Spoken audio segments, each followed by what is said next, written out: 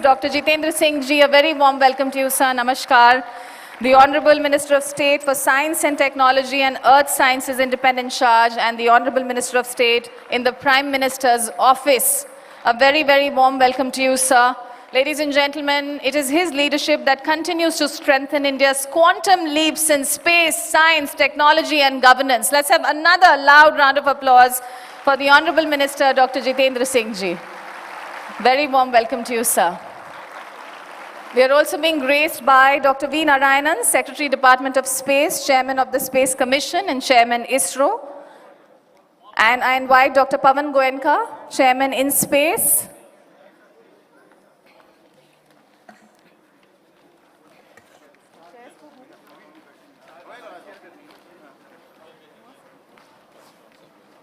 Their names? I don't have panel discussion. Give me the names.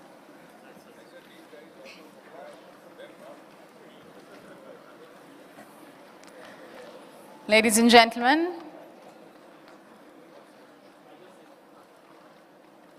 the Honorable Minister is first taking a picture with the astronauts.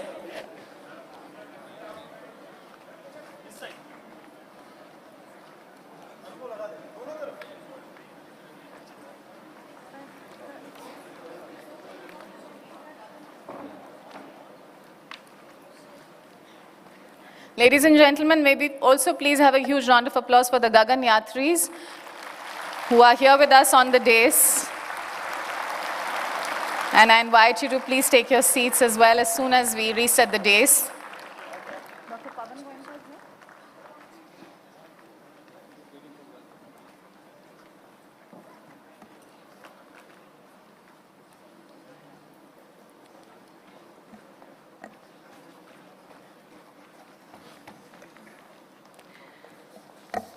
Ladies and gentlemen, today is truly a very historic day. This is the second National Space Day celebrations, and the phrase infinite possibilities speaks to the horizons now opening before us.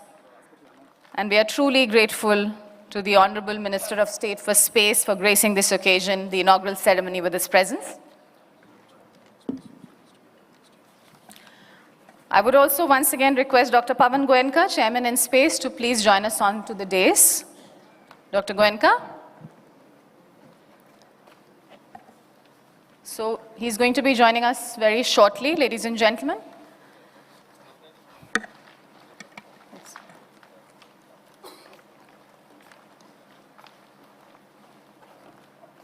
Okay.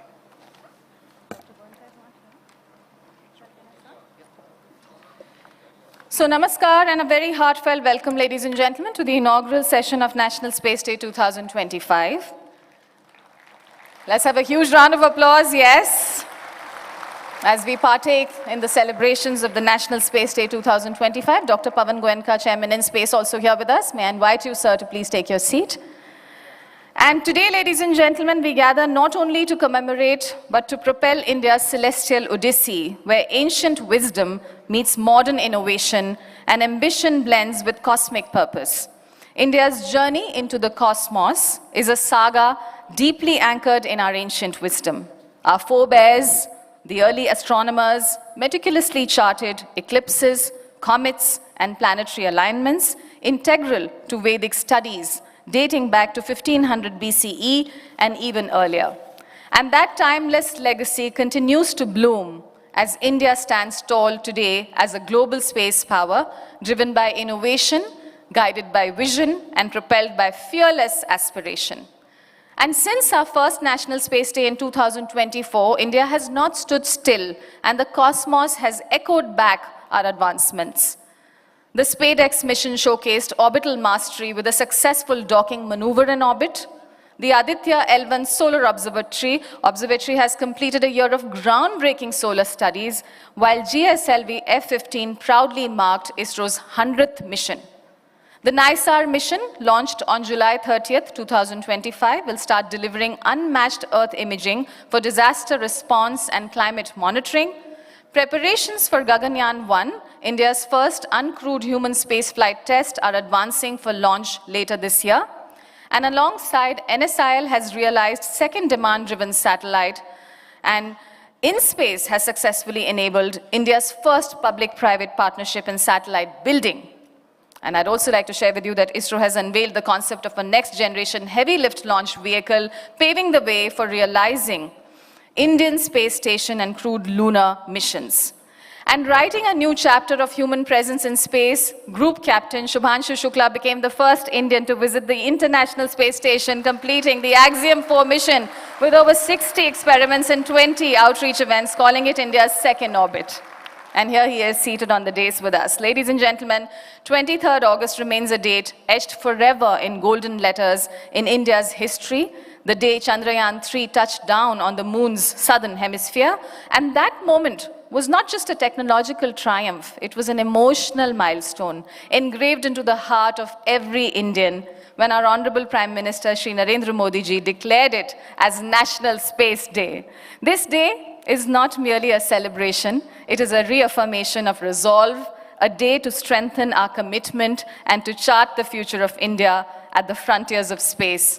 And the theme of this year's National Space Day encapsulates the spirit of Aryabhatta to Gaganyaan, ancient wisdom to infinite possibilities. And this reminds us that our journey is both civilizational and futuristic, rooted in heritage, yet rising to embrace boundless horizons.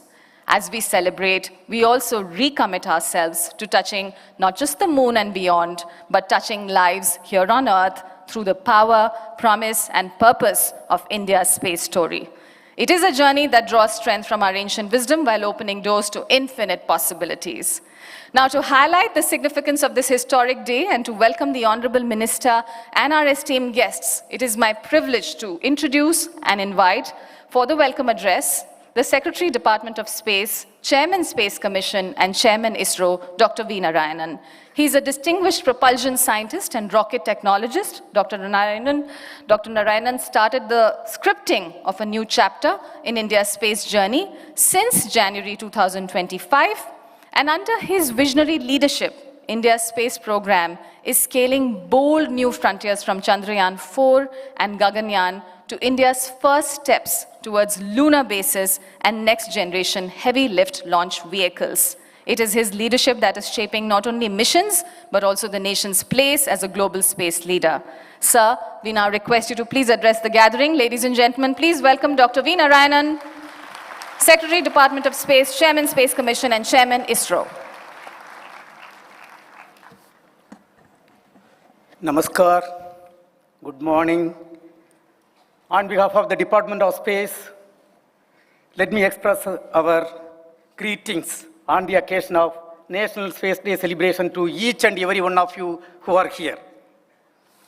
Honorable Minister of State, Jitendra Singh ji, Chairman InSpace, Principal Scientific Advisor to PM, Secretaries of various departments, Space Commission member, Director, IASC, our former Chairman and Secretary Department of Space, under whose guidance the Chandrayaan-3 was successfully accomplished, Mr. Somanath sir, Directors of ISRO centers and units, Program Directors, Project Directors, Mr. Suklaji and all the 4 Gagan Yatris identified by Honorable Prime Minister, my dear friends from DOS ISRO family, and students, media, persons from media, very, very good morning to all of you. It is a great privilege and honor for me to welcome all of you and all the gatherings here for the second National Space Day celebration. When you see the National Space Day, I think we have to thank a couple of people. 23rd August 2023 was a historical day. India successfully landed, soft landed Chandrayaan-3 near the south pole of moon, and we became the only one country and first country successfully soft landed near the south pole of moon. On this occasion, first of all, I have to express our gratitude to all the people for that great achievement. Honorable Prime Minister of India, who is a visionary leader, and our minister, who has given directions and guidelines to carry out the space activities. It was Honorable Prime Minister who named the spot where the Chandrayaan-3 landed as the Sivasakti Point, also declared 23rd August as the National Space Day. And let us give a big hand and our gratitude to Honorable Prime Minister of India for declaring this as a National Space Day, also guiding us and directing us to take Indian space program to greater and greater heights to meet the Viksit Bharat 2047. Coming to our Honorable Minister of State, he is part of us. He is like our brother, like a guide, like a mentor. Almost alternate today, we discuss with him all the issues. And he is always guiding us in the best possible way. And he is with us as the chief guest today. So let us welcome him too. And when he was the minister, that time only the Chandrayaan-3 was successful. You can understand how much guideline and direction would have come from him. Coming to next person, when you talk about the Chandrayaan missions, the Chandrayaan-1, which found water molecule on the south, water molecule on the moon, was accomplished when the great people chairman, Madhav Nair was the chairman of ISRO. And then Chandrayaan-2, Dr. Sivan was in the forefront leading. Not only leading, Chandrayaan-2, you all know we could not soft land it, but we have placed the best camera of India in moon's orbit, the on-orbit high-resolution camera. The credit goes to Dr. Sivan and the entire team at that point of time. And when Chandrayaan-2, there was a setback. There was a national committee constituted, and I think a couple of members are here. There were a 10-member committee. And we were given a direction to complete the studies in 30 days and submit the report. And I want to tell dear friends, it was a Herculean task, but the committee worked almost only slept almost 3.5 hours per day. And a 1100-page report with 107 recommendation was submitted to then chairman Dr. Sivan. And today, entire thing is implemented. And the success came when Dr. Somanath was the chairman of ISRO. So let us give a big hand when Somanath led the entire team from the forefront for that great success. Then comes to the Mars orbiter mission. India is the only country and first country accomplished Mars orbiter mission in the first attempt. And Dr. Radhakrishnan, who was leading from the forefront. And let us also thank him on this occasion. And there are leaders. Dr. Kiran Kumar. Without Kiran Kumar, there is no interplanetary missions. Every mission, his hand was there. Chandrayaan-1, Chandrayaan-2, Mars orbiter mission, and Aditya, everywhere he was there. And of course, all our former chairmen, starting from Sarabhai to Professor Satish Dhawan to Professor U.R. Rao to Professor Menon to Dr. Kasturirangan, one of the greatest son of soil. So on this occasion, let me remember all of their contribution. Let me thank them on this fantastic day. And dear friends, after the last year's celebration was done here under the leadership of Dr. Somanath. And after the last year's celebration, lot of achievements and accomplishments. One of the major achievements is the sending our own Gagan Yatri to International Space Station, ISS. And it was again Honorable Prime Minister who was to be thanked. It was his idea that before sending the Gagan Yatri through our rocket, we should send one of them to the International Space Station. And his vision led to a great success. Today, ISRO team has successfully executed, and Suklaji has gone to the space station and come back safely. Let us give a big hand to Suklaji. When you talk about Suklaji, we should not forget 3 of his colleagues who are with us. Basically, we are having 4 people.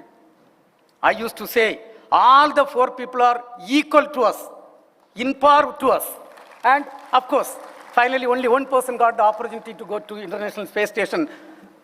For that, we credit him. But then, all the 4 people contribution is equal. Let us give a big hand to all the 4 Gagan Yatris on this occasion. And coming to the achievements and accomplishments, after the last Space Day celebration, Aditya L1 is successfully commissioned in the orbit. And Aditya Illon, by placing that India becoming one among 4 countries having a satellite for studying the sun. Till today, 15 terabit scientific data we have received. And we have put for the entire scientific community. And it was SpaceX docking experiment. January 16 was a historical day. We have successfully docked the 2 satellites rotating with 28,400 kilometers per hour. And India becoming one among 4 countries demonstrating that great technology today. And 29th January 2025 was another historic day. The 100th launch vehicle mission was successfully and precisely accomplished from India, and we are written in the golden letters of Indian space history. The 100th launch was the perfect success. And then comes to the NSR launch. NSR launch, as far as ISRO is concerned, it is a prestigious launch. Why it is a prestigious launch? 1963, November 21st, USA gave a tiny rocket for us to launch. And August 1st, 1975, we wanted to demonstrate mass communication through satellite technology. And 2,400 television sets were kept in 6 states in 2,400 villages. For that, a signal, satellite signal was given by USA. Truly, we were 60 years behind advanced countries in the space program at that point of time. Last month 30th, the NSR satellite, NASA ISRO synthetic aperture radar satellite. The L-band payload was realized by JPL NASA, and S-bands are by ISRO. The entire satellite was built by ISRO, and it was launched perfectly, successfully within 2 kilometer dispersion by Indian launcher, the GSLV Mark II vehicle. And today, dear friends, a country which was 60 years behind advanced spacefaring nations, we are rubbing shoulder to shoulder with the developed nations. And we are going to have a communication satellite of 6,500 kg, USA-built communication satellite, which is going to be launched within a couple of months. That speaks volume. When it comes to Honorable Prime Minister of our country, he is a different person with great tangential thinking. The vision, direction given by him, based on his vision, we are going to have a Chandrayaan 4 mission. We are going to have a Venus orbiter mission. We are going to have a space station called BAS. By 2035, India will have a space station on its own, and the first module will be lifted off by 2028. And he has given approval for a NGLV, next generation launcher. And next generation launcher configuration little bit we have modified. The first launcher which lifted off from Indian soil, the SLV-3, the project director was none other than APJ Abdul Kalam, and done under the leadership role of Professor Satish Dhawan. That capability of the vehicle was hardly 35 kg to low Earth orbit. I don't underestimate capability. At that point of time, it was a great capability. And the lift-off mass of the rocket was 17 tons. From that, we have moved gradually, step by step. Today, we have conceived a rocket to take 80,000 kg to low Earth orbit, and a 40-story height rocket with 2,600 ton capability, lift-off mass capability, powered by 27 240 ton LOX methane engine. What a significant and great progress. And dear friends, lot of new technologies we have demonstrated this year. The semi-cryo propulsion system, we have made breakthrough. The test stand was declared to the country by Honorable Prime Minister of India in 2023. We have completed almost 7 tests in that test stand. High thrust electric propulsion, lot of things are done. And finally, yes, satellite launch vehicle, everything is meant for application for the common man of this country. And application, we are doing outstanding work. There are 55 applications.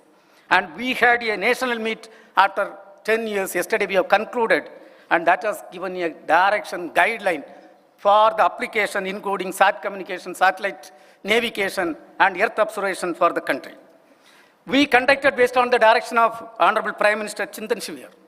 He has given the vision for 2047. We have written the roadmap how to achieve that vision. Also how to take the space program up to 1962. Being the 100 years of ISRO, Indian space program. We have charted out the entire program. Today everything is going to be released here. The theme of today's space program, Space Day celebration, from Aryabhatta to Gaganyaan. which pays tributes to the progress achieved by our ancient astronomers and mathematicians.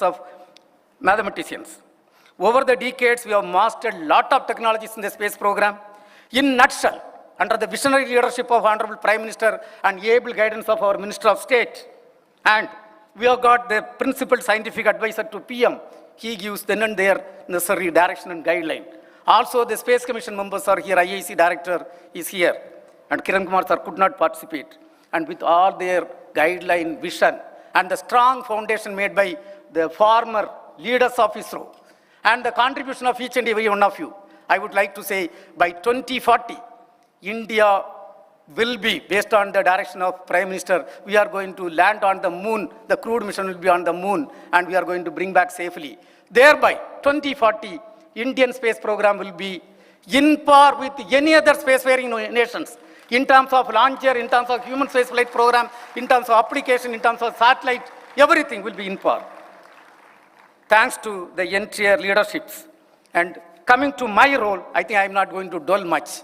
First of all, let me welcome Honorable Minister for this very, very important National Space Day function. Let us welcome him. Let me welcome all the 4 Gagan Yatris who is on the stage for this function. Let me also welcome InSpace Chairman.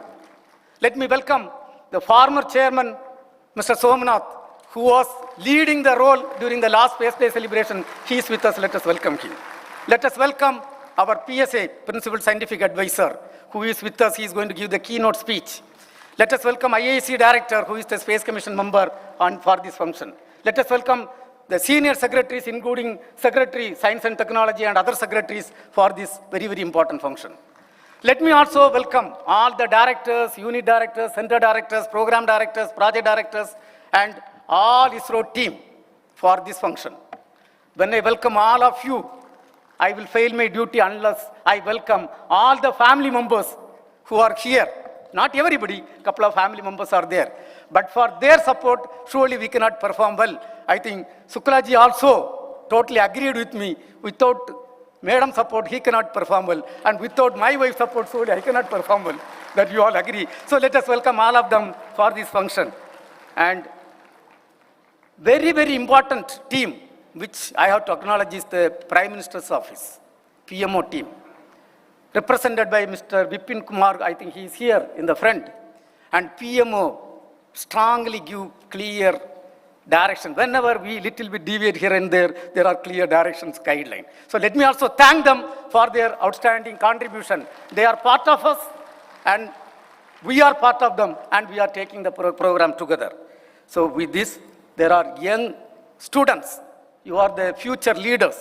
Surely India will become a developed country by 2047. And based on the visionary leadership of our Honorable Prime Minister, I request all of you to think tangentially and think how to contribute to make this country as a developed country, and request you to contribute whatever way it is possible.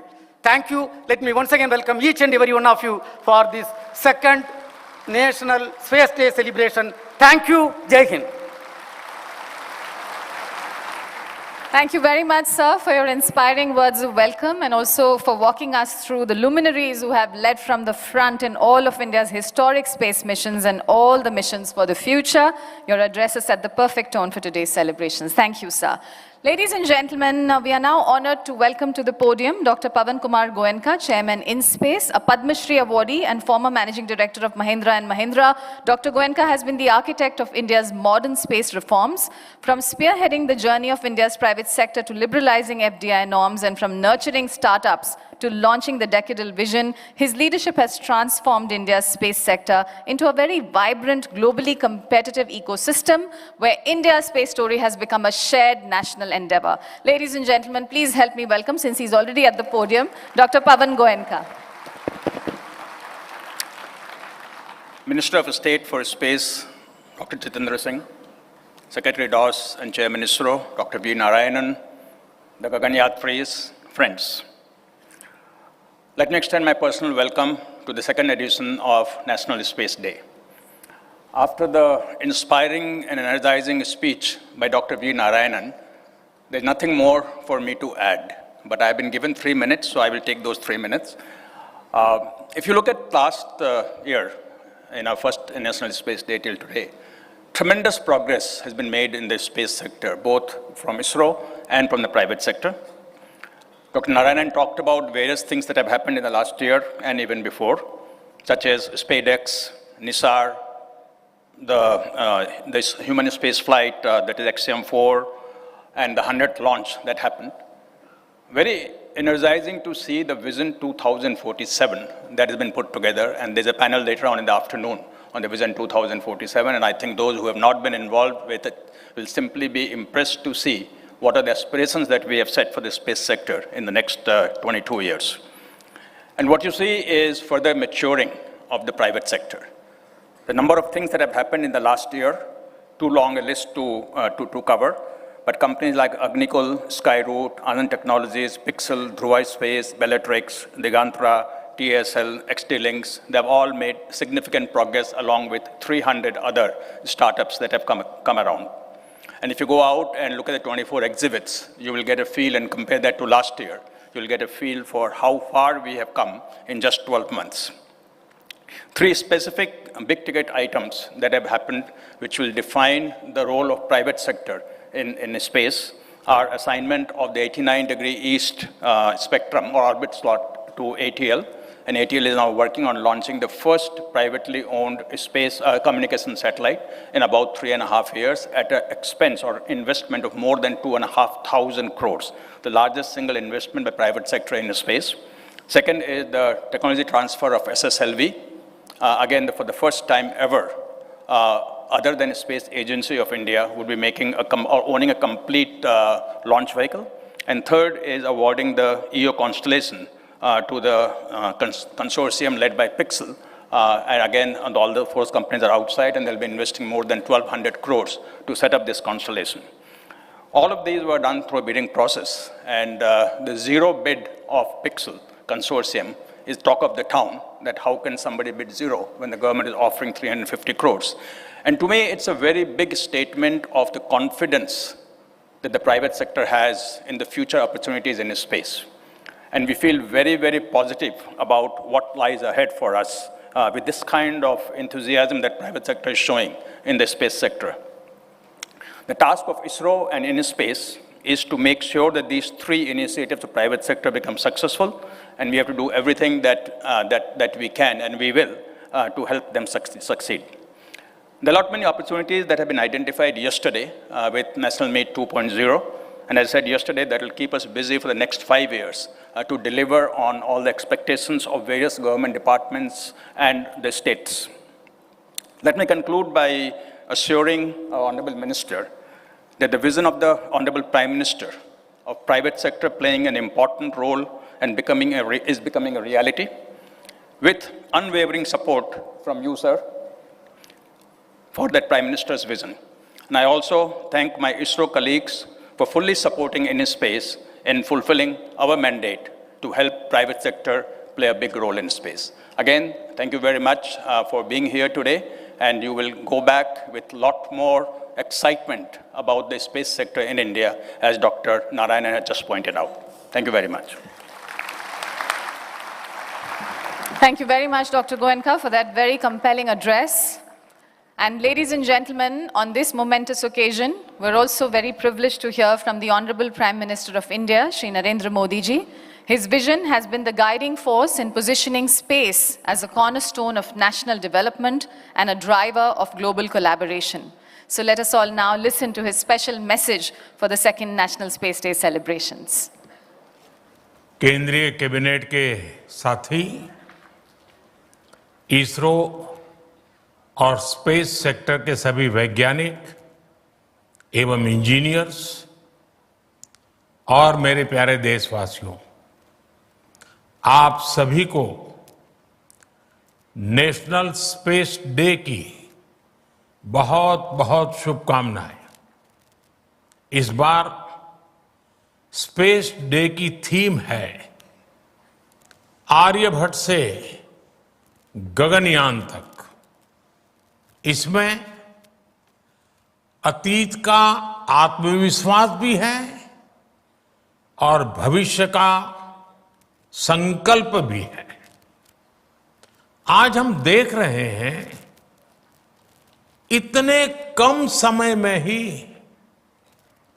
National space day हमारे युवाओं में उत्साह और आकर्षण का अवसर बन गया है। ये देश के लिए गर्व की बात है। मैं स्पेस सेक्टर से जुड़े सभी लोगों को, वैज्ञानिकों को, सभी युवाओं को नेशनल स्पेस डे की बहुत बहुत बधाई देता हूं।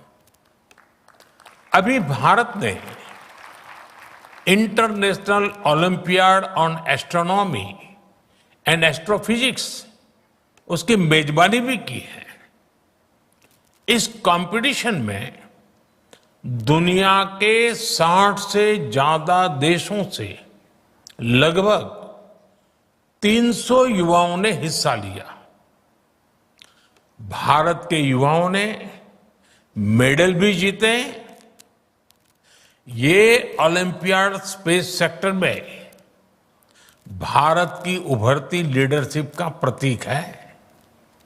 साथियों, मुझे खुशी है कि युवा साथियों में स्पेस के प्रति रुचि बढ़ाने के लिए इसरो द्वारा भारतीय अंतरिक्ष हैकाथॉन और रोबोटिक्स चैलेंज जैसी पहल भी की गई है। मैं इन प्रतिस्पर्धाओं में हिस्सा लेने वाले स्टूडेंट्स और विजेताओं को बहुत बहुत बधाई देता हूं। फ्रेंड्स, स्पेस सेक्टर में एक के बाद एक नए माइलस्टोन गणना ये भारत और भारत के वैज्ञानिकों का स्वभाव बन गया है। 2 साल पहले ही भारत पहला ऐसा देश बना था जिसने चंद्रमा के साउथ पोल पर पहुंचने का इतिहास रचा।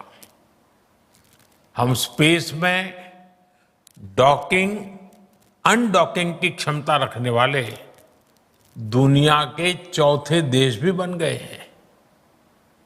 अभी 3 दिन पहले ही मेरी ग्रुप कैप्टन शुभांशु शुक्ला से मुलाकात हुई है। उन्होंने इंटरनेशनल स्पेस स्टेशन पर तिरंगा फहराकर हर भारतीय को गर्व से भर दिया। जब वो तिरंगा मुझे दिखा रहे थे, वो जो पल थी, जो अनुभूति थी, वो शब्दों से परे है। ग्रुप कैप्टन शुभांशु से हुई चर्चा में मैंने नए भारत के युवा के असीम हौसले और अनंत सपनों को देखा है। इन सपनों को आगे बढ़ाने के लिए हम भारत का एस्ट्रोनॉट पूल भी तैयार करने जा रहे हैं।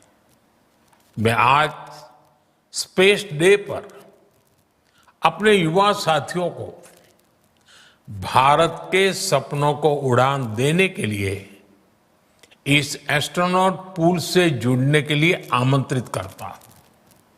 साथियों, आज भारत सेमी क्रायोजेनिक इंजन और इलेक्ट्रिक प्रोपल्शन जैसी ब्रेक थ्रू टेक्नोलॉजी में तेजी से आगे बढ़ रहा है।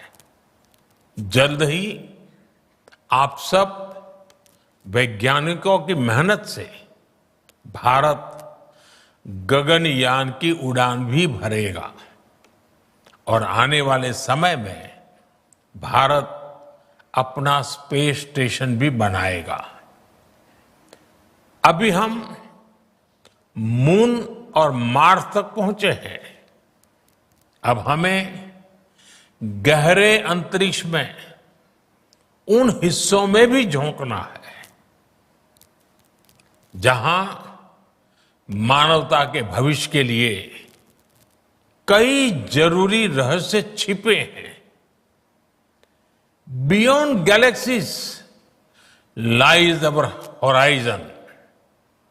साथियों, अनंत अंतरिक्ष हमें हमेशा ये एहसास दिलाता है कि वहां कोई भी पड़ाव अंतिम पड़ाव नहीं है। मैं मानता हूं स्पेस सेक्टर में पॉलिसी लेवल पर भी कहीं कोई आखिरी ठहराव नहीं होना चाहिए। और इसलिए मैंने लाल किले से कहा था, हमारा रास्ता रिफॉर्म, परफॉर्म और ट्रांसफॉर्म का रास्ता है। इसलिए बीते 11 वर्षों में देश ने स्पेस सेक्टर में एक के बाद एक लगातार बड़े रिफॉर्म्स किए हैं। एक समय था जब स्पेस जैसे फ्यूचरिस्टिक सेक्टर को देश में अनेक पाबंदियों से बांध दिया गया था। हमने इन बेड़ियों को खोला। हमने प्राइवेट सेक्टर को स्पेस टेक में परमिशन दी। और आज देखिए, देश में 350 से ज्यादा स्टार्टअप्स स्पेस टेक के इनोवेशन और एक्सेलरेशन का इंजन बनकर उभर रहे हैं। इस कार्यक्रम में भी उनकी बढ़ चढ़ करके उपस्थिति दिख रही है। हमारे प्राइवेट सेक्टर द्वारा बनाया गया पहला PSLV रॉकेट भी जल्द ही लॉन्च किया जाएगा। मुझे खुशी है कि भारत की पहली प्राइवेट कम्युनिकेशन सैटेलाइट भी बनाई जा रही है। पब्लिक प्राइवेट पार्टनरशिप के जरिए अर्थ ऑब्जर्वेशन सैटेलाइट कॉन्स्टलेशन भी लॉन्च करने की तैयारी है। आप कल्पना कर सकते हैं, स्पेस सेक्टर में भारत के युवाओं के लिए बहुत बड़ी संख्या में अवसर बनने जा रहे हैं। साथियों, मैंने 15 अगस्त को लाल किले से ऐसे अनेक क्षेत्रों का जिक्र किया था जिसमें भारत को आत्मनिर्भर होना बहुत जरूरी है। मैंने हर सेक्टर को अपने लक्ष्य तय करने को कहा है।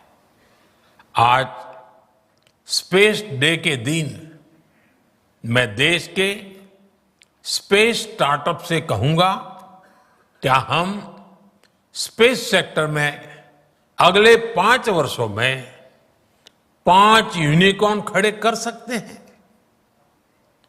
अभी हम भारत की धरती से साल में 5-6 बड़े लॉन्च देखते हैं।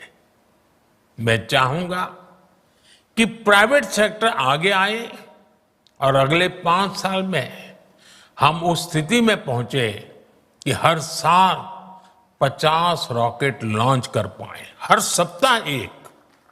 इसके लिए देश को जिन नेक्स्ट जन रिफॉर्म की जरूरत है वो करने का सरकार का इरादा भी है और इच्छा शक्ति भी है।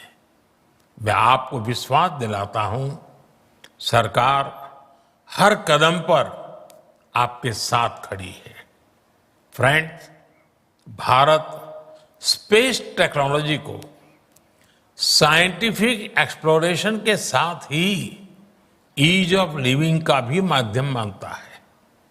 आज स्पेस टेक भारत में गवर्नेंस का भी हिस्सा बन रहा है। फसल बीमा योजना में सैटेलाइट बेस्ड आकलन हो, मछुआरों को सैटेलाइट से मिल रही जानकारी और सुरक्षा हो, डिजास्टर मैनेजमेंट हो, या पीएम गति शक्ति नेशनल मास्टर प्लान में जियो स्पेशियल डेटा का इस्तेमाल हो। आज स्पेस में भारत की प्रगति सामान्य नागरिकों का जीवन आसान बना रही है। इसी दिशा में केंद्र और राज्यों में स्पेस टेक का इस्तेमाल बढ़ाने के लिए कल नेशनल मीट 2.0 का आयोजन भी हुआ है। मैं चाहूंगा ऐसे प्रयास आगे भी चलते रहें हमारे स्पेस स्टार्टअप भी नागरिकों की सेवा के लिए नए सॉल्यूशंस दे, नए इनोवेशंस करे। मुझे विश्वास है आने वाले समय में अंतरिक्ष में भारत की यात्रा नई ऊंचाइयों को छुएगी। इसी विश्वास के साथ आप सभी को एक बार फिर नेशनल स्पेस डे की बहुत बहुत बधाई। धन्यवाद। That was an inspiring message from our Honorable Prime Minister, envisioning space as the high frontier of India's growth story, a path of self-reliance, innovation, and a source of inspiration for every citizen. Ladies and gentlemen, we now have a video which showcases India's remarkable advancements since the maiden National Space Day on August 23, 2024, highlighting zonal events across the nation and the growing role of space technology as a catalyst for governance and progress. Let's take a look at this audio visual. 23rd August 2023 was a red letter day in the Indian space program when the Vikram lander soft landed near the southern polar region of the moon.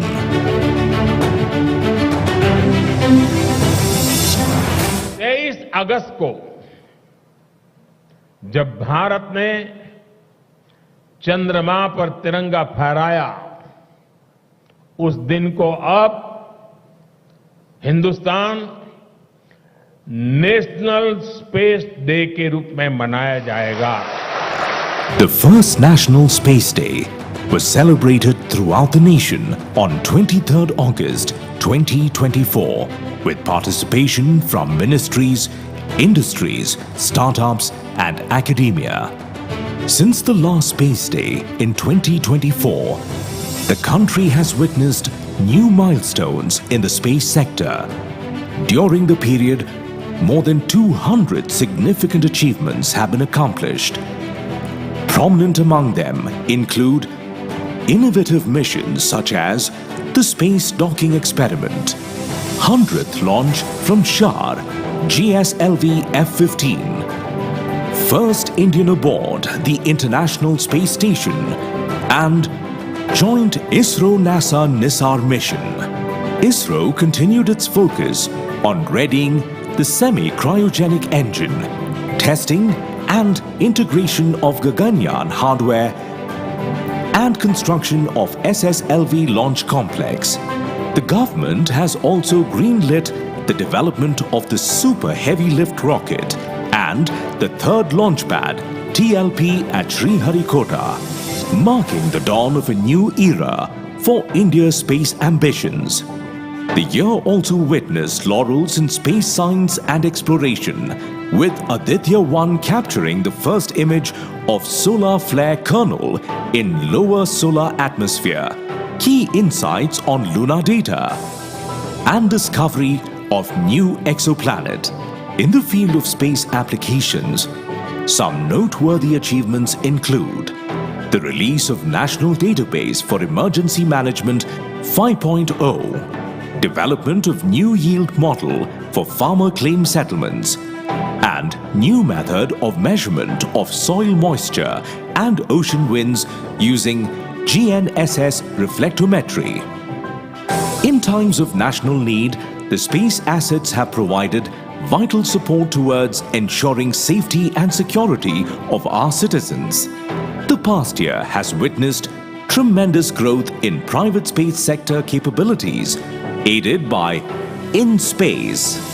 Schemes such as the Seed Fund Scheme, PIE program, and pricing support have been rolled out by In Space. Several enterprises have started working towards building and operating their own satellites and testing subsystems of their launch vehicles. InSpace has also successfully transferred technology of ISRO's small satellite launch vehicle to Hindustan Aeronautics Limited. The past year has also witnessed several laurels from the New Space India Limited, NSIL, the state-run public sector enterprise under the Department of Space. These include realization of the high-throughput satellite GSAT-N2, launch of Proba 3 mission of the European Space Agency, and developments towards the launch of PSLV-N1. Our global leadership in space domain touched new heights with the successful conduct of Global Space Exploration Conference GLEX 2025 in May 2025, the largest global IAF conference ever held. Noteworthy outreach events of ISRO include Yuvika program for high school students and NSPARKS program for students from Northeast. To reassess the user needs for the future and for greater role of the private sector, the Government of India held the National Meet 2.0 in 2025.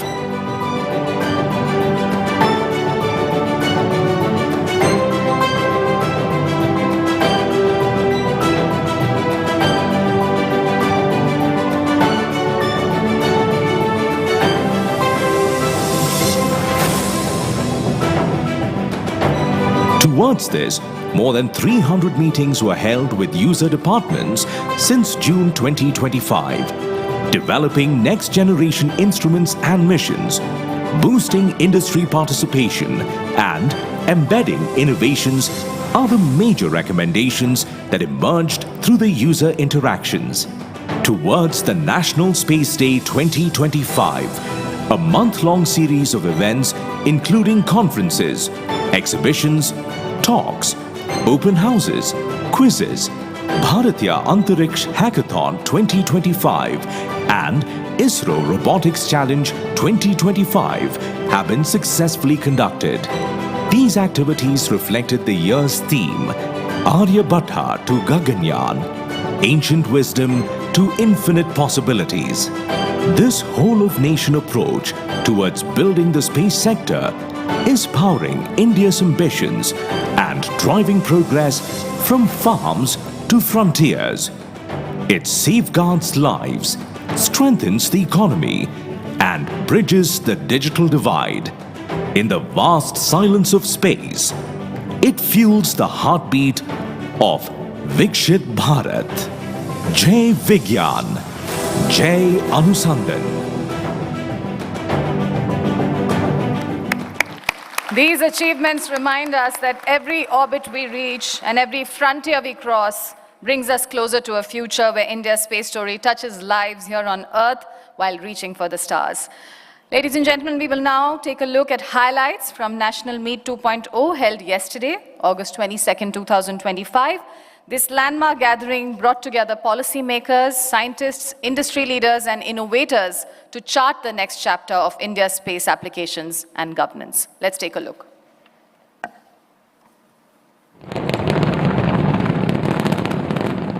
Since beginning, India's space program has been more than rockets, satellites, and planetary missions. It's been about empowering people, improving lives, and shaping a better future. In 2014, Honorable Prime Minister Shri Narendra Modi urged for enhancing the use of space technology in governance and development. In 2015, during the first ever mega user meet, Honorable Prime Minister gave his vision on effective use of space technology for national development. Space technology has now become integral input for major flagship programs.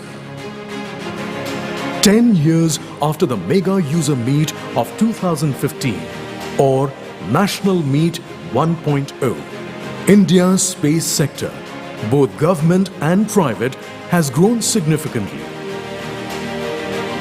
To reassess the use needs for the future and for greater role of the private sector, Government of India decided to hold National Meet 2.0 in August 2025.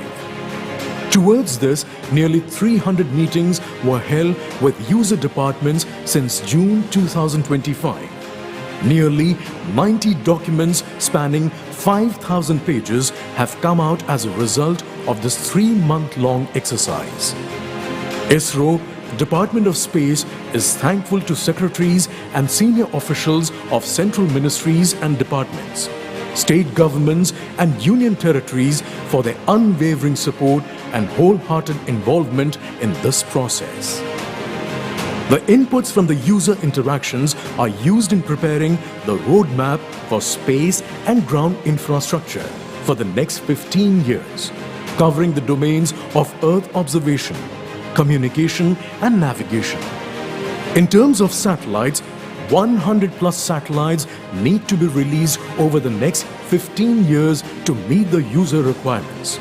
Nearly 70% of these are in the small satellite class, thereby presenting opportunity for multiple satellites per launch.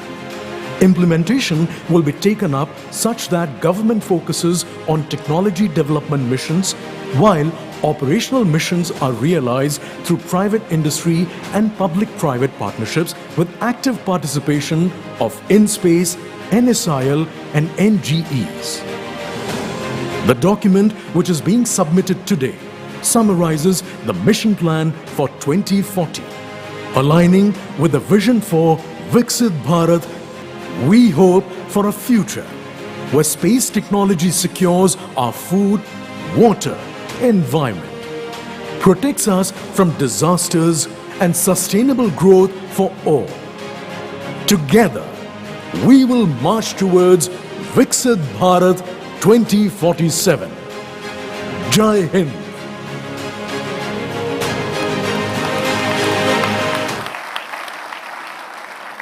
And ladies and gentlemen, we now move to a symbolic moment, the formal handover of the outcome report of National Meet 2.0 to the Honorable Minister of State for Space by Dr. V. Narayanan, Secretary, Department of Space. And to join in for this handing over ceremony, I also invite Shri Nilesh Desai, Director, Space Applications Center and Chair of the Apex Committee for National Meet 2.0. Also, Dr. Prakash Chauhan, Director, National Remote Sensing Center and Chair of the Program Management Council for Space Applications, please.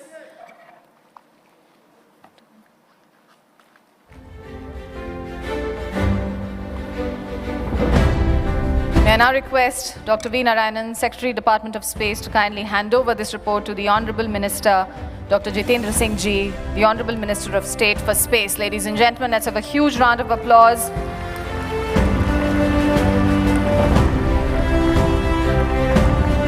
The deliberations of National Meet 2.0 reinforce the inclusive collaborative vision for harnessing space across every sector, a vision that strengthens India's march towards Viksit Bharat 2047.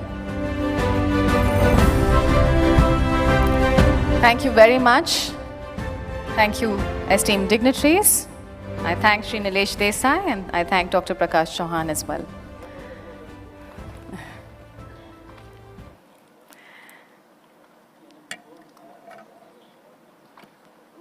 Thank you, Honorable Minister. And with that, ladies and gentlemen, we now present a short film on Chintan Shivir 2025, a platform for reflection, ideation, and charting the next frontier of India's space journey. So let us now first take a look at this short film.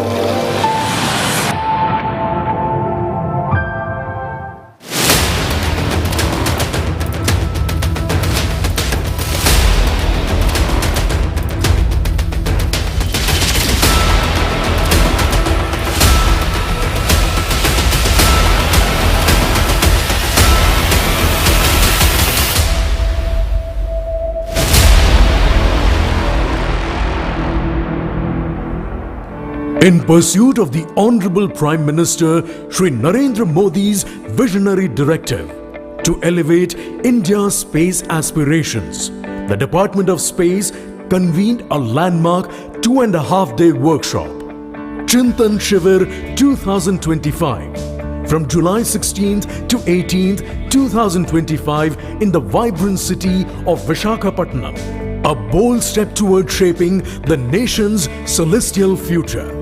The primary strategic driver behind the DOS Chintan Shivir initiative was to develop a concrete action plan for implementing the Viksit Bharat 2047. The overarching theme for the event was implementing Space Vision 2047 and looking beyond. To envision the Space Vision 2047 and looking beyond towards the 100th year of the Indian space program. Around 350 key officials participated during the deliberations, including teams from ISRO, NSIL, InSpace, administrative wings of the department and the other autonomous bodies. At the helm of this extraordinary initiative stood the dynamic leadership of Chairman ISRO, Secretary DOS, Dr. V. Narayanan. 11 areas were identified for intense deliberations in the form of breakout sessions. The 2.5-day session has set the direction to harness the benefits of space technology for national development, along with targets for an exponential growth of the Indian space ecosystem, space applications, space infrastructure, space transportation systems, human spaceflight and capacity building in the short term, mid-term and long term. The Chintan Shivir deliberations help to assess the current gaps in the EO capabilities in supporting the application requirements and a roadmap of EO applications in the domains of ecosystem and food security, atmosphere and environment, climate, hydrology and cryosphere, and disaster risk reduction was chalked out. That is expected to position India as the global leader in Earth observation. The roadmap for satellite communication program aims to provide seamless connectivity, enhance network resilience and redundancy, broadband access extending to global locations by adoption of new technological solutions, including sovereign NGSO constellation. The Indian Navigation System, NAVIC, is proposed to be extended towards multiple orbits, enabling global coverage, meeting both civilian and strategic needs. A series of space science and exploration missions to destination within and beyond the solar system are planned that will complement the global space exploration efforts and also enrich the Indian space science ecosystem involving academia and research institutions. The Bharatiya Antariksh Station is poised to become a hub of scientific activity. The space applications require a robust space infrastructure, including satellite assets. The Chintan Shivir recommended the establishment of a secure, robust Bharatiya Global Grid, Bharatiya Akhand Sanchar Pranali, to deliver on-demand Earth observation data, and a Bharatiya Sarvatra Vishwadarshini for precise navigation and resilient communication services at a global scale. This requires a whole-of-nation approach involving the private sector to build the satellites with the required capacity.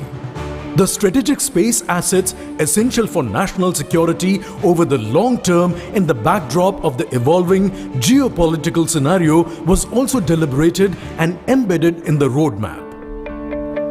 The timely deployment of the space infrastructure planned in the next decade and beyond requires both higher capacity and payload capability for the space transportation systems.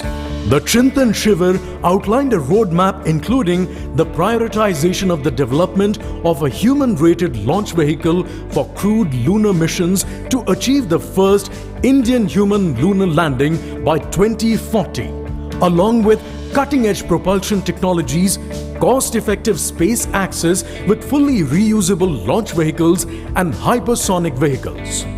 In the area of human space exploration and habitation, the technology thrust up to 2047 will be towards enabling longer duration human spaceflight missions in LEO, missions beyond LEO to cislunar space, establishing an Indian lunar habitat with capabilities of sustaining short or medium stay on lunar surface.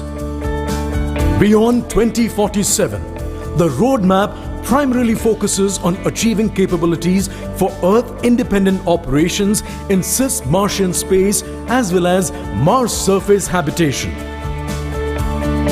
The fulfillment of these objectives require the concurrent establishment of the related ground infrastructure, skill development, academic or industry partnerships, and productive international collaboration, launch infrastructure, propulsion test facilities and capacity development in new areas such as bioastronautics.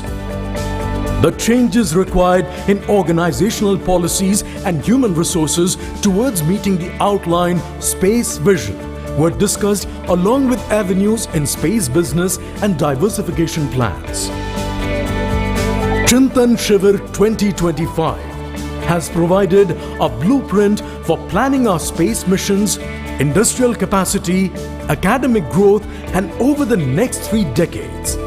Space will definitely be a significant driver for our Atmanirbhar Viksit Bharat 2047.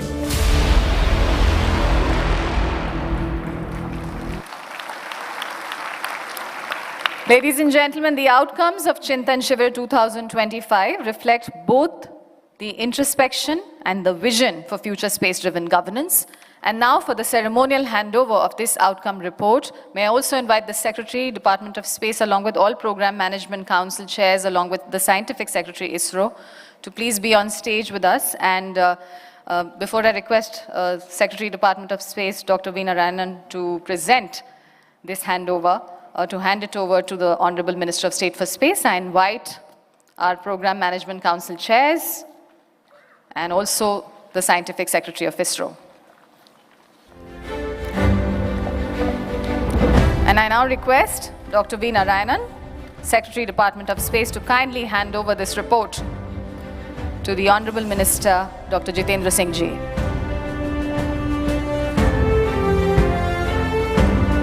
Ladies and gentlemen, let's have a huge round of applause.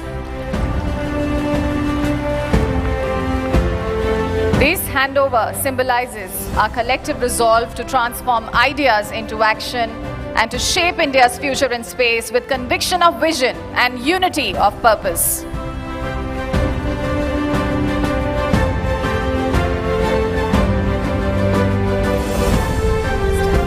I request the Honorable Minister to please stay with us ahead of the dais, because we want to take this opportunity, sir, to felicitate your presence. We cannot thank you enough, and I'm going to request Dr. V. Narayanan, Secretary, Department of Space, Chairman, Space Commission, and Chairman, ISRO, to kindly felicitate our Chief Guest, Honorable Minister Dr. Jitendra Singh Ji, with a shawl and a memento. Ladies and gentlemen, can we express our gratitude in the form of a rousing, roaring round of applause for the Honorable Minister of State for Space, Dr. Jitendra Singh Ji.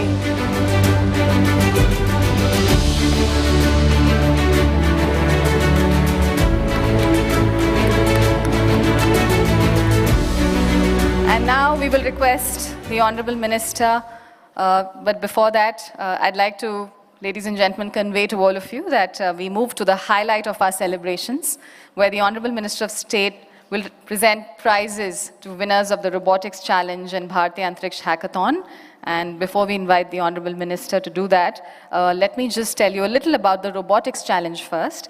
The ISRO Robotics Challenge, URSC 2025, or IROC-U, is a national platform that nurtures young innovators in space robotics, preparing them to solve real engineering challenges for the future interplanetary missions. And this year's theme, ANAV, Autonomous Navigation for an Aerial Vehicle Without External Navigation Aids, carries the inspiring tagline, "Fly Me on Mars." And through this challenge, India's brightest youth are shaping technologies that will power our space exploration tomorrow. So I'm going to now request our Honorable Minister of State for Space to please distribute the prizes for the Robotics Challenge, sir. And we will begin with the third prize in this competition, going on to the second and then first. We also have consolation prizes, and going on to the special prize for innovation and non-intuitive thinking. So we begin by calling on stage for the Robotics Challenge our third prize winner, Team Keynote from Karnataka. May I invite Saurabh Suresh Karki, Krishna Sai Golamudi, Amit Matthew, and Mallikarjun S. Kande. Let's welcome Saurabh Suresh Karki, Krishna Sai Golamudi, Amit Matthew, and Mallikarjun S. Kande. Team Keynote from Karnataka getting the third prize in the Robotics Challenge.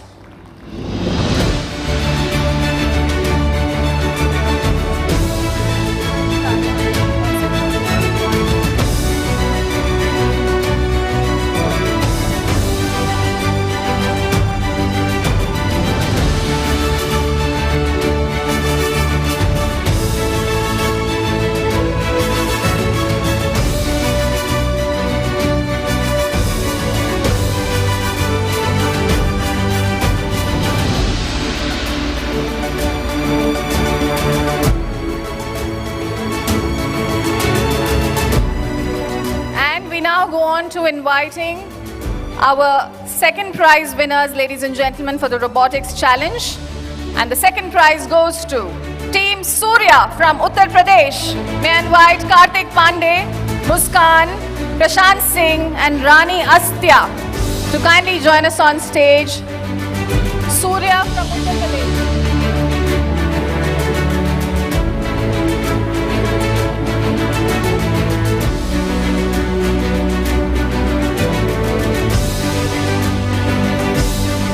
Let's have a huge round of applause for our second prize winners, ladies and gentlemen. Team Surya from Uttar Pradesh. We see big smiles on the faces of the team members, Kartik Pandey, Muskan, Prashant Singh and Rani Astya. Very well done and many congratulations.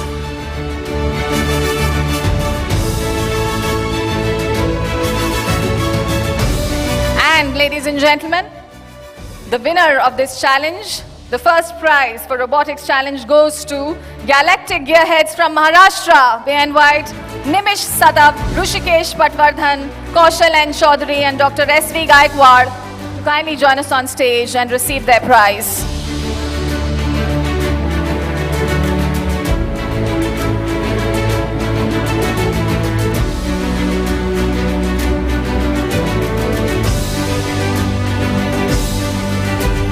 Let's have a huge round of applause, ladies and gentlemen, for our first prize winners. Team Galactic Gearheads from Maharashtra. Nimish Satab, Rushikesh Patwardhan, Kaushal N. Chaudhary and Dr. S.V. Gaikwad.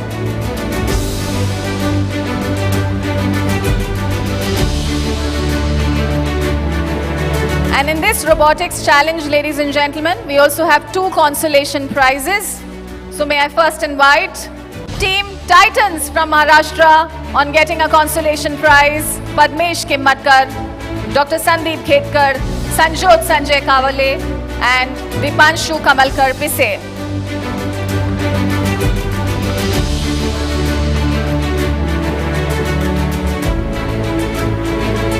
Team Titans getting a consolation prize, Team Titans from Maharashtra. The Titans are Padmesh Kimmatkar, Dr. Sandeep Khetkar, Sanjot Sanjay Kavale and Dipanshu Kamalkar Pise. Many, many congratulations on getting your consolation prize. And there is another consolation that goes to Cosmos from West Bengal. May I invite Somalia Malik, Shreyan Kundu, Muhammad Mustafa Abdullah and Subham Das. Cosmos from West Bengal walks away with another consolation besides the Titans. Here they are, Cosmos from West Bengal getting the consolation prize from the Honorable Minister, Somalia Malik, Shreyan Kundu, Muhammad Mustafa Abdullah and Subham Das.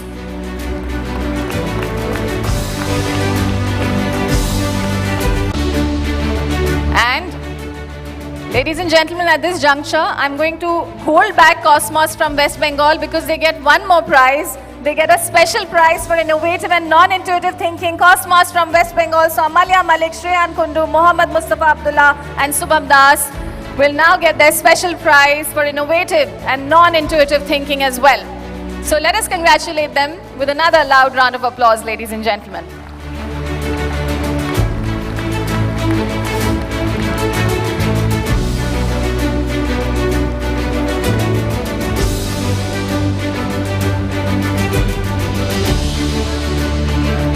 Congratulations to all the winners. Now we proceed to the prize distribution, ladies and gentlemen. And I will just describe it, sir. So I request you to please be seated.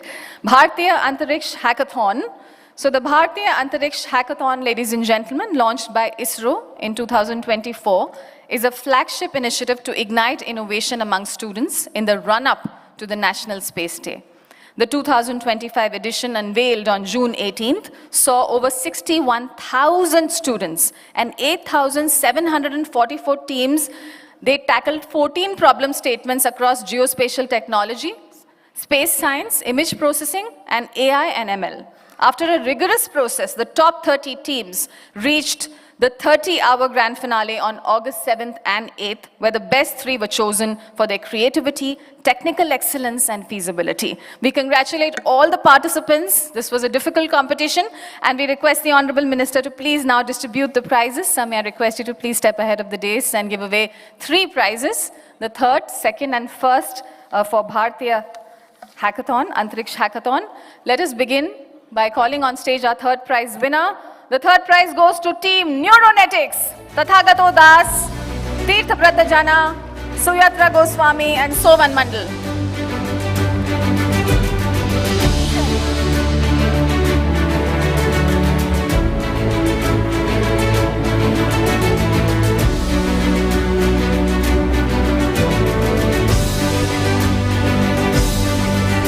Ladies and gentlemen, can we do better on the applause?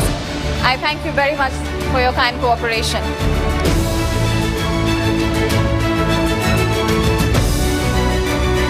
Congratulations, Team Neuronetics, on getting your 3rd prize. And now, ladies and gentlemen, we invite the winners of the 2nd prize. The 2nd prize goes to Dominators, Krish Vaghasya, Heli Shah, Hensi, Bhavesh Kumar Patel, and Nisarg Vashi.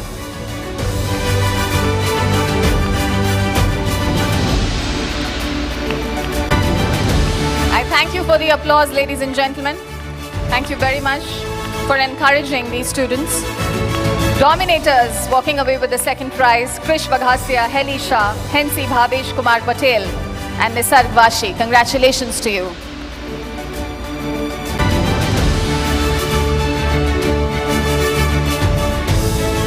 And now, ladies and gentlemen, we have the 1st prize. The 1st prize of this competition, the Bharatiya Antariksh Hackathon, goes to Team Bug Trio, Arpit Chaudhary, Deepesh Aylawat, and Chaitanya Sharma.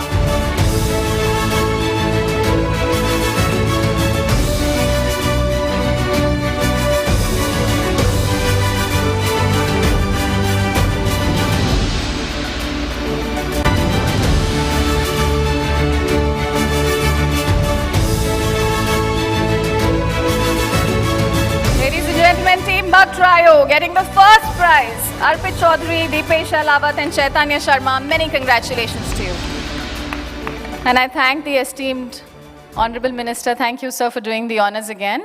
I request you to please be seated now. And ladies and gentlemen, we are indeed delighted to have on the dais our Gagan Yatris.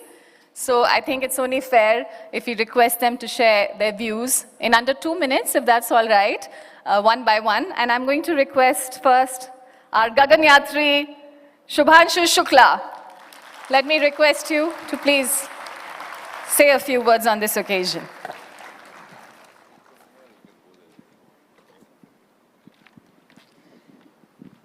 Well, good morning to everyone. This is a surprise test. I was not expecting to speak, but I am so excited to see this, the excitement amongst all of you with what we are planning to do.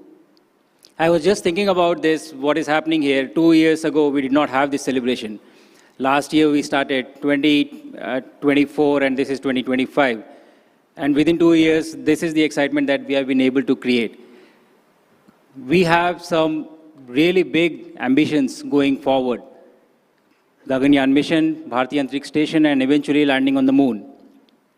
And what it requires is all the kids who are sitting here to be excited, because we will need all of you. And I'm so happy to see that you're already being a part of various competitions that are being organized and competing among yourselves, and in turn, creating this curiosity about space exploration. I think to achieve such big and bold ambitions that we have, it requires the resources of an entire nation, right from the kids. ISRO is already doing a fantastic job in involving everyone, because this is what we need going into the future. The industries, the schools, the academia, and the resources of the entire country to make these ambitions a reality, a goal.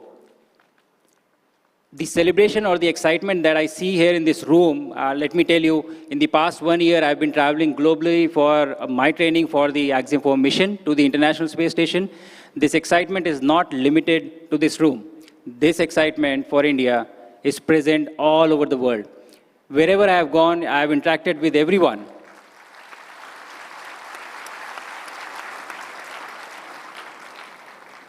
my crewmates and the various teams at Japanese Space Agency or European Space Agency, wherever I've been, they are much more excited about our mission because I was preparing for the flying to the International Space Station, and the questions would inevitably be, when is Gaganyaan going to fly? And they, made me sign a note that whenever you do fly, you need to invite us for the launch. And we want to travel in your vehicle from Indian soil on an Indian launch vehicle very soon.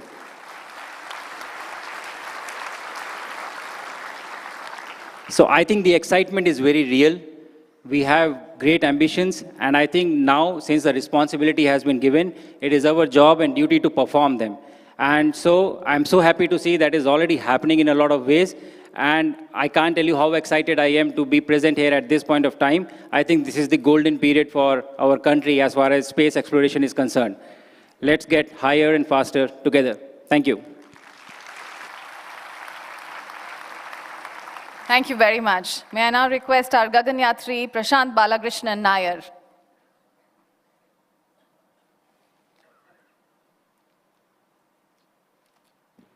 Can you hear me? Jai Hind to everybody out here.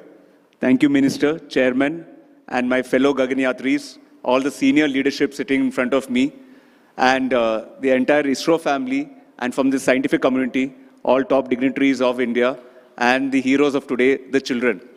When I was young, I used to always see those newspaper clippings that something is happening in Delhi.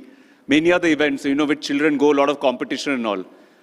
I'm still not that side, I'm on this side and still envy the children who came out here and got all those awards. It's a fantastic achievement. So let's hear it again for all of them.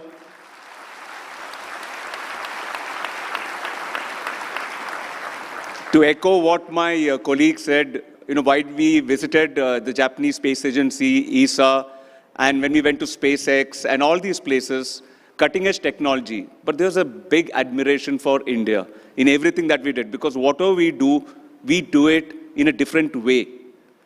So we are not looking too far when these people will be here in our own land and hoping to fly with us in the Gaganyaan. That's not too far away, because that is the thing that we should be aspiring to be. The theme for today's session is ancient wisdom to infinite possibilities. This is the whole theme for this year's. What does it stand for? Actually, this is where you need to actually look deep into what India provides all of you, which other countries do not. Whenever we light a lamp before any function, the other day when this entire thing was inaugurated, just 2 days back, there is something which is invoked, and we don't pay too much attention to it, and that's why today we are celebrating such people like Aryabhatta.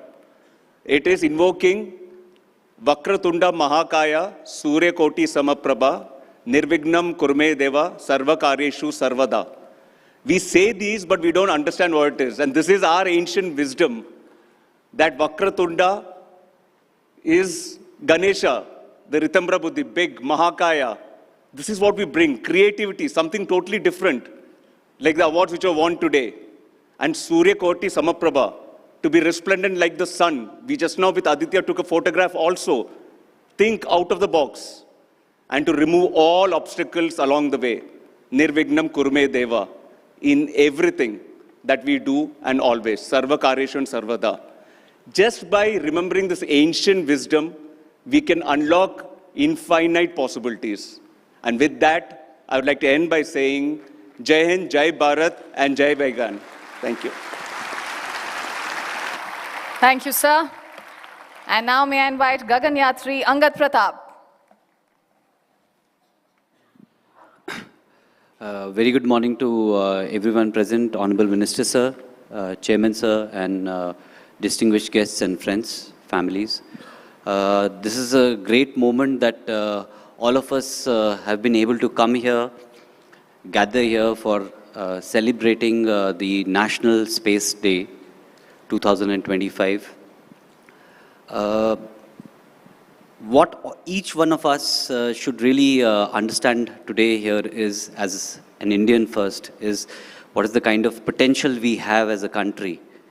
And of course, We are able to celebrate this because we have right now a government which is really supporting the space sector.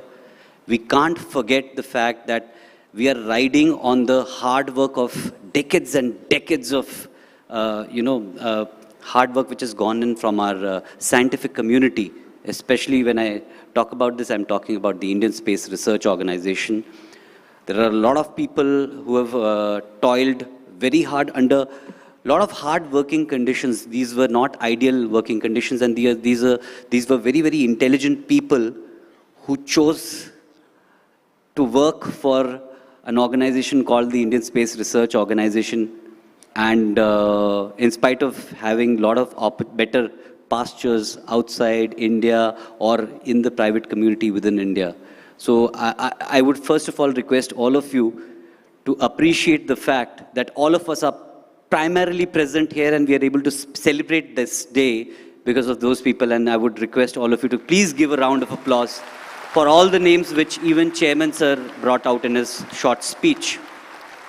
In fact, I firmly believe that today you have 4 individuals amongst this distinguished panel who are able to wear this jacket primarily because of the hard work, the capability that ISRO has, that from here on we can take a human space. We can even think of undertaking a human space mission. I'll keep it short. Human space mission is not the same as any other space mission. It is multiple missions in one mission. That's probably one of the reasons why it's more complicated and it ends up taking more time. As a country, I believe firmly, and I'm very sure about this, that we have to bring on board the collective national potential into the space sector to make this human space flight possible for us. Because by 2047, the kind of vision we have, as of now, one of the key things which is stopping us from becoming a superpower is this human space flight thing. So let's work together towards it. Thank you, everyone. Thank you. Thank you, sir. And now I have the privilege of requesting our Gagan Yatri, Ajit Krishnan. Jai Hind, sir. And Jai Hind, all the audience. When the 4 of us got associated with ISRO in 2020, at least I didn't realize that we are getting into something which is so much bigger than all of us. I thought that we're just going to be a part of one mission, maybe a few missions, which will be the beginning of human spaceflight in India. That was 2020. We fast forward now to 2025. In the 5 years that have gone by, we've been to the moon twice. We have had a docking experiment. We have had a new small satellite launch vehicle. We have had 350 startups coming up and joining our space sector. We are going places. India is going places. Wherever we have been abroad, everybody looks up to us. They look up to the pace at which we are progressing. And I feel that they're slightly envious also. This is all thanks to ISRO, all thanks to the private sector, all thanks to the educational institutes, academia that we have, all of you who are all working towards space. Now we have a solid roadmap available to us till 2047 that's in front of us. We just have to work hard, put our heads together, think innovatively, and produce the results so that we achieve what is planned in these books. Thank you very much and Jai Hind.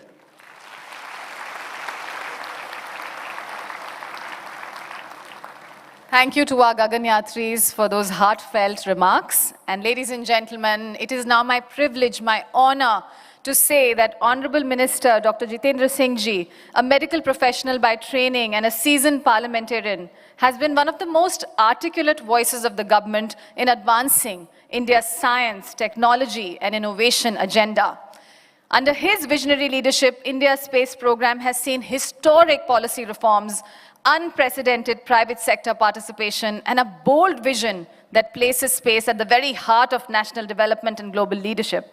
Sir, your commitment and clarity of vision continue to inspire scientists, industry, students and citizens alike, and India's space story shines brighter because of your guidance. And we are so privileged to have you lead these celebrations today. Ladies and gentlemen, can we have a huge round of applause for the Honorable Minister of State for Space, Dr. Jitendra Singh ji. Thank you. I hurriedly came to the dais. I thought that will stop her, but anyway, it sounds very flattering. Thanks for a very kind introduction. So amongst us, Chairman Dr. Narayanan, Chairman in Space, Dr. Pavan Goenka, our 4 astronauts, Subhashu, Prashant, Angat, Krishna. I can see all the senior members of Team ISRO, our former chairman, Somanathan. I think one healthy tradition in ISRO is that they may retire, but they continue working. So they are retired only in the office files, not in the ISRO files. And I'm glad. So very much like Somanathan, Kiran Kumar, Dr. Radhakrishnan, all of them continue to be there, following the same tradition and continuing with their projects. I can also see senior secretaries from the different departments of science. Dr. Ravi Chandran, Dr. Abhay is there. Yes, Principal Scientific Advisor, and all the senior members of fraternity, and of course the students who are the main attraction of this program this morning. Now, Subhashu was saying that he was taken by surprise when he was asked to speak. So I think I take the responsibility of having committed that guilt. Because the moment I came on the stage, I requested Dr. Narayanan, place 4 more chairs over here and make them speak before I speak, because otherwise nobody will listen to me. Because I told him they have come to, the cameras are there to take their picture, the audience is there to listen to them. So at least by the time I come, that appetite would have been satiated, if not wholly to some extent, so some of them would be ready to listen to me. And then I said, see, you and I and others may be script writers, but the audience comes to see the hero and the heroine, not the script writer. So let's be modest enough. And I'm glad that you had an opportunity to spontaneously express yourself, and I'm sure they would have liked to talk to you more and more. And we as facilitators feel proud of you and also feel humbled. Now, coming back to what Dr. Narayanan was saying, that yes, a very significant point he made, but I'm afraid it might go out only as a part of a polite conversation when he said all are equal. So please don't think this is just an expression of politeness coming out from the chairman. In fact, we have created an asset for India. So all these 4 gentlemen, because the story began with Gaganyaan. Somewhere in 2018, I think the then chairman shared with us that India is ready to now send up a human being in this space. So we were very guarded. So I said, we must check our ourselves. And when ultimately it was made out that yes, we could do it, then we thought we should have the announcement being made by the Prime Minister, because when Prime Minister announces from the ramparts of Red Fort, it becomes a declaration of intent and the whole world notices it. So we promised to each other, made a religious promise that we would not utter a single word before the Prime Minister has spoken from the Red Fort. And then all these guys came together, and the mission is still going on. It's just incidental that in between we had this. And Subhashu has been there, but in 2027, when we have the first human mission, we'll have 2 of them going up. Maybe subsequently we have more. So this is a sustainable, continuous asset with us, the 4 of them. The mission for which they have been enrolled and registered is not over. It's just a stopover with the International Space Station. Now, coming back to the National Space Day, which the chairman was referring,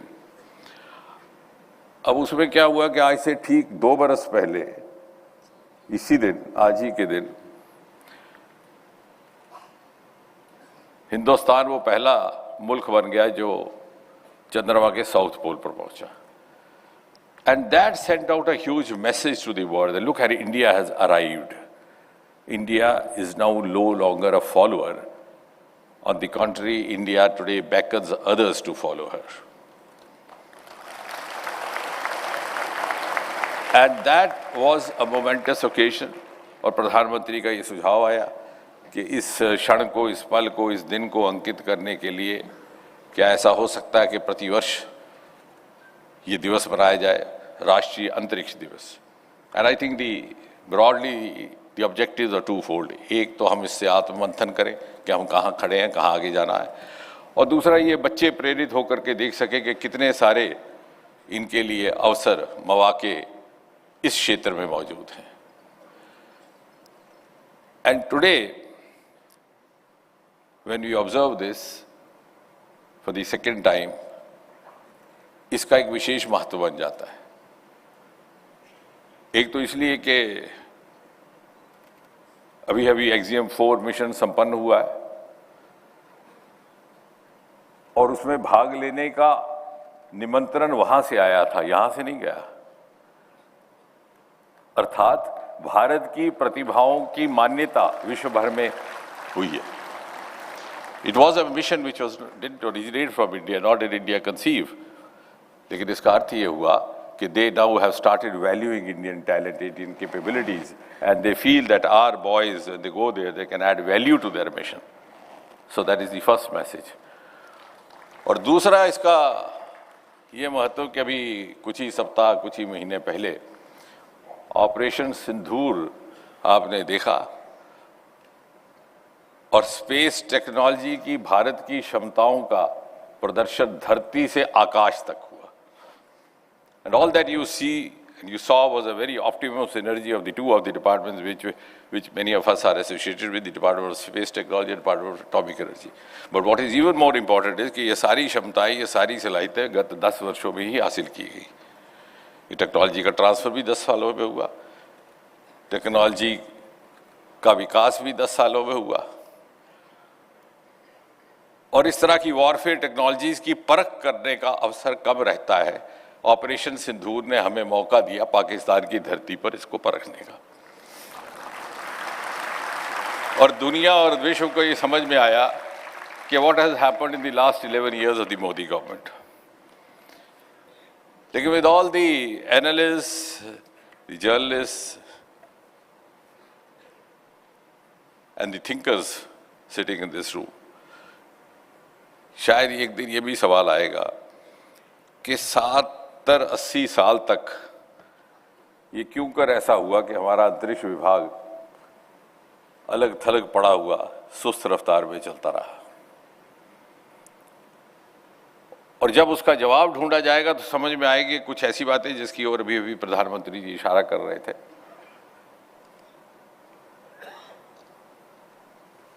कि बहुत सारे क्रांतिकारी निर्णय लिए गए इन 7-8 वर्षों में. Now we are following the global benchmarks, we are following global strategies, we are following, because if we have to move on, we have to understand, we have to follow the global parameters. और उसमें सबसे बड़ा क्रांतिकारी निर्णय था opening up of the space to the private sector. And this could have happened only because we had a prime minister who has the courage of conviction to break the taboos of the past, to take out-of-box decisions. And one of the media friends very rightly had pointed out that day while reporting it, that Modi has opened India's space, and rather Modi has unlocked India's space. And of course, for the first time, the gates of Sriharikota were open to all. अब इसका अर्थ ये हुआ, और ये हमारे लिए एक सबक की बात भी है, because we have this day prompts us also to introspect what could have been done, what was not done, what could have been done, what could be done now at least. हमारे पास प्रतिभाओं की कभी कमी ना थी, योग्यता भी थी, काबिलियत भी थी, क्षमता भी थी, सलाहियत भी थी, आंखों में सपने भी थे, दिल में अरमान भी थे, हाथों में मेहनत करने का मादा भी था. लेकिन शायद वो अनुकूलता ना थी जो नीति निर्धारकों के स्तर से अपेक्षित होती है, या वो सपोर्ट सिस्टम ना था जो राजनीतिक नेतृत्व से अपेक्षित होता है. आपने देखा हो किस प्रकार से सारा भाई ने अपना सामान साइकिल पर उठा करके कैरेज में ले जाने का भी काम किया. So what was lacking was that enabling milieu, and that was provided after 2014 when Prime Minister Modi took over and the department started reporting directly to him. And that is the difference. And that is a lesson for us. We already were late. We could have done that earlier. And once that has happened, the outcomes are miraculous. Some of these were pointed out even by the Prime Minister, some of them pointed out by the Chairman. We were almost a dismal economy, naam matra space. Today we are $8 billion US in the next 8 to 10 years. The projections are rising so fast, the graph is ascending so fast that we might increase 4 or 5 times to $45 billion, which in other words means that space would be an important component. And space economy would be an important component of India's future economic growth as India moves from rank 4 to rank 3, 2, 1 and so on. And now we have become the mainstream players in India's economic growth. We are no longer sitting in the periphery and just doing some odd experiments in the lab which are of no relevance to the country's overall growth. Startup ko dekhiye, till about 3-4 years back, there was hardly a concept of startup in space sector. Today we have nearly 400 startups, and many of them have the world potential. Many of them have turned into lucrative entrepreneurs. This has become, it's emerged as a huge, huge avenue of entrepreneurship. Suddenly, I was seeing the engineering colleges, the aerospace option in engineering has suddenly gone up. And the reflection of that comes when we receive requests for the internship which happens in the 3rd year of their course. और ये सब पिछले 3-4-5 सालों में हुआ. यानी ये हो सकता था, मगर ना हुआ. And that could be also a lesson for us to follow. अब कुछ लोग ये कहते हैं कि साहब ये रॉकेट भेजने से क्या होगा? तो हो गया तो क्या हुआ? अब रॉकेट तो गया, इसी से आप लोग यहाँ इकट्ठा हुए इन सबको देखने के लिए. ना जाता तो कैसे होता? There is a huge amount of romanticism. जब कोई पिक्चर आने वाली होती है तो उसका ट्रेलर दिखाते हैं, उसमें वो कहानी नहीं दिखाते, वो सैड सॉन्ग नहीं दिखाते, उसमें वो दिखाते हैं जो आपको टिकल करता है, बाकी सब बाद में. But the sending up a rocket, of course, is a romantic exercise. It associates you with that area of work. But our 80%, 70% of the work in space technology is dedicated to what the Honorable Prime Minister briefly referred. We have created for the world an entirely unique model of the application of space technology to bring in ease of living in the life of a common citizen, in our infrastructure projects, in our development projects. And virtually, space technology has entered every Indian household, although the householders may not be aware that they are using space technology. It's quietly entered into your doorstep. And some of our space technology projects are now being emulated by the rest of the world. Gati Shakti ka bhi Pradhan Mantri ji ne zikr kiya. I think the first of its kind, when you monitor the infrastructure projects, you save on time, you save on money.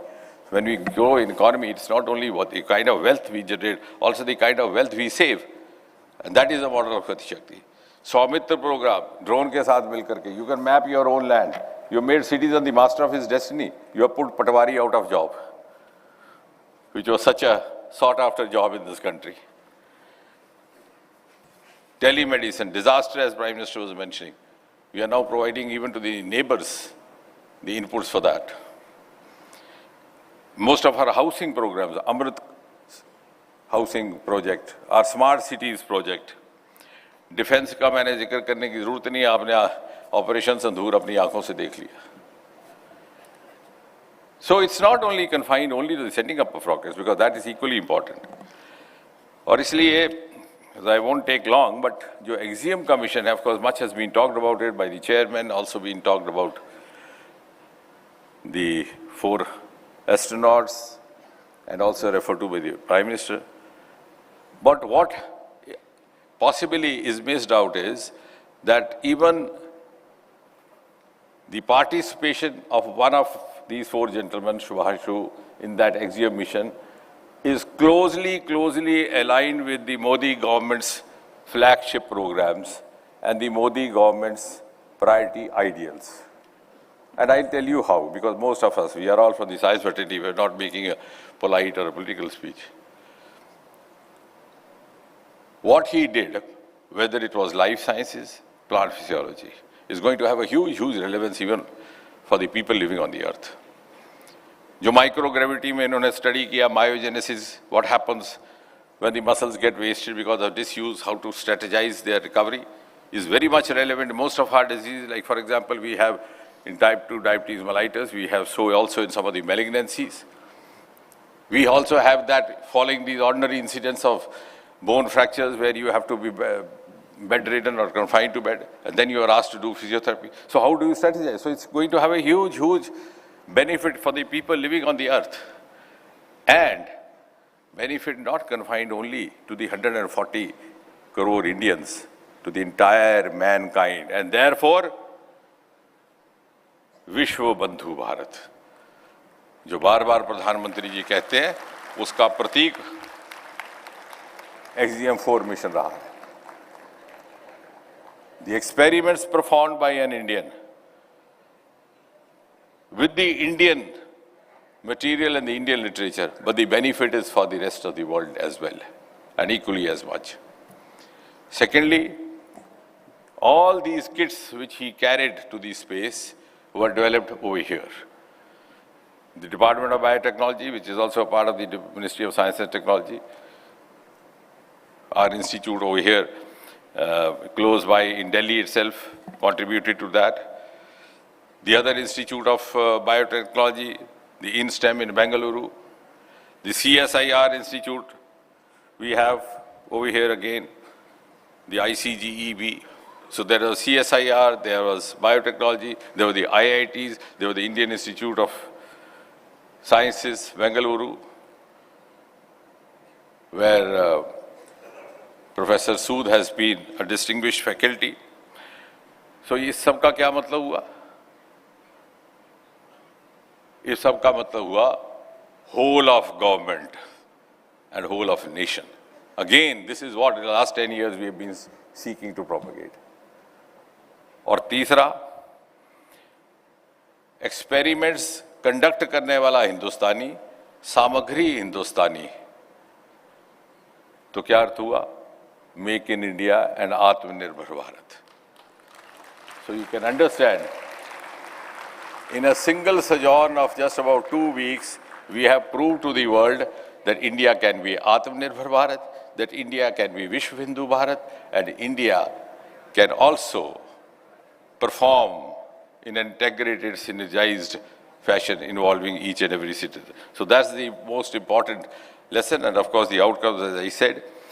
Now the theme which the chairman was referring to, I think India has an advantage over the rest of the world which many other countries don't have. We have the asset of the traditional knowledge. And we are trying to institutionalize it, we are trying to digitalize it. Even in CSIR, we have set up a traditional knowledge digital library. So I fancifully called it TKDL because that is what the youngsters understand. If you give them a big name, they don't understand. But if you give them an acronym, that sounds fancy. So it is called TKDL.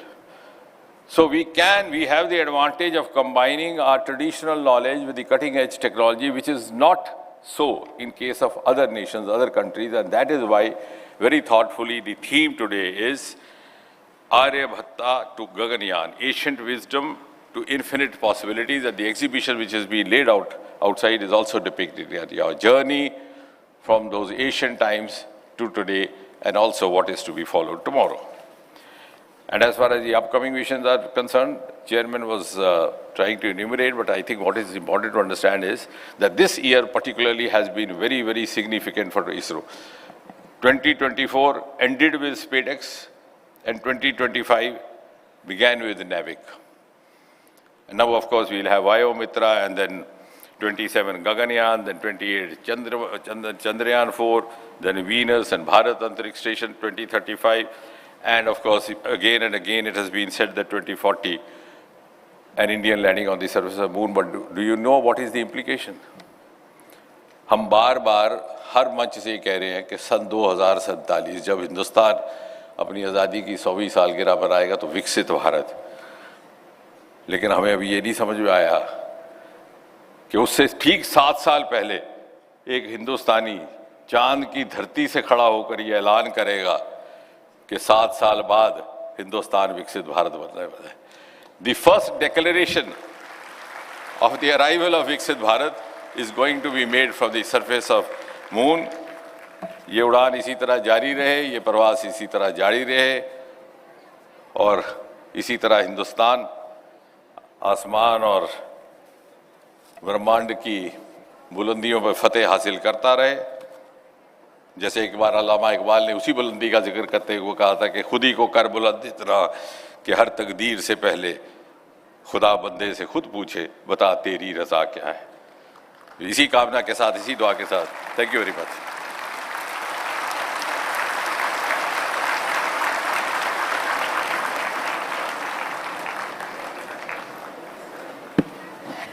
Thank you very much, Honorable Minister. Your guidance has been the driving force behind India's quantum leaps in space, science. Under your leadership, reforms have taken shape, young innovators have found their wings, and India's space story has become a source of global admiration. Sir, your words today not only inspire this gathering, but also reaffirm our confidence that under your leadership, India will script some of the most glorious chapters in humanity's cosmic journey. आपके नेतृत्व ने भारत की अंतरिक्ष यात्रा को नई दिशा और नया वेग दिया है। आपके प्रेरणादायी शब्द हमें अनंत संभावनाओं की ओर बढ़ने का संकल्प भी देते हैं। We thank you so much, sir. Can we have a huge round of applause, ladies and gentlemen, once again for the Honorable Minister of State for Space, Dr. Jitendra Singh ji. And with that, we come to the end of this inaugural session. Ladies and gentlemen, we are truly once again grateful to the Honorable Minister of State for Space for his presence, his vision, and unstinting support for India's space-driven governance and development. And now we will take a break for tea coffee. Tea coffee for VIPs has been arranged at the Leaders Lounge. All our esteemed dignitaries and our senior dignitaries seated in the front rows will exit from your stage left, that side.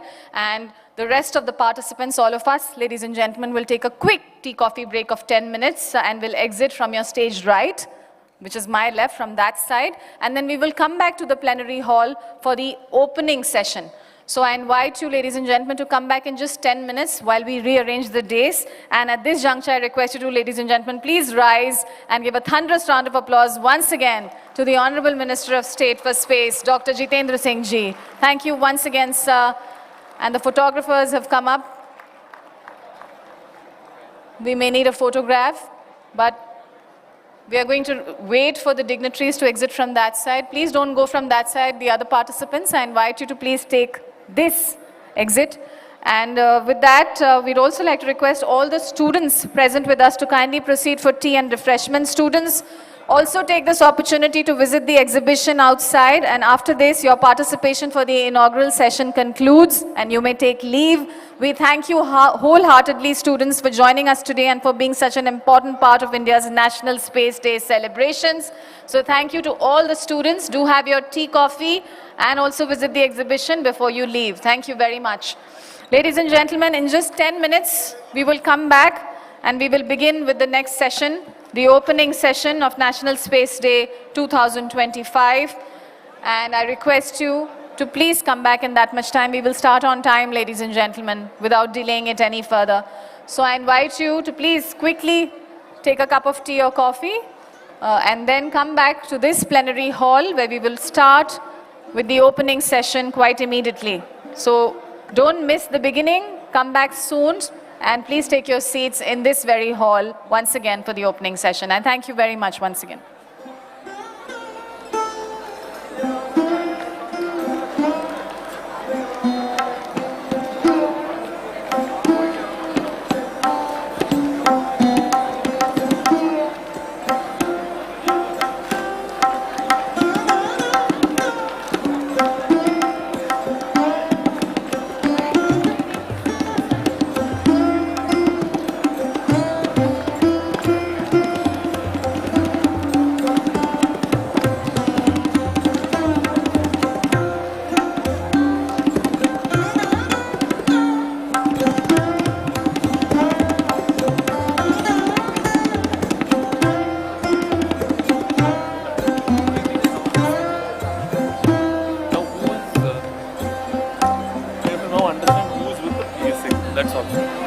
can give this to me.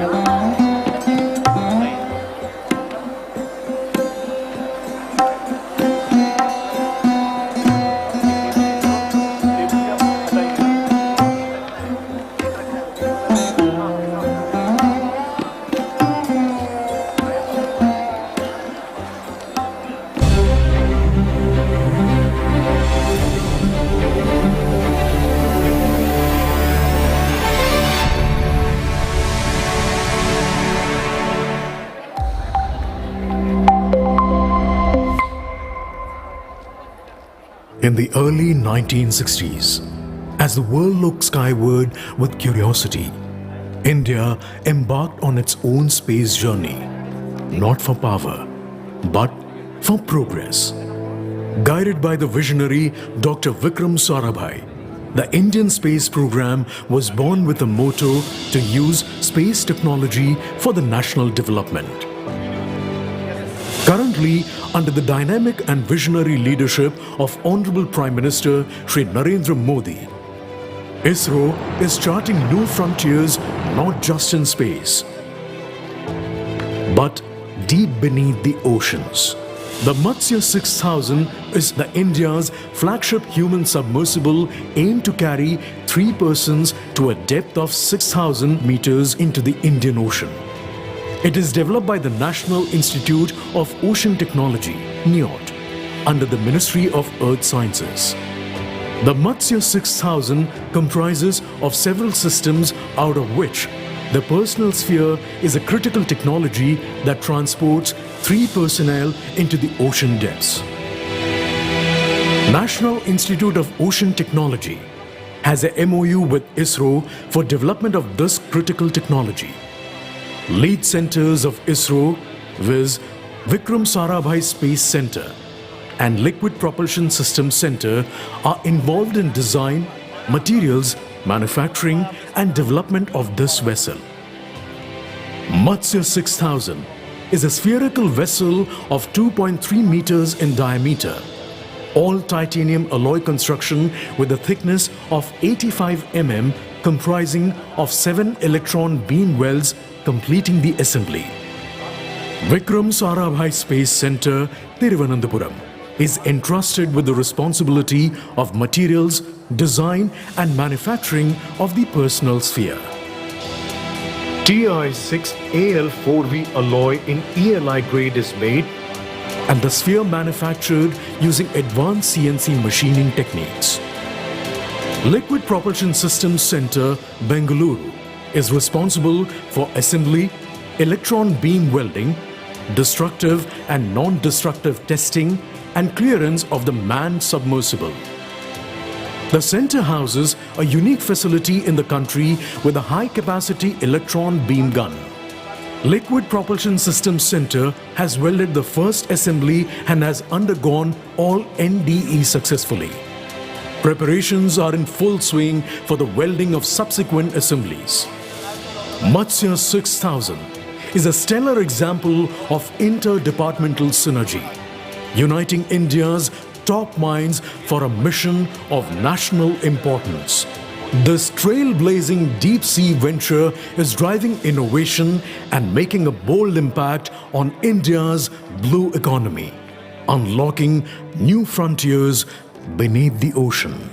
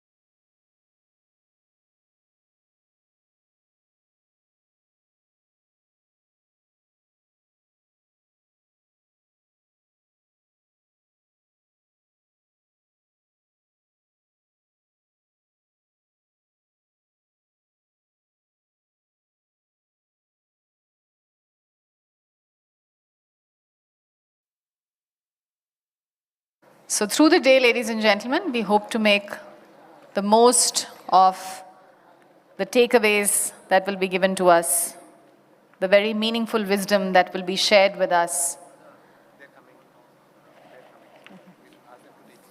Ladies and gentlemen, our dignitaries are now approaching the plenary hall. May I invite you to please take seats. I thank you very much for your kind cooperation. Please take seats, ladies and gentlemen.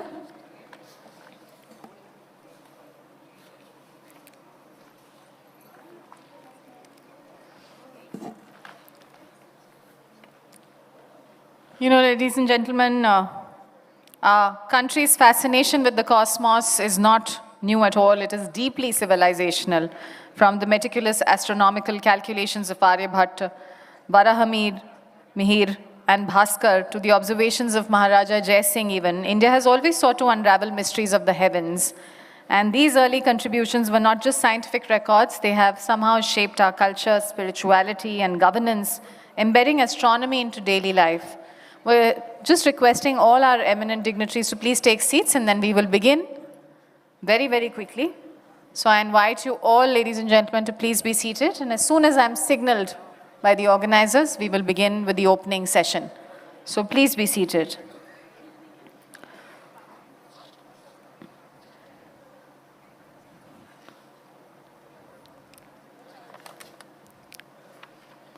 So as I was saying, ladies and gentlemen, our story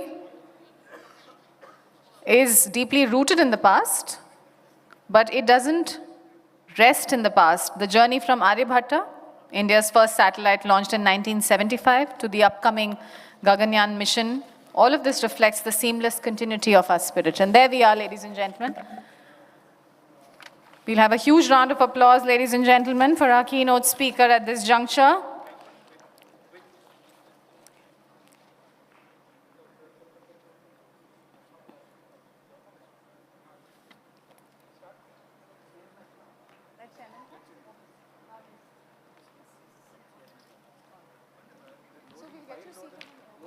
Sir, this is the flight transition. Do you want me to operate it? No, I'll. It is here. He'll be operating from here? Yeah. He can if he wants to. Or there. I'll go that side. Yeah, fine. It will work.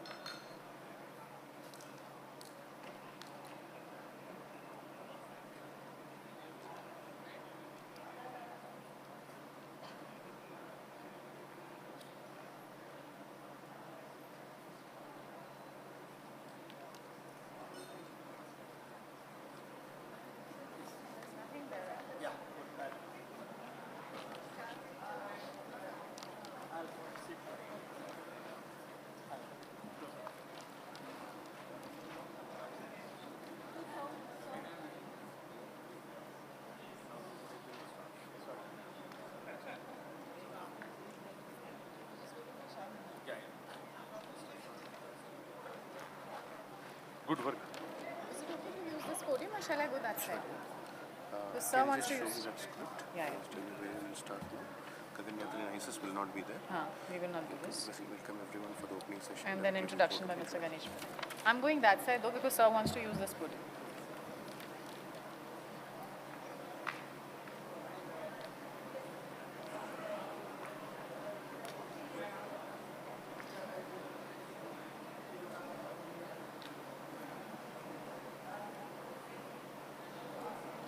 This mic as well. Thank you. So, ladies and gentlemen, we will begin with the opening session very shortly.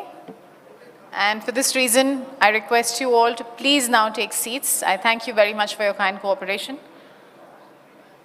We don't want to miss the opening keynote, ladies and gentlemen.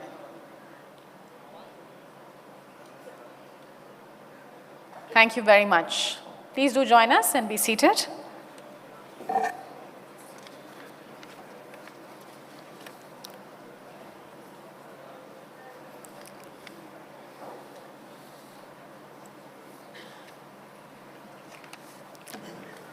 So, ladies and gentlemen, once again, I thank you very much for being here with us for India's second National Space Day celebrations. And now we are about to begin with the opening session. And we have a very distinct personality in our midst. He's going to be introduced and then invited to this stage, ladies and gentlemen, to render his keynote address. But we need to get this house in order before that, which is why I invite all our esteemed participants to kindly make their way back into this room and be seated.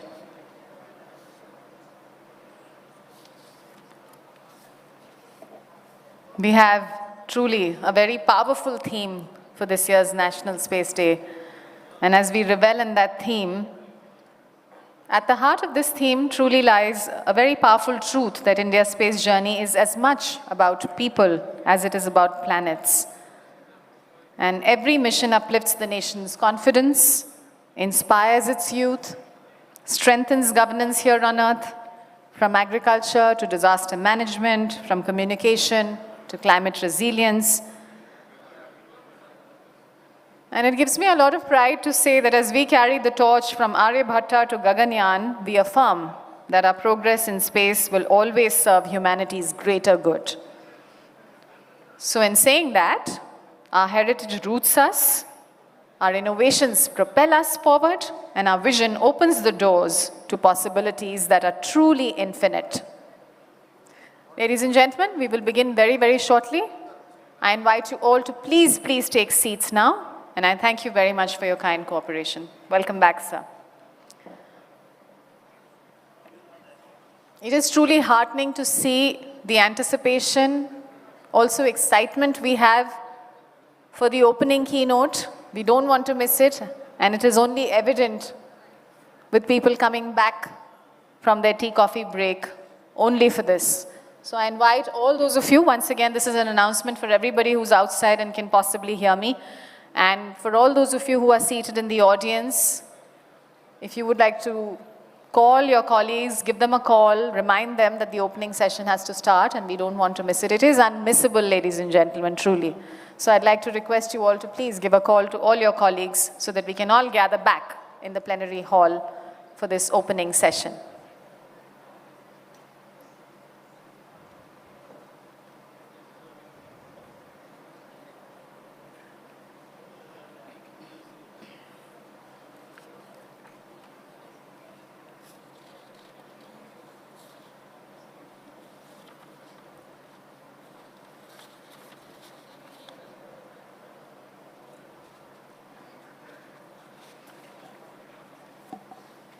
Welcome back, ladies and gentlemen, and I request you to please now be seated. I thank you very much.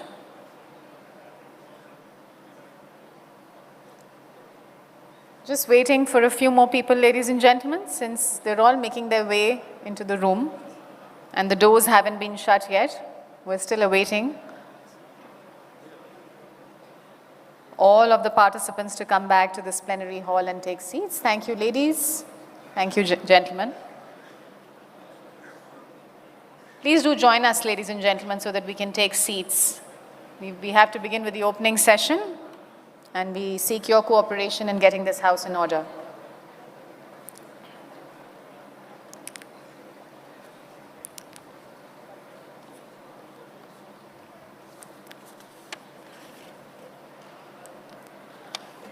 Welcome back, ladies and gentlemen. We will begin with the opening session very, very shortly now.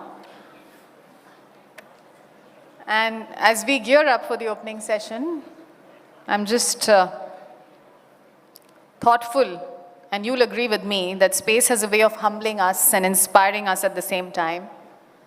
Whether it's Chandrayaan touching the moon or Gaganyaan preparing to carry Indians into space, every success tells the world that India is not just participating in the space age, we are indeed shaping it.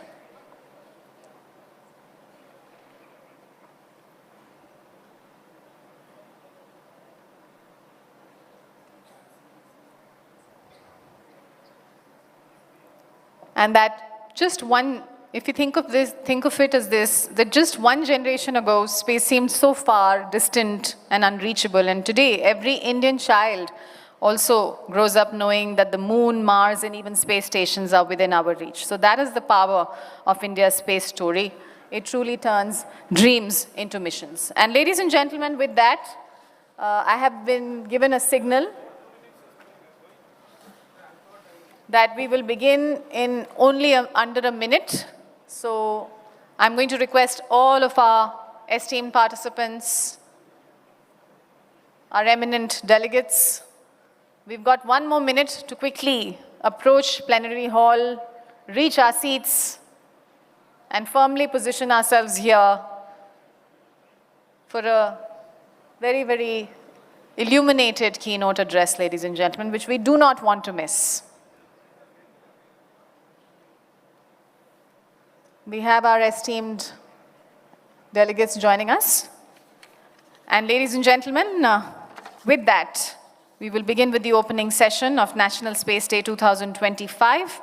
And I want to begin by saying, in fact, quoting a Sanskrit invocation that embodies our spirit today. Anantam tu patantu ayamya swabhimani cha, which translates to, may we soar boundlessly with dignity and self-respect. And just as our space endeavors stretch across infinite frontiers, may our national progress also ride on wings of integrity and innovation. And at this opening session of National Space Day 2025, this is, ladies and gentlemen, where ideas take center stage as we reflect on India's extraordinary journey from heritage to horizon, from Aryabhatta to Gaganyaan. And to begin, let me take the privilege of inviting Mr. Ganesh Pillai, Scientific Secretary, ISRO, to kindly introduce our keynote speaker, and then we will invite him. So I'm going to request him, shall I call the keynote speaker myself first? All right, so we will first request our keynote speaker to grace the stage. May I invite, ladies and gentlemen, with a lot of privilege, the Principal Scientific Advisor to the Government of India, Professor A.K. Sood. A very warm welcome to you, sir. We are so grateful to you for sparing the time, taking time out of your busy schedule and joining us today for this keynote. And now I request Mr. Ganesh Pillai, Scientific Secretary, ISRO, to kindly do the honors of introducing him. Sir. Thank you. Good afternoon, distinguished guests, respected delegates, and esteemed colleagues. It's my honor and privilege to introduce a remarkable individual who stands at the forefront of India's scientific and technology journey, Professor Ajay Kumar Sood, the Principal Scientific Advisor to the Government of India since 2022, a role of strategic importance that places science and technology at the heart of national development. Professor Sood is one of the country's most accomplished physicists with a career spanning over 4 decades. His contribution to the science are not only deeply academic, but also profoundly national, influencing policies, nurturing innovation, ecosystems, and guiding the integration of science with public good. He is also serving as the chairperson of Prime Minister's Science, Technology, and Innovation Advisory Council. The National Science Chair Professor at the Indian Institute of Science, IISc Bangalore, Professor Sood is globally respected for his pioneering research, which has led to critical advancements in nanotechnology and soft matter physics. With a doctorate in physics from IISc Bangalore, research interest in the physics of quantum materials, soft and active matters, he has published over 450 scientific papers, and his work is recognized with numerous accolades, including the Padma Shri, one of the highest civilian awards, the Shanti Swarup Bhatnagar Award, Prize, G.D. Birla Award for Scientific Research, the TWAS Prize in Physics, the Millennium Gold Medal of the Indian Science Congress Association, the Sri C.V. Raman Award of the UGC, the Homi Bhabha Medal of Indian National Science Academy, G.M. Modi Award for Science and Technology, and Ashutosh Mukherjee Memorial Lifetime Award by Indian Science Congress. Professor Sood has held leadership position in all major Indian science academies, like the President of Indian National Science Academy, the President of Indian Academy of Sciences, and Secretary General to the World Academy of Science, Italy. He was also elected to FRS, the Fellowship of Royal Society, UK. As PSA, Professor Sood's mandate includes shaping science and technology policy, catalyzing cross-sector collaboration, and building robust research and innovation frameworks to advance India's self-reliance and global competitiveness.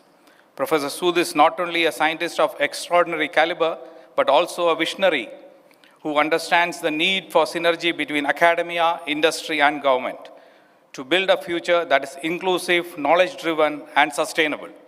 It is truly a privilege to have him with us today. Ladies and gentlemen, please join me in extending a warm welcome to Professor Ajay Kumar Sood, Principal Scientific Advisor to the Government of India. Sir, please.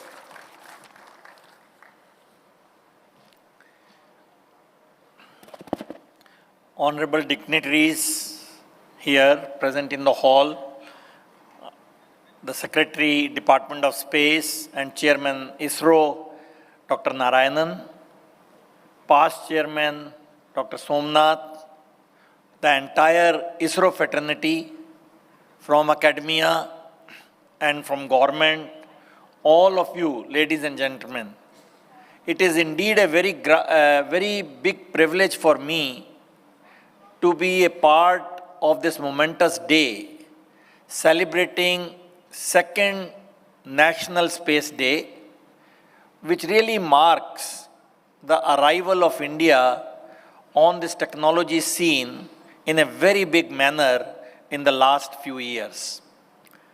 We heard very inspiring progress and the vision in the last 2 hours in the presentation by the Secretary, Dr. Narayanan, inspiring speech by our Honorable Prime Minister, and the 2 videos which were played highlighting where India has come starting from almost like 50 years back, and what is the vision for the next 40 to 50 years as was presented in their Manthan, in their vision document. So this really makes all Indians very proud of what ISRO has achieved and what ISRO aspires to achieve. So please join me in congratulating ISRO once again and really see their progress from almost day to day. I have had the privilege to be associated with some of their programs in the last few years, and it is very heartwarming to see the entire ISRO approach along with other ministries to take the agenda forward for Viksit Bharat. Now, this presentation, which I was invited, thank you very much, but I have a challenge because whatever I wanted to say has already been said in the last 1 hour. So what I will do now, from a perspective of a non-ISRO person, I will see how things have come up and what are the challenges. So I thought in this presentation, I will see where we stand and where we need to go. So first of all, the theme of this National Space Day is again very beautiful. Aryabhatta to Gaganyaan, ancient wisdom to infinite possibilities. So let me start with our Honorable Prime Minister's quote. There should be no space between common man and space technology. This really exemplifies the spirit of what ISRO wants to achieve, how the space technology has to influence common man's lives and make and contribute to ease of living. So if you look at the progress from 1962, the way it started in COSPAR, ISRO established in 1969, 1975, Aryabhatta was launched, and then we had our own vehicles, SLV-3, Chandrayaan-1 in 2008, 2013 Mars Orbiter, 2023 historic day where we had this concept of National Space Day initiated by Honorable Prime Minister 2023, and now very recently astronaut on Axiom 4 and many other missions which were elaborated in the earlier presentation, Aditya L1 and so on. So this really tells how fast or how efficiently we have come, and we really need to go even at a higher speed with much more efficiency to achieve our goals.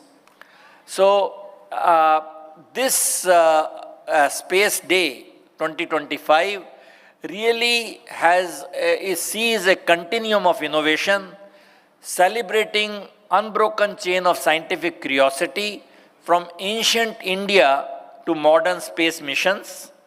We have the theme of universal inspiration, namely every citizen can dream big and harness space technology for societal goods, as exemplified by many, many programs of ISRO. Self-reliance, absolutely essential from theoretical calculations to practical space technology. That's the journey of Atmanirbhar Bharat. And the cultural pride with all of that, namely the ancient knowledge systems meeting cutting-edge technologies, and that is India's unique contribution to global space exploration. So if you look at India's space economy and Viksit Bharat 2047, as Honorable Prime Minister said, again I will quote, Indian rockets carry more than payloads. They carry the dreams of 1.4 billion Indians. So if you look at $8.4 billion is our current value of the Indian space economy, which is 2% of global space economy. The target by 2030 is $44 billion, which is the 8% of global economy, and 15% of the global market share by 2047. And I'm sure this will be achieved even before, in 2040, as was elaborated. And I'm sure these numbers are just indicators, but I'm sure the ISRO will do its best to even surpass what is projected. Economic impact is extremely inspiring. For every dollar invested, the return, as was done in a recent report, is $2.4. Employments, 4.7 million jobs created, and where the 96,000 jobs are the direct jobs, and industry growth, which we have heard in the last 2 hours. We have now 400 plus private space companies, 200 plus startups which are active in 2024. So if you look at India's journey, I will only take the recent one since Chandrayaan 3. 2 years ago, India united in pride as Chandrayaan 3 achieved historic landing on South Pole. Since then, we have the SpaceX mission success, the docking of the 2 satellites, Gaganyaan progress. We have Nisar launch, we have seen a few weeks back, where there is a wonderful collaboration between ISRO and NASA. Gaganyaan is in progress, and Group Captain Shukla's Axiom 4 ISS journey is inspiration to all the Indians and even internationally. So, if you ask me, what are the learnings from Gaganyaan? Because this is a moment to reflect what we have learned. So, here we can see that it's a famous saying that simulations, namely the computer simulations, can take you far, but nothing replaces actual space flight experience. So this is non-negotiable. The space flight experience is non-negotiable in this journey. So you have really bridging experimental gap insights beyond training rooms. That is what it has. It is the learning from Gaganyaan. First-hand experience for Group Captain Shukla and ISRO ground team. This is very, very valuable. And perspective on astronaut training, curriculum, emergency preparation, health monitoring, and microgravity adaptation. And you also know that 7 experiments aboard ISS were done by Group Captain Shukla, and these were among almost 60 scientific studies and activities representing 31 countries. So India is a player in this, and this is what I'll elaborate little bit as I go along. So I thought at this stage, since occasionally there have been some discussion, what are the, what have we gained out of this Gaganyaan? So as a outsider, I thought I'll just reflect this. When you say it's a high cost, that is absolutely wrong. The cost must be seen as an investment in de-risking Gaganyaan, and human experience in space flight is experience-driven, and it is not only technology or engineering-driven. Foreign route, yes. Other advanced space agencies like ESA and JAXA flew astronauts on NASA ISS mission to gain valuable experience and expertise before embarking on more independent programs. Short duration, no. Globally recognized as ideal for first-time astronauts. For example, China's Shonos 5, it was only for 21 hours. Gaganyaan's first crew flight itself is planned to be short duration, as we will see. And technical return is very, very important. We had 7 Indian experiments were flown, which were collaborated with other agencies with ISRO, producing real data on plant growth, microbial adaptation, tardigrades, muscle atrophy, and screen exposure in space. So these are all invaluable achievements of this mission. And India's participation in Axiom 4, again I'll repeat what has been mentioned, is a controlled precursor experiment designed to de-risk Gaganyaan. Now I will just highlight a few points about microgravity experiments. In my view, it is a huge, huge opportunity for India to really invest in microgravity experiments. And these 7 experiments which have been done, I think it's a very small beginning, but we can really, really build on it. And this is where I suggest that ISRO should see. I know they have programs. Microgravity experiments, I know when I was in my other life as a scientist, there used to be microgravity experiments, but over the years, they lost the shine. But I feel that with this new impetus, this microgravity experiments once again will be at the center stage. For example, many of you might be dealing with optical fiber in your daily life because that's how communication is done. In this context, because the optical fiber is very, very essential for India's digital economy and telecom growth, it demands next generation fiber with higher efficiency.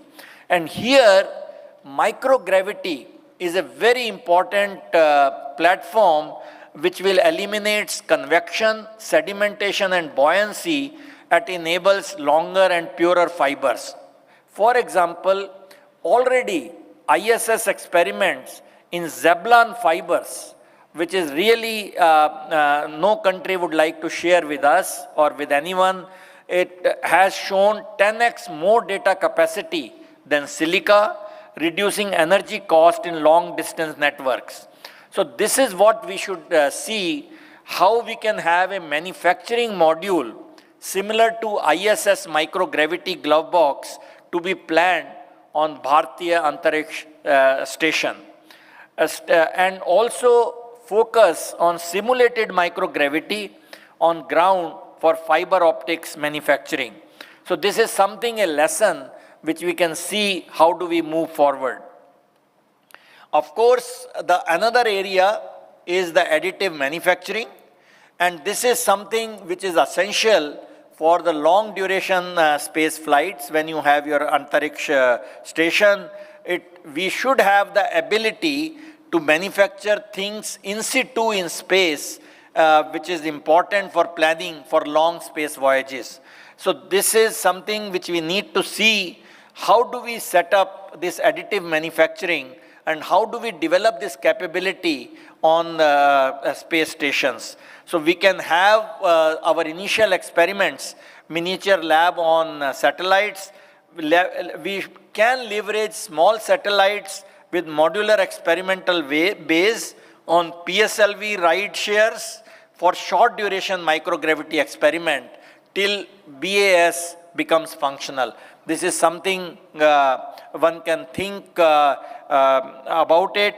And reusable launch vehicle, RLV, for short duration microgravity experiments with rapid recovery, offering quick cycle of microgravity research. Because as you know, RLV is on the ISRO's agenda, and I again suggest this is where we can also look at the miniature lab for this microgravity experiments.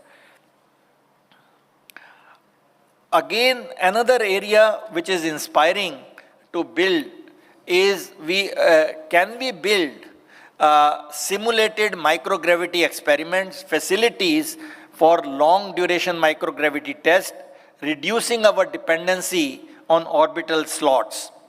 This is something, again, I'm sure ISRO must be thinking about it. Here the good news is there is already a team, I understand, which is extraterrestrial manufacturing research group at IIT Madras Microgravity Lab. And this is something we need to again see how we can amplify this effort. So this is something I thought I'll put my thoughts for your consideration. Global cooperation, India being among the top 5 spacefaring nations, can lead the global south through an international microgravity research network where India provides launch and payload services while partner countries contribute to experiment. So another possibility for ISRO to look at. It brings me to deeper impacts in society, which have been mentioned, how ISRO has set up 473 village resource centers for rural development through satellite technology in the past. Of course, our office of PSA has this RUTAG Smart Village Centers, RSVC, a pivotal step towards bridging the gap between rural needs and technology advancements. And there, we use the images, satellite images, to help the farmers in planning their activities and also do many other assistance through this RSVC. And this is something we have seen, we heard how space technology is absolutely essential in disaster relief. EduSat, which was launched many years back, much before its time, our country being the only one at that time. The SITE program, namely the Satellite Instructional Television Experiment in 1975, if I am not wrong, where 2,400 television sets were set up in villages. We have the weather forecast, potential fishing zone prediction, looking at the sea surface temperature and chlorophyll done where INCOIS is very heavily involved. Sodic land reclamation, again looking at the sodium content in soil, telemedicine, watershed management. All these things have positively impacted lives of common people since decades. And this is the theme of ISRO's progress and the ISRO's vision, if I understand right, over the time to come. the game-changing decision which was taken by this government to bring startups in space sector. Lot of it has been said, I will not repeat. We have the technology adoption fund, we have the seed fund scheme, and we have satellite bus as a service. All this will have lot of impacts which I have written, I will not repeat, but this is the way we need to see how we empower the space startups as we go along. This is something which we are very proud of. We have the in-space vision, targeting $44 billion economy. Already 38 authorizations have been issued to 23 private entities. State level space policies are also coming up. We have Gujarat and Tamil Nadu, and more recently Andhra Pradesh, where Dr. Somnath is involved. We have the incubation and sport infra with Atal incubation centers, ISRO incubation, facility access and technology transfer. All this is very, very inspiring to see how startups are becoming more and more a part of the space journey and taking it forward. I will not repeat this, but again to say how we have grown from one startup to almost 229 startups in mid-2024 and even more now. And this is where the funds which have been raised by startups have also gone manifold. So we have the private launches, innovation areas, applications, all fronts where the startups are playing a role. I will not repeat, there are many notable players. They have the stalls outside. Good to see that in last few years, all these have become really the household name and so on. Again, maybe 2 weeks back, a major development where InSpace awarded the contract to design, build and operate a 12 satellite constellation to Pixel Spacelet Consortium, which has players like Dhruva Space, PeerSight and SatSure. Again, this is, I'm repeating because it has been said this morning, but I thought it is again emphasizing how we are really coming of age to really enhance India's data sovereignty and reduce dependence on foreign sources by providing analysis-ready data, value-added services, and so on.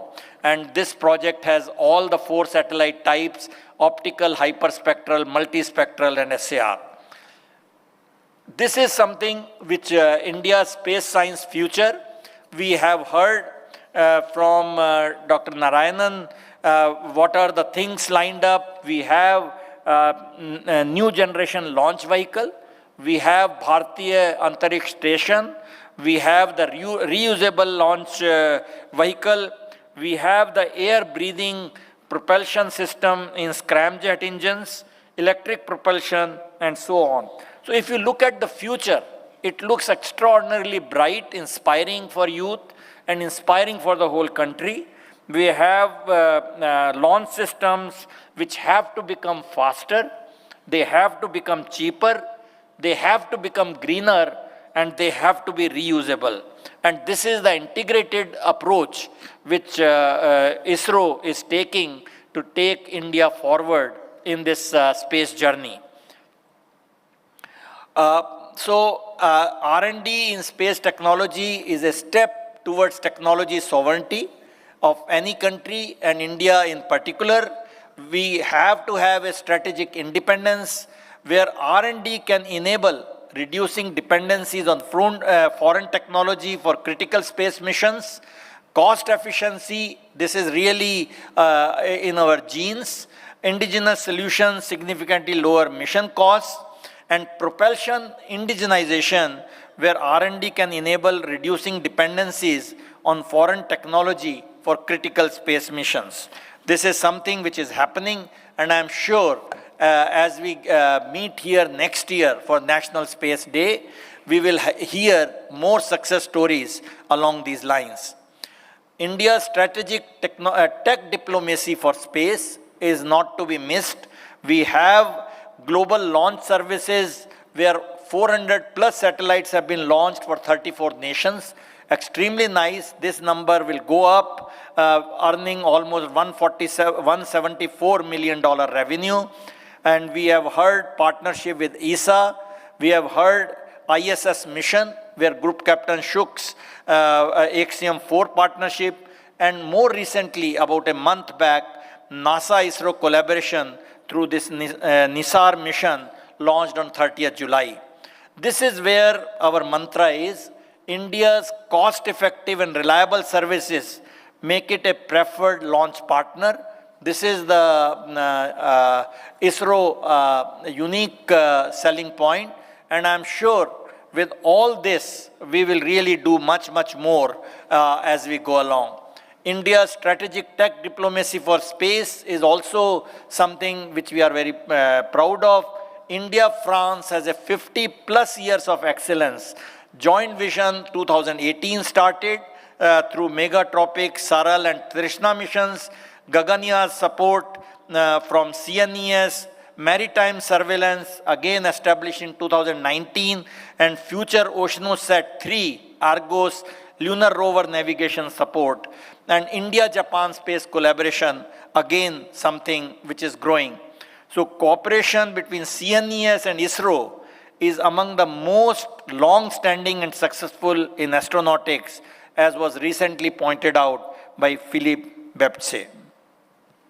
I'll just close it again repeating what was again mentioned, that how the involvement of youth is absolutely essential, because they are really the future when we go towards Viksit Bharat. So we is glad to see that ISRO has Yuvika program. 153 students from 36 states participated in 2022. We have heard a few minutes back this hackathons and this robotics program and awards. My congratulations to all the winners. Tinkering Labs, Smart India Hackathon, Unnati program and Space Tutor Initiative, where 56 registered space tutors are already across India. This is something which again will prepare our youth for future. So with this, let me once again congratulate ISRO, entire ISRO fraternity, all of you for being a part of this magnificent journey, achieving all these milestones and really inspiring us to do much better as we go along. And with the leadership which is there in the country and the spirit of the whole of government approach and whole of all the sectors, be it national labs, be it academia, be it startups, be it the government towards policy making, all of them coming together to really achieve the vision of what ISRO has highlighted in their Manthan Chintan Shivir a few weeks back, and we all look forward to this journey and really applaud them appropriately. Please join me in applauding once again the ISRO efforts. Thank you very much for having me here amongst you. Thank you. Thank you very much, Professor Sood, for that thought-provoking keynote. We request you to stay with us as we want to take this opportunity to felicitate your presence here. So I'm going to request our Secretary, Department of Space, Chairman, Space Commission, Chairman, ISRO, Dr. V. Narayanan, to please help us felicitate his gracious presence here with us. Ladies and gentlemen, what a wonderful address. Sir, your vision enriches India's space journey with wisdom and direction, and your words today inspire us to aim higher as we move forward towards Viksit Bharat. Thank you very much once again. We cannot thank you enough. Let's have a huge round of applause, ladies and gentlemen, for Professor Ajay Sood. Thank you very much, sir.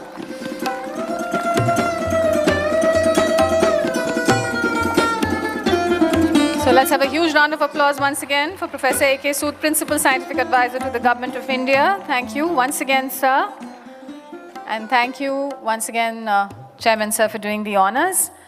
And with that, ladies and gentlemen, we will now very quickly, very swiftly transit into the panel discussion. But before that, we've got a video to play for you.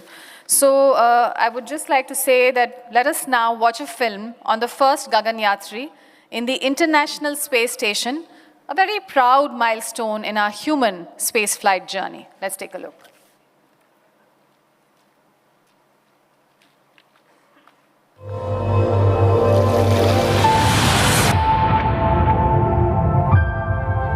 As the first light of dawn breaks across the Indian horizon, a new chapter in our nation's story is being written. From the strength of our civil infrastructure to the brilliance of our scientific minds, India has risen as a leader in space technology.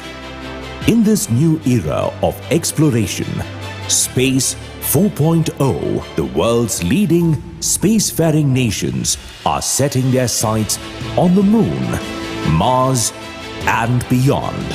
With a vision that matches the scale of our nation's aspirations, the Honorable Prime Minister, Shri Narendra Modi, set the course for a new era in Indian space exploration.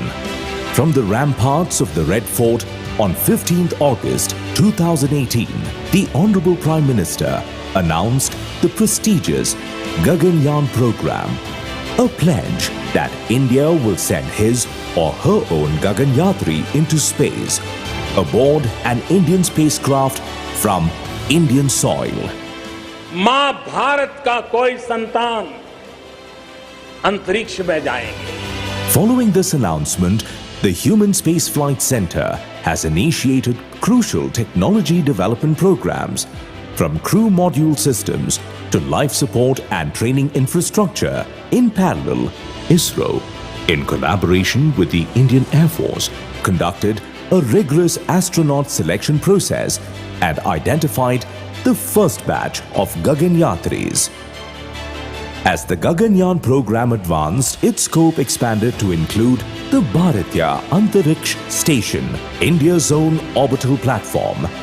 To gain direct experience in human spaceflight operations, ISRO entered into an agreement with Axiom Space for a 2-week mission to the International Space Station.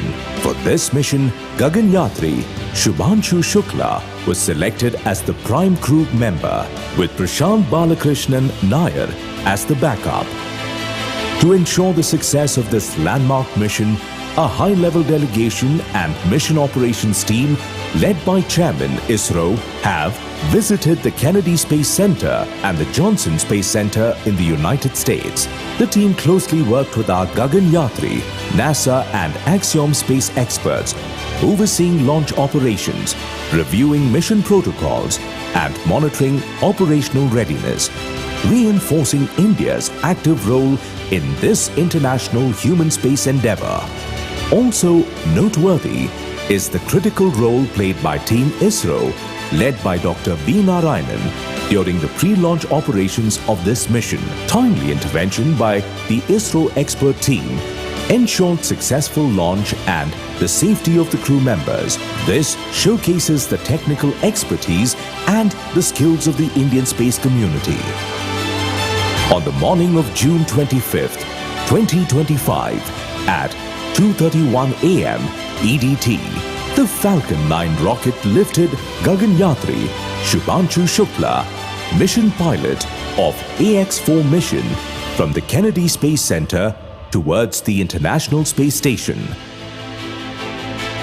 Hours after launch, the Crew Dragon gently docked with the International Space Station. As the hatch opened, the first Indian Gagan Yatri entered into ISS. Over nearly 3 weeks in orbit, the crew carried out pioneering experiments in life sciences and new technologies. Our Gagan Yatri have conducted 7 cutting-edge microgravity experiments designed by Indian researchers, demonstration of yoga in space, thus blending science and culture in a way only India could achieve. On June 28, 2025, orbiting 400 kilometers above Earth, Gagan Yatri Shubhanshu Shukla shared a warm and inspiring live interaction with the Honorable Prime Minister, Shri Narendra Modi. He declared that even though our Gagan Yatri Shukla was far from home, he remained closest to the hearts of 1.4 billion Indians, calling this mission the first chapter in India's journey towards building its own space station and achieving Gaganyaan. He underlined its deeper significance for science and national pride.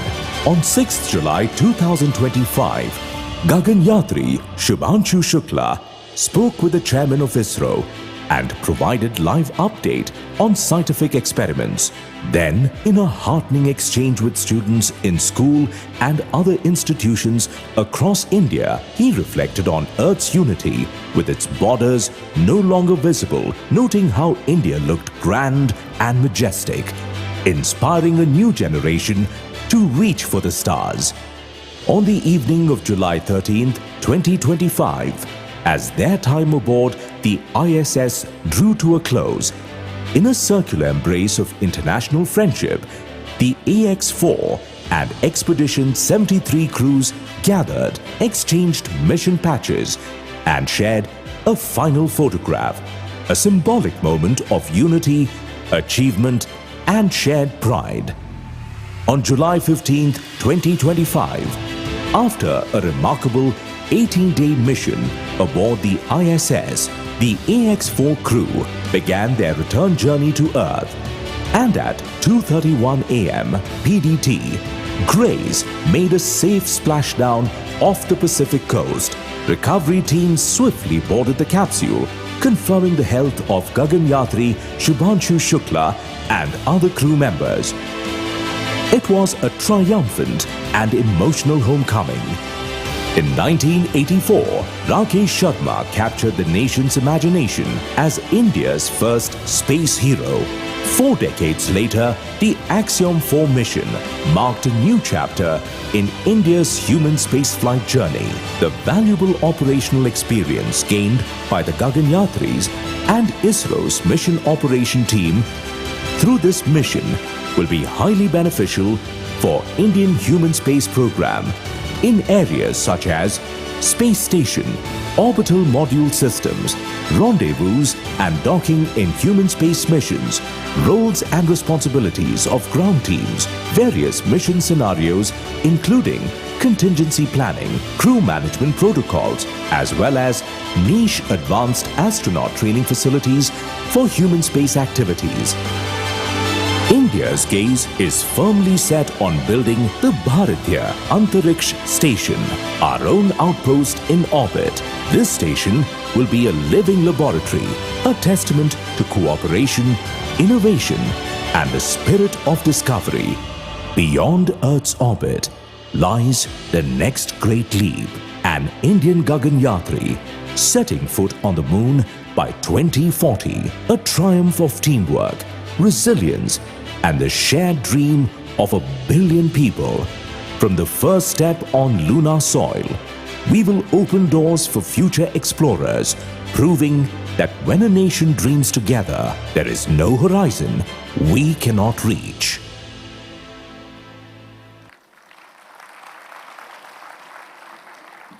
Thank you very much, ladies and gentlemen, for giving this video a watch. And now we will begin with our first panel discussion. And before we start with the panel discussions, ladies and gentlemen, I would like to bring to your attention that we also have the Slido app, which is a very democratic way of posting your questions. So we will just request the console team to put up the Slido QR code. There it is now. What you could do is you could scan using your camera this QR code, and this will lead you to a link. When you click that link, ladies and gentlemen, you will find that you can pose your questions during the panel discussion, and at the end of the session, it will be the moderator's discretion to take the more pressing and pertinent questions. So now with that, ladies and gentlemen, we will begin with the first panel. The first panel is themed Space Vision 2047 Integrated Implementation at the National Level. And this panel on Space Vision 2047 will explore how India can integrate its national capabilities and realize the long-term vision of space leadership, from critical technologies and infrastructure to talent development, funding, sustainability, and public-private partnerships. These discussions will chart a roadmap for turning ambition into reality. It is my privilege to invite to the dais First, our moderator, Shri M. Sankaran, Director, U.R. Rao Satellite Center, ISRO. Let's welcome him with a huge round of applause. Shri M. Sankaran is a distinguished scientist of the Indian Space Research Organization, ISRO. He took over as Director of U.R. Rao Satellite Center, URSC, and realization of all satellites of ISRO in 2021.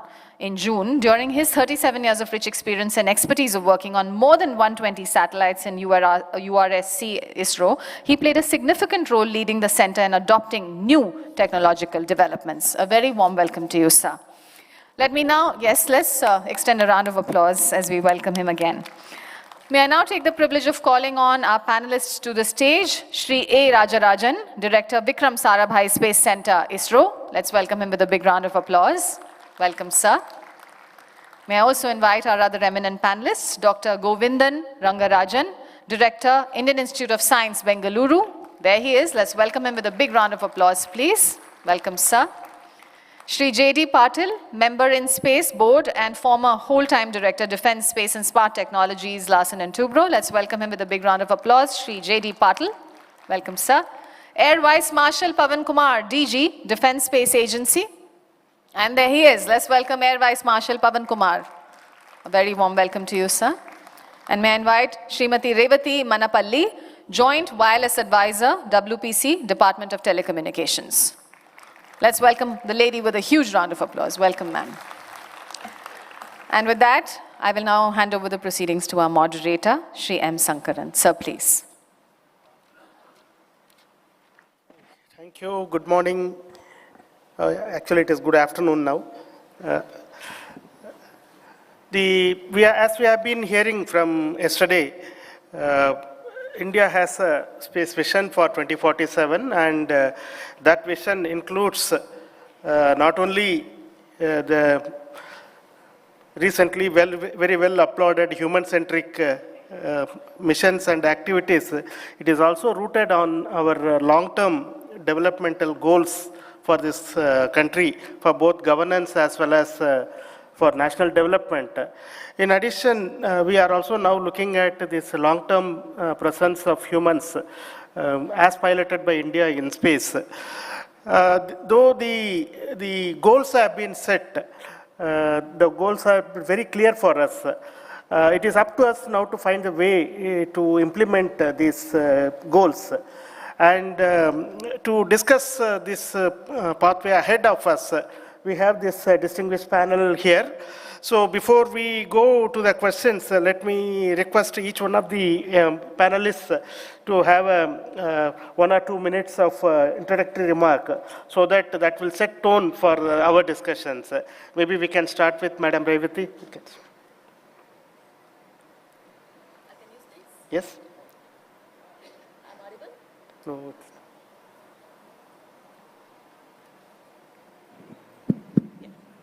Thank you. Thank you for that. Very good afternoon. I'm very honored and privileged to be here among this distinguished panel. And I'm also grateful to ISRO and especially SATCOM FIVO for giving me this opportunity. My first thoughts, I think I'll take very less time. It is integrated implementation at national level. So when we look at as a space especially, we have to see as an entire end-to-end ecosystem. It is little different from the terrestrial based systems. When we are putting a space satellite there, space infrastructure, space assets, we have to simultaneously think about ground segment including user terminal, how we are going to use and applications. I have one experience. Based on that, I'm just giving this comment. When we have put NAVIC satellites, we have satellites are operational, and ground segment we started working late. So the policies also should come parallelly so that common men will be able to use the satellite when it is already into the orbit. The second point, so when we do Space Vision 2047, probably in the whole government approach, all the government departments will come up with the policies so that the space entire ecosystem will be utilized on the day one when the satellite is going into the space. The second important point is about satellite orbit resources, spectrum orbit resources. You all know that any space beyond 100 kilometers above Earth is not in our control. It is managed by the ITU. It is on first come, first serve basis. We are planning of so many satellites, but to place them in the orbit there, we have to go and get that orbital rights. Otherwise, where we are going to place it? So that process almost starts 7 years ahead of it. When we are talking of lunar mission, Adityan and all, we have started filing somewhere in 2013-14. That is invisible, but it is very critical. So GSO we have something, but NGSO we don't have. What we have is for Earth observation or remote sensing. And with the space liberalization, yes, ma'am. I'm very happy. This is an important point, which, in fact, we are going to discuss as part of my questions also. Yeah. We'll go, it's a point is noted. We'll go ahead and discuss this. Thank you. Let me move on to Sri D.Y. Patil, who represents both industry as well as in space. Your thoughts, sir? I must say that one difference between any other government department and ISRO is right from the day one, industry was extremely well integrated into what ISRO did. Given this, at those days, more than 54, 55 years back, when some of the earliest things started happening, it actually rubbed onto the industry in terms of what is called the precision manufacturing. When I look back, I start seeing that what ISRO began nearly those 5.5 decades back actually created enormous precision manufacturing and engineering kind of capabilities in Indian industry. And we always have heard that it's the strategic sectors that take a lead and other sectors follow. So my first thought when you asked me was, what is that ISRO has actually contributed to India? It has actually given to industry some of those capabilities which otherwise were unknown. And in the days when industry was not mature, it was enormous handholding through which all these capabilities got developed. Thank you, sir. We'll now move on to our major user of the space assets, which is the armed forces today. So let us hear the thoughts from our Air Vice Marshal. Good morning and thanks so much. To briefly cover introduction to this particular topic, Space Vision of 2047, I think firstly we should endeavor, of course, by 2047 we want to be a global leader in space. But I think when world looks at stars in 2047, they should look up to India. And if we want to achieve that objective, as far as strategic community is concerned, there are 5 main pillars I think we need to focus on. First is achievement of critical technologies in all the subdomains of space domain, that is ISR, PNT, communication, space situation awareness, countermeasures, and if I can include the 6th one, that is space weather. Second is capability development in terms of infrastructure, in terms of ground stations, I would say not only in India, but abroad, because we all know the advantages.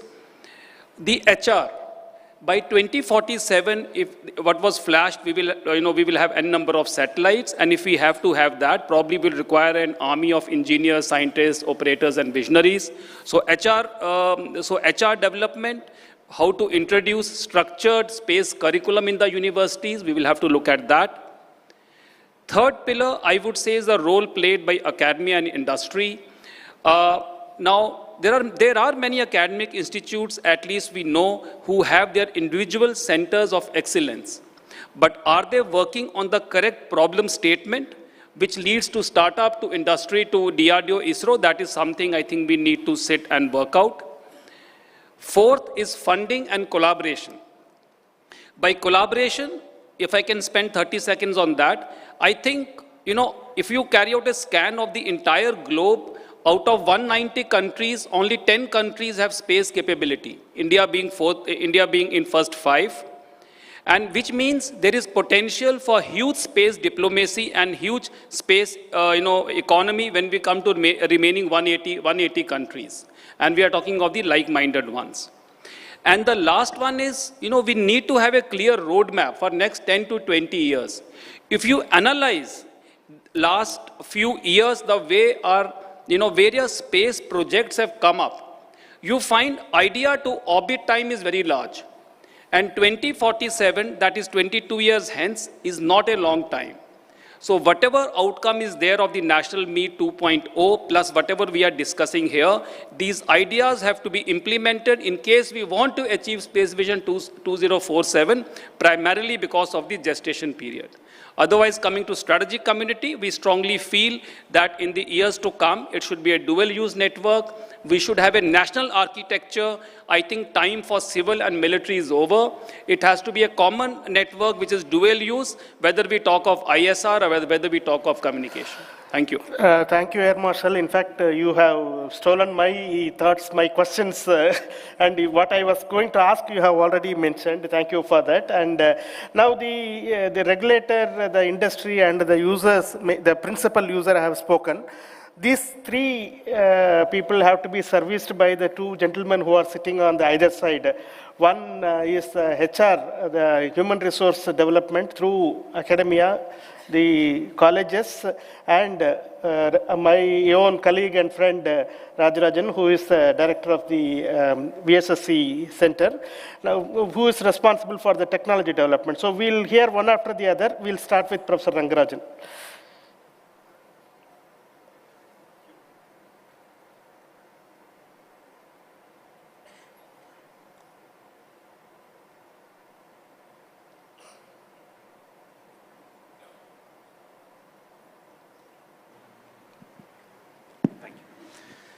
Thank you. I think I'll just stick to some general remarks and more specific remarks in response to your questions, I presume. So, academia and ISRO have already, been together for a very long time. And speaking of my own institution, Indian Institute of Science, right from the origins of ISRO, we have been closely involved, right from Vikram Sarabhai, who went from IAC, then Satish Dhawan, who was jointly director of both IAC and chairman of ISRO, and so on. So, and many other institutions, not just IAC, have been closely involved. What I think has been the effect of ISRO on academia, I would like to just highlight that. It has, I think, given something for all students to be proud of, something that you can imagine can be done within India, especially in maybe a few decades ago. Most of the students from academia would always want to go to the US and so on to accomplish something. But ISRO, I think, gave the confidence to them that they can do something cutting edge, something world class right here in India. And that's how you see not just, people maybe from institutions like IAC, but you also see people from other maybe so-called, second-tier institutions, but obviously they're not second-tier institutions, but so-called second-tier institutions have also contributed enormously to ISRO's development. And with that, I see, whenever I interact with ISRO personnel, the humility and straightforwardness that I always encounter in ISRO is something remarkable. I think these are the qualities I think ISRO has shown to the country, shown that it can do world-class things in India, and I think there can be no better example than ISRO for all our students here to emulate and to aspire to join. So I'll stop here. Thank you, Professor. Over to Rajarajan. Thank you, Shankaran. After listening to all the eminent personalities and their thought process, as the Space Vision 2047 has been clearly spelled out, and it's all based on the abilities and capabilities that we have demonstrated, and based on that, considering all the Committee of the Nations, where we should be in space arena, has been well thought of, based on the available inputs. As we all know, ISRO, the basic technocrats and all those people, now, after the space policy, a lot of things have been put forward. There is a big tide of startups and industries which has now come forward. So far, we envisage a print to build, the type of things. Now we are asking them to we only want to give an RFD, like requirement document, for newer things and industry to come up further in many of the areas. Already all the industries academy are wedded to the ISRO's program, very well from the beginning as stated by all. So the point here is, when we want to have an inclusive, effective and affordable solutions for all those aspirations and able to do both research, effective solution on space. For this, ISRO as well as InSpace, all those team has been put in place to enable a more effective interaction so that people also come with solutions. So that also I want to see how effective this can be used so that we speed up our development. What we have done for the last 60 years, now remaining, whatever we have put, we have to start doing it in another 15 years. So that is the speed in which we have to go. I think everything has been set to do that. Thank you. Thank you. Now the tone has been set by the panelists. Let me start with the first question to Sri Patil. See, we have been hearing from yesterday that all the operational or applications to be taken up by industry and only the niche or new development activities to be taken by organizations by ISRO.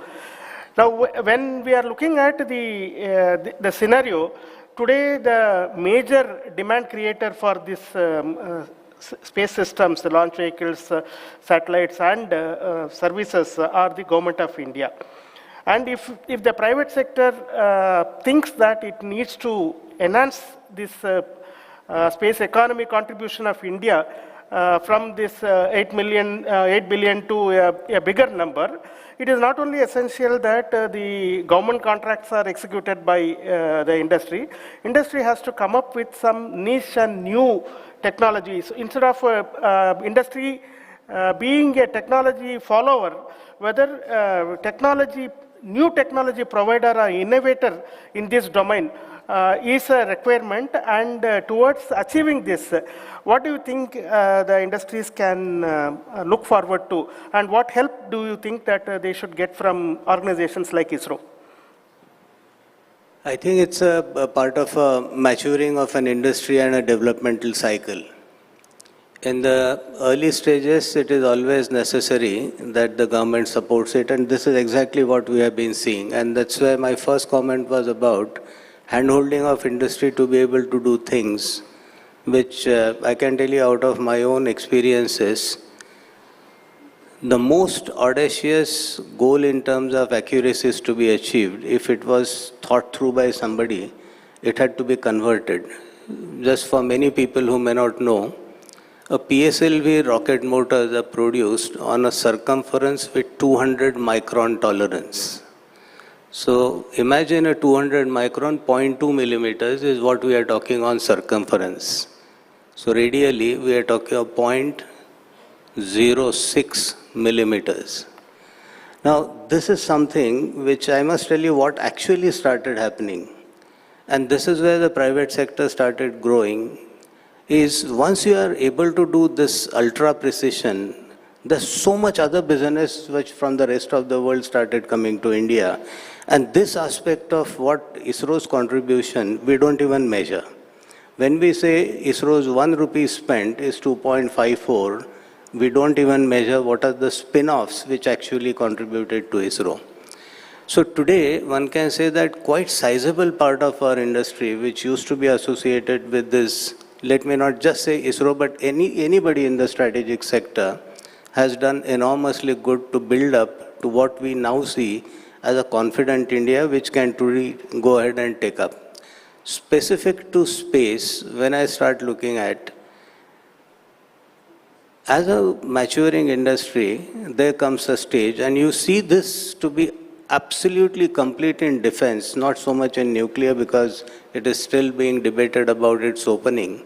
But in defense, there are private companies today which right from technology to the complete platforms, everything is done in industry. There's obviously industry which is in public sector, there's industry in private sector. And once there's a possibility of a market, industry finds its own ways to invest. So do I interpret that the the numbers once they increase, industry also will be able to do this, because anything we do in defense is in thousands and millions. Absolutely. Whereas in That's exactly why I said, one sees this is a sector in which you see this real. There are people who can design and build warships, submarines, radars, anything and everything that you talk of for defense, simply because there's an economics. Now, the economics aspect in case of space, to my mind, the upstream that we keep talking about is essentially where some amount of support will continue to be needed. Where India would matter, to my mind, from going from 8.4 to 44 billion is not so much in the upstream. It's far more in the mid and the downstream. And this is essentially where it doesn't require big money. It only requires a sort of a vision, and it also requires, to some extent, some amount of handholding, which InSpace anyway is doing. But once you start saying that there's application, and early applications will have to be within the country. And to that extent, obviously what I understand, the whole of yesterday's event is all about every government department coming together and trying to say what is that you need. Once you start doing maybe 2%, the rest of the 98 opens. And this is what is our experience in the commercial sectors all over the world, that initiation has to be Indian. Once that initiation is proven, then the whole world is your market. Thank you, sir. Thank you. That brings me to the next point of concern for people like us who have been in this domain.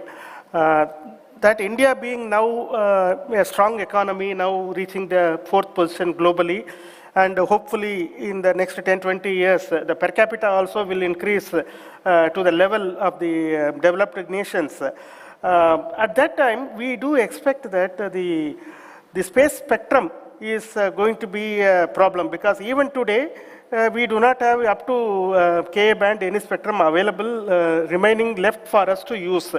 And the non-GSO spectrum is already all over the place. We don't have a presence also.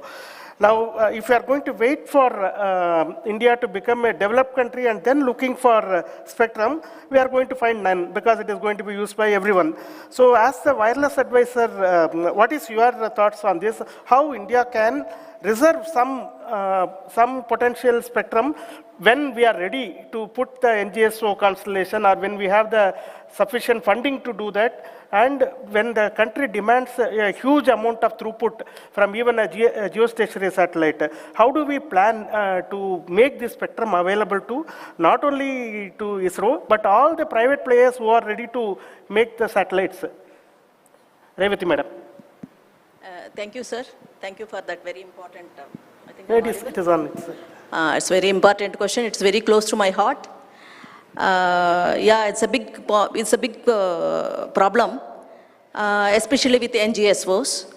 NGSO that orbit from 450 to around 1200 kilometers, it is flooded, and you know people are filing with 70,000, 80,000, and even the Rwandan government has filed for 70,000. And how to reserve it for the future, that is little difficult, because when we file, we have to come up with the complete technical parameters, because all technical people here, they know, like if I'm going for a FSS like Starlink, what they are doing, or D2M, D2D, I will have all the parameters, link budget and all, I need to do it, and you have to give all the antenna, link budget at station parameters. So, but everything is not that worrying, because after space liberalization with InSpace into existence, we have seen a lot of leapfrogging in these private satellite filings. And especially for the communication satellite, we have given to one Indian company, Ananta Technologies, at an orbital location at 89 degrees. We are all hand-holding them to get, it will be a first Indian private satellite with getting Indian orbital resource. And as far as Earth observation satellite is concerned, recently there is a consortium with 12 satellites that we are going to file. Already Dhruva Space, Galaxy and Pixel, they have made a lot of filings for the remote sensing Earth observation. And especially coming to the communication point, you are right. We are conceptualizing it now. I think communication satellites are little costly. Now, as DSA has told, we should have a national infrastructure. It should be government funded. So we should have a multi-LEO-MEO combination of a system. We should really work, and I see at least within a year we should be able to file. We are all working, and DOT is also pushing for it. With that, probably we'll be able to, will not be left behind. And I just will take half a minute. It's not only that, now we are at the ITU regulation also, we are actively participating to see that it will not on the first come, first serve basis. Because no nation should be left behind of this critical infrastructure. Thank you. Thank you. Now, you brought up a very important point that it should be an integrated approach of the government taking the lead and taking this as a strategic asset of the nation rather than as a commercial activity. That brings me to the same point what the DSA Director General mentioned earlier. Should we not look at this in this direction, even the Earth observation data, because any satellite which is doing Earth observation, up to the level 0, level 1, the products are not really distinguishable between any agricultural use to defense sector use. They are all indistinguishable. So if we are going to dedicate satellites for the special user and those data is not available, actually we are spending so much of money but underutilizing it, because though the strategic user is using it, the same level 1 data is being made available to the private sector as well as to the governance. It's going to be a huge amount of applications and services coming out of it. What is your thoughts on this, sir? Yeah, this is a very pertinent question, and especially after Operation Sindoor, we have already suggested to ISRO, and ISRO chairman has been kind enough. We are working out that proposal that it should be a national grid. Like I said, that we should not be talking of civil and military satellites, even the strategic programs that we are working out.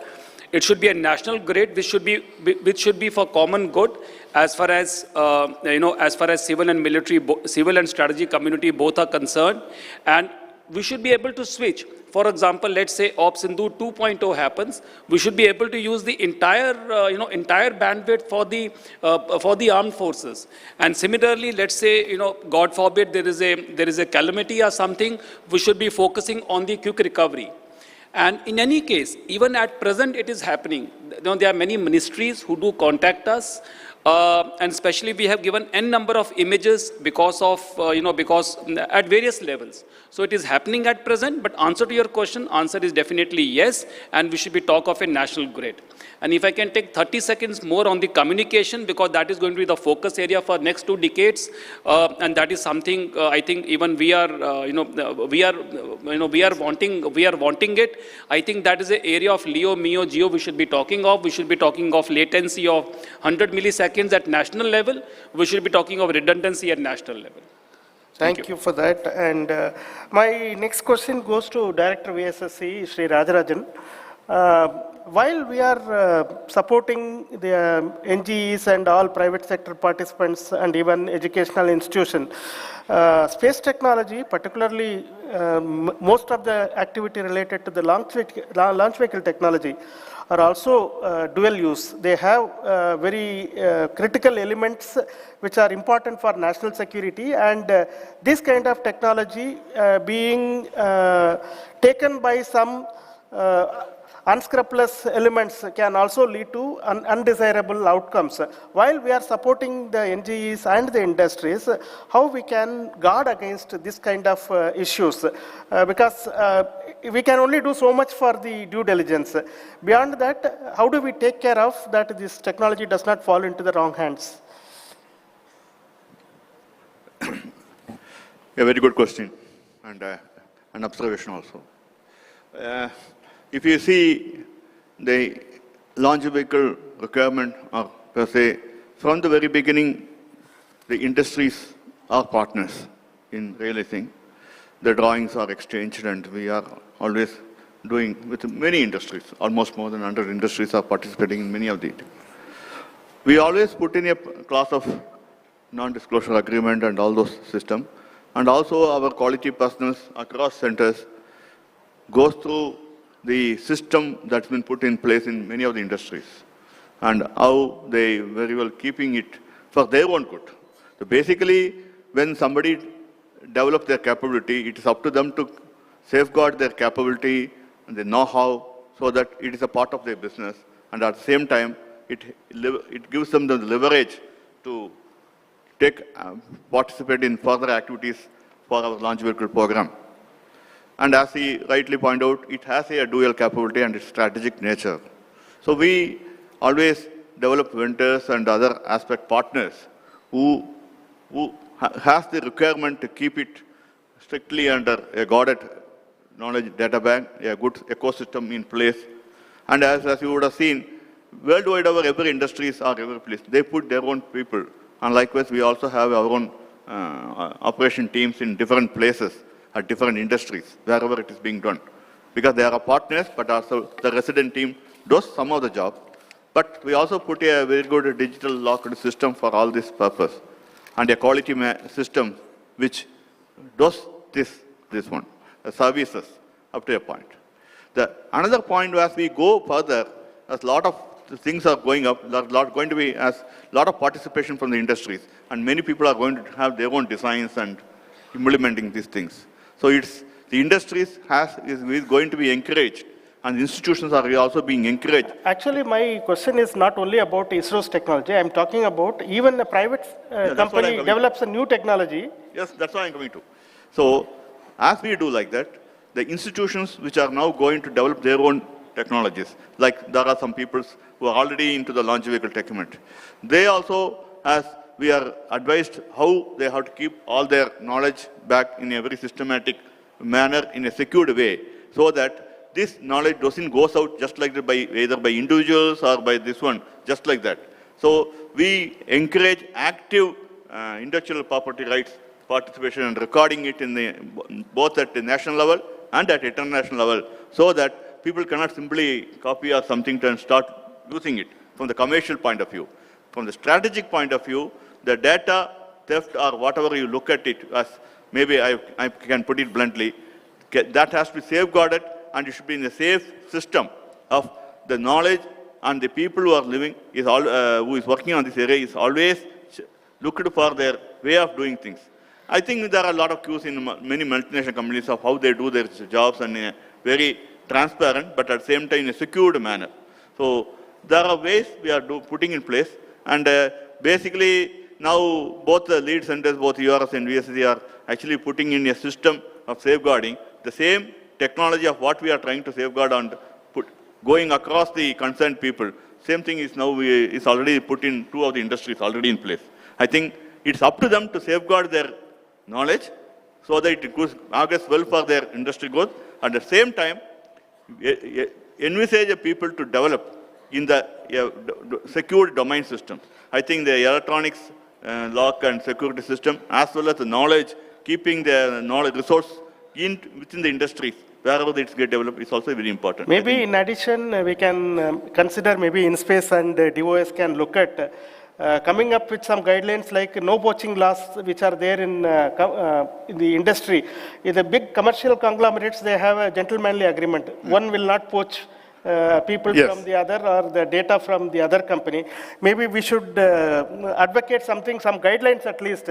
Yeah, nobody should be taken with the data. Actually, this was already touched upon by Secretary DOS and Chairman InSpace in yesterday's in the gatherings of all the industries, that we should have a very clear, integral and an approach with integrity of who does what, and we don't go into their poaching. If at all such requirements comes, it's been done with a proper, transparent way, with a proper transactional way, so that the people respects and gives that they are well protected and they are free to do the development. So that's how the country can progress. So this system has to be put in place. Okay, thank you for that. And we'll now move on to the other side of this argument. We have been talking mainly about the engineering aspects, but we'll now look at the scientific outcome of our space endeavor. Though we are all very happy with whatever has been done, whether a transformative science is coming out of our missions, and what is our preparedness in coming out with new missions, new payloads, and transformative science out of this. I would like to request Professor on your thoughts on whether you are happy with the way things are today, or if you would like something different to be done, what is that you would like to us to do differently?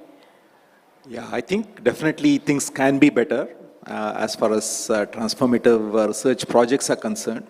I think one should divide it into two aspects. One is some things which are mission critical, where ISRO needs the support or assistance from academic institution. That can be in a small way, but maybe some critical aspects can be addressed by the academics.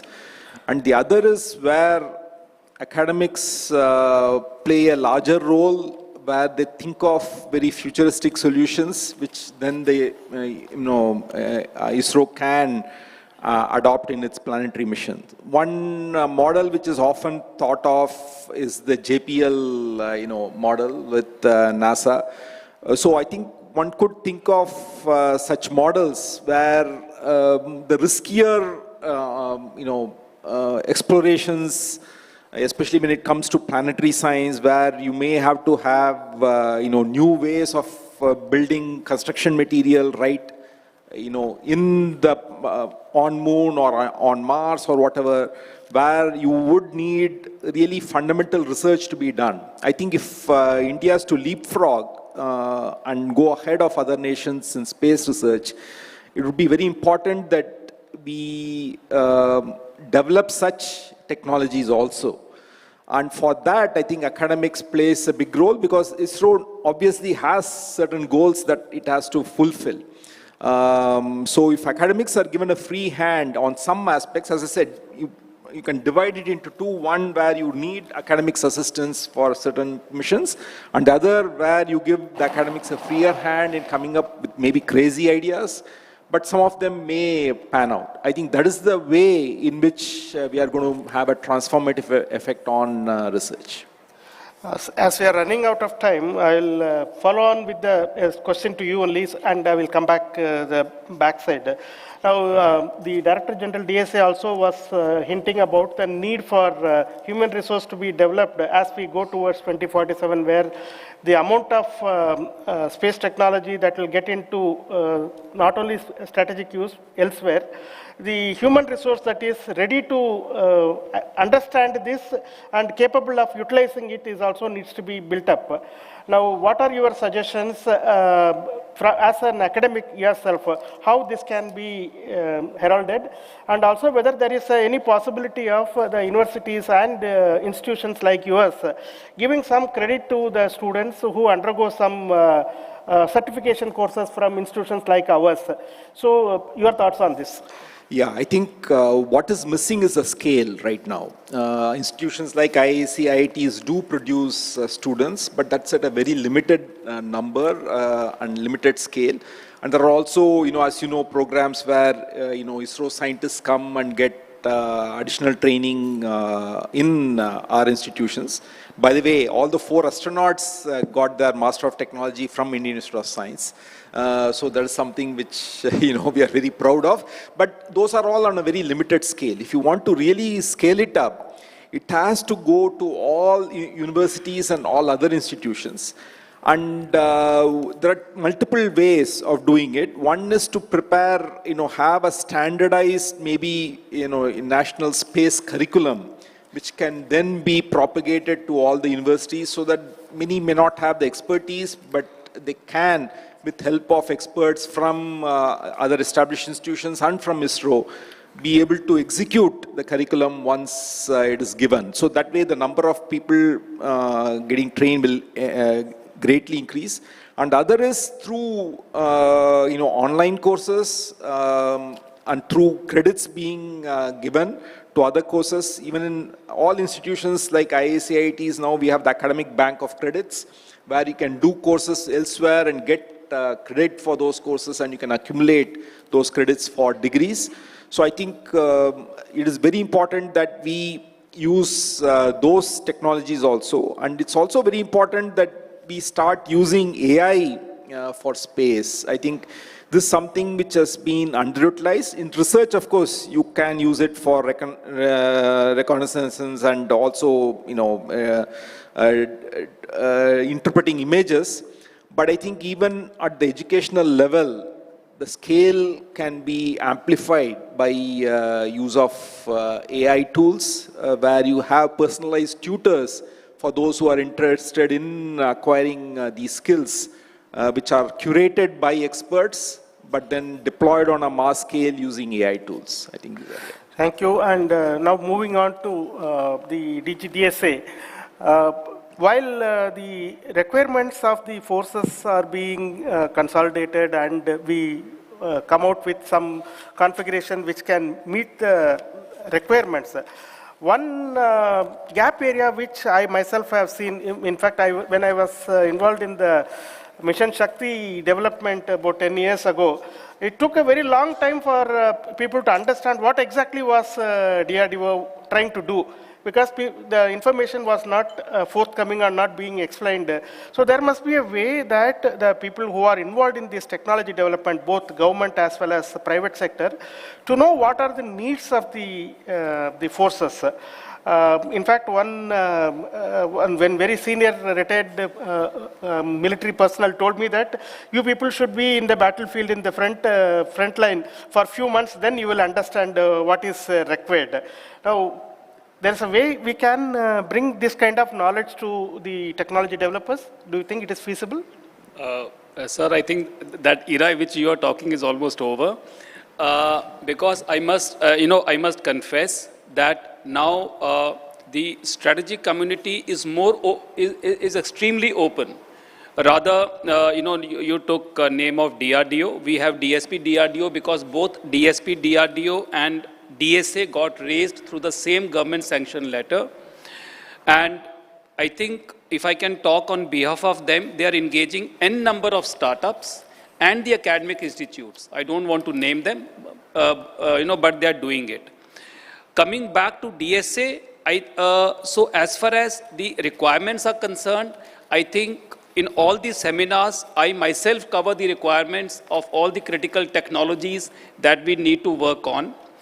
And additionally, we have almost, when we call companies for tech scan, and we do guide them because more importantly, it is very important that they know the requirement of the user which is going to happen in next 5 to 10 years. And they are heading in the correct direction. And that is, to some extent, if I can take the liberty of saying, it is for the academic institutes as well. So the hand-holding is very strong because, like I always say, it is only the user handshake and the operational handshake which will ensure that we are progressing in the correct direction. Because in case we can develop technologies, but technologies don't fight war. The technologies have to be amalgamated into the overall operational matrix, and hence the importance of user handshake and operational handshake, and we are more open than that. Rather, we are extremely open. Thank you. And we'll move on to Sri Jayant Patil. Now, everybody wants to be in the space technology domain, all startups and private companies. But one major area of absence of the private technology in the space domain is the ground equipment realization, especially RF and baseband equipment. Practically everything is coming from a single source monopoly from foreign countries. What do you think we can do to make our Indian industry take interest in this, which can really, when successful, it will become very, very lucrative area. Do you think that we can do something about that?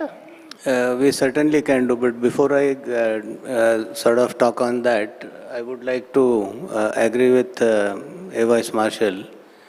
Military, I have spent nearly 40 years of my career.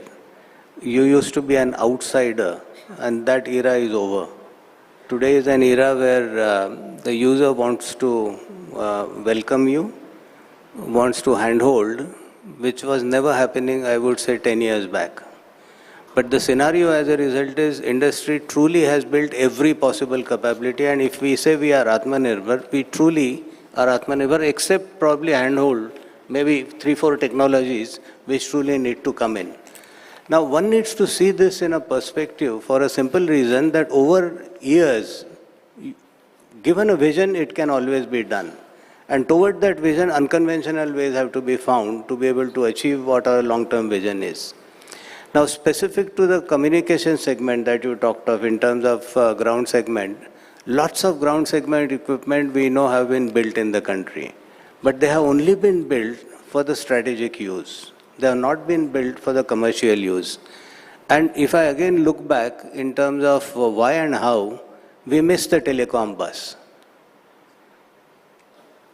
The day the telecom boom in a way was brought into the country, imports were freely allowed. If it was slightly controlled at that point in time, today we would be talking a different game. And this is essentially what I mean by some of those interventions which at upfront they have to be brought in, and that's essentially where a government department truly matters. Once there is a clear decision that communication is something, if everything everybody else knows in the world, what is secrecy about your ability to communicate? And this is what can truly hurt India in times of crunch. And this is essentially where we need to be able to say there are things which we will allow somebody to do, there are things which will not allow others to do. It might take 5 years. My experience is if we go through a readiness to do to some extent, I'm giving a nice word to it, upwas. If we do an upwas for few days, we know our body improves. Same thing applies to the strategic side of it. If we simply say, I'm not going to get it from outside, you will find it happen. Why it doesn't happen is an existing player and a new player. The new player finds it extremely difficult to compete. And he knows that the tender conditions which will be always written, specifically in case of government, also in case of the private players, they actually will promote an existing equipment which actually will match the specifications of what is in market. We say this is the biggest old boys club. That's exactly where it is. So that's exactly what I mean by, if we decide strategically we want to stop it, nothing is going to go wrong. Within 2 years, you will find everything happening in the country. If my belief is all strategic developments in the country, beginning, let's say, with nuclear and space, if 74 had not happened, where would be space? And everything space was denied, but everything happened in the country. I think that's a model that if we are denied, things have happened in India, and we need to only create that self-restraint to be able to promote what needs to be done and what can then thereafter happen in India. Thank you. And anyway, you have answered partially the question I was keeping for Srimati Revati.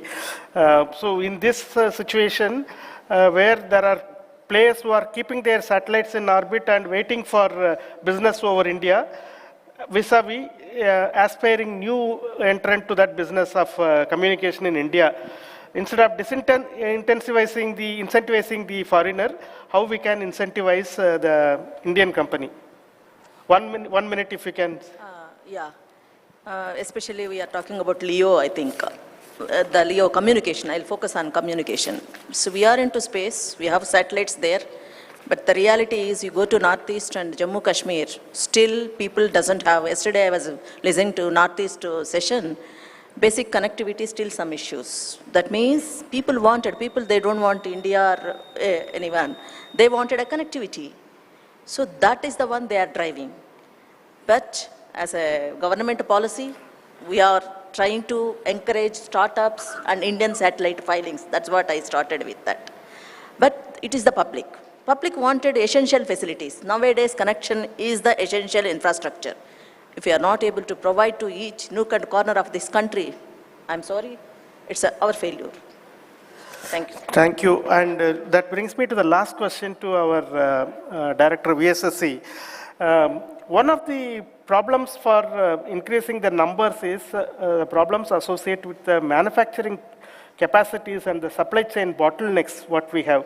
We have been seeing it for our own programs, we have been finding it difficult. Now, what do you think should be done to bring out, to take out this as a bottleneck or a problem, how to enhance the supply chain reliability and manufacturing capacity enhancement. Because today we do not have a large numbers requirement, but somebody has to take that step and establish those manufacturing facilities. Then only tomorrow we can dream of becoming big. Your thoughts? Again, as you rightly point out, ISRO, when we started the program in space area with all the precisions, as Dr. Jayan Patil observed, the industries got developed, and we handheld the industries to do the print to build a lot of parts and components both for launch vehicle and spacecraft. But as we develop and increasing the quantity and requirement, and we made it more stringent, the industries are able to come up. Now the question is, for the program for the space vision of 2047, and we have so many programs of more than 150 spacecraft and hundreds of launch vehicles to develop, we also have to note the government came with a space policy, and it has been put in place. Many startup industries are put, and they have their own infrastructure and capacity building they have put in place. Now, it is up to the industries, like an automobile industries where a lot of expertise are available in different areas. There is a cross utilization of the facilities in the global area of these automobile industries. The same has to be applied, and people are doing this. Many of the electronic spare parts as well as the mechanical items, all those aspects has been the cross utilization of the expertise available in various industries is being used to develop their own vehicles and spacecraft and infrastructure. The same thing has to be now put in place at India. In basically, the capacity built by the industries and the startups and the public sector as well as the industrial giants that have been already in place for the last 50 years. All the capacity building has to be monitored, and some specific expertise has to be developed from each industry, which can be leveraged across the industry for us to create more and more effective and affordable space assets and transportation systems in the coming days. And that's how we have to solve this. Thank you, Ragarajan. We are hopelessly out of time, and though about 60 questions are there, we don't have time to answer any of them. I hope that your questions will be recorded somewhere, and we'll try to pass on the answers to you. That, ladies and gentlemen, is the panel on the integrated implementation of national level for the space sector. Give a big hand to the panelists. And I'm very, very delighted at the positivism and the convergence of the ideas among the panelists, and it augurs well for our nation. Thank you very much. Thank you very much to our panelists, and I'm going to now request our Secretary, Department of Space and Chairman, Space Commission and Chairman ISRO, Dr. V. Narayanan, to please help us felicitate the presence of our moderator and our esteemed panelists. So, yes, sir. So we start with our moderator, Shri M. Sankaran, Director, U.R. Rao Satellite Center, ISRO. Can we have a round of applause, ladies and gentlemen, to thank our moderator, please? Thank you very much, sir.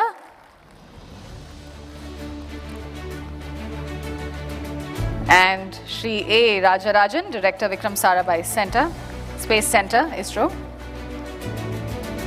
Srimati Revati Manapalli, Joint Wireless Advisor, WPC, Department of Telecommunications. Thank you, Madam. Shri J.D. Patil, Member in Space Board and former whole-time Director, Defense, Space and Smart Technology, L&T.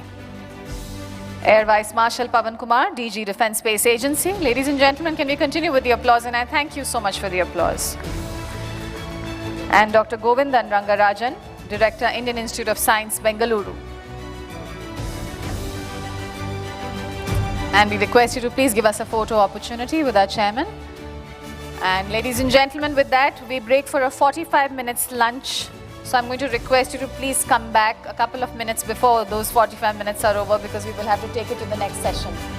So I thank you very much once again. And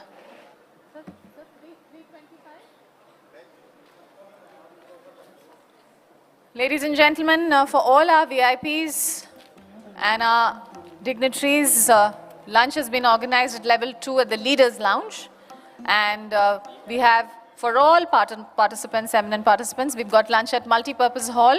So I invite you to please join us for lunch and then come back and just at 3:15. A couple of minutes before 3:15, ladies and gentlemen. So I request you to please come back to this room, the plenary hall, a couple of minutes before 3:15 so that we start the second panel discussion on time. And the second panel discussion, ladies and gentlemen, is equally compelling. It is on space economy marching towards targeted achievements. You don't want to miss this. Thank you very much. I'll see you on the other side of this lunch break.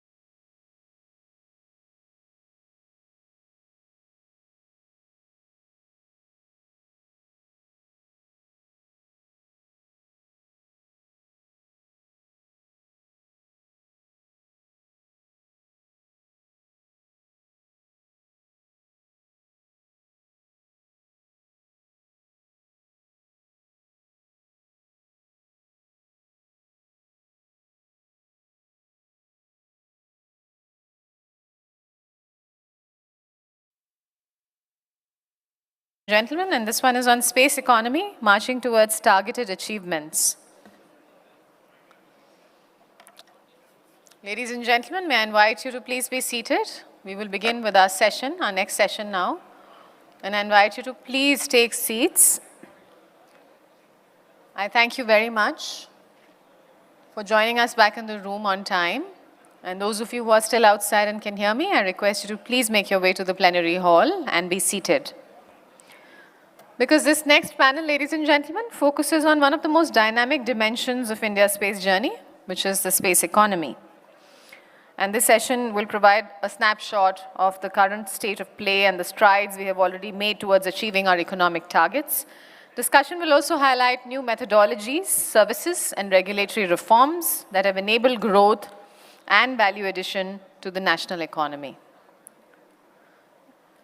And at the same time, ladies and gentlemen, this session will also address the challenges from infrastructure needs to investment gaps and explore strategies to overcome them. The panel will bring forward both short-term and long-term priorities, the role of seed funding, foreign investment, as well as the roadmap for developing critical capabilities. In essence, this is a session, ladies and gentlemen, that we must all attend, because this is a session that could chart how India can transform its immense potential into measurable economic strength, ensuring that the space economy becomes a pillar of Vikasit Bharat. So, we are very shortly going to be joined by our eminent panelists at this session. Ladies and gentlemen, may I request you to please take seats.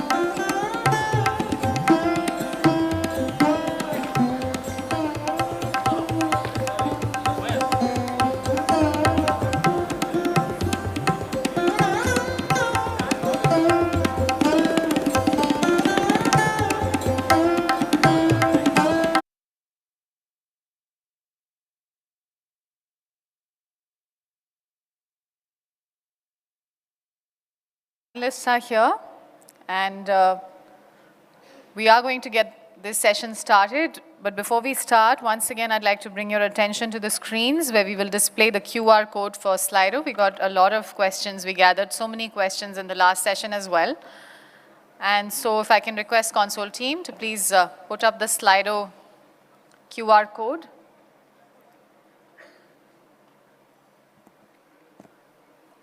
So while the session happens, ladies and gentlemen, in fact, you can take a scan now. You can scan this QR code right now using your camera. And then it will take you to a link. Once you click on the link, you will find that lots of people would be asking questions, and there will be space for you to key in your question. And in Slido, we also have a remarkable feature where if you think you resonate with a certain question, you can vote up that question. So you can press the thumbs up, and that question will then go up. So more the votes on a particular question, that question will be highlighted and it will go up. Easier for the moderator to take up that question. So I request you and urge you to use Slido as much possible and also send in your questions. And we are now absolutely ready to begin, ladies and gentlemen. So I just say that this panel on the space economy will examine the progress made so far and the steps needed to meet our targets. It will highlight reforms, new services and investment opportunities while addressing constraints and charting a roadmap for both immediate priorities and long-term growth. Ladies and gentlemen, the space economy is no longer a distant dream. It is India's next growth frontier, and today we march towards our targeted achievements. And I am now going to request our moderator to kindly please grace the dais, Dr. Rajiv Jyoti, Director, TD in Space. Let's have a huge round of applause, ladies and gentlemen, for Dr. Rajiv Jyoti. He is Director Technical at Indian National Space Promotion and Authorization Center in Space, and he's had a long stint at ISRO's Space Applications Center. Before moving to InSpace, he's an expert in the antenna system. He designed and developed several indigenous microwave technologies and antenna systems for more than 25 satellites. And he's also a recipient of many, many awards, including UN Long-Term Fellowship at ESA, Netherlands. A very warm welcome to you, sir. Now, I'd like to request all our eminent panelists to kindly join us on stage. May I please take the privilege of inviting Dr. Subba Rao Pavuluri. He's the founder at Ananta Technologies Limited. Let's welcome Dr. Subba Rao Pavuluri, please. Let's have a huge round of applause, ladies and gentlemen. We've gathered some energy from lunch, so I guess let's translate that into applause. Thank you so much. Warm welcome to you, sir. May I invite Shri Arunachalam A, Director TNS, NSIL. There he is, ladies and gentlemen. Let's welcome him. Warm welcome again, sir. And thank you for the applause, ladies and gentlemen. We'd like to invite Shri Awais Ahmad, Founder, Pixel Space India Private Limited. Let us welcome Shri Ahmad with a huge round of applause, ladies and gentlemen. There he is. Warm welcome to you. May I invite Shri Balaji N, AGM HAL. There he is, ladies and gentlemen. Shri Balaji, warm welcome to you, sir. May I invite Shri Mohammad Zayed. He's the Government Sales Lead at Digantara. There he is. Warm welcome to you, sir. And Shri Rahul Vats, Chief Regulatory Officer, OneWeb Airtel India Communication Private Limited. Thank you for the applause, and that is our very eminent panel, ladies and gentlemen. With that, I now hand over the proceedings of this session to our moderator, Dr. Rajiv Jyoti. Sir, please.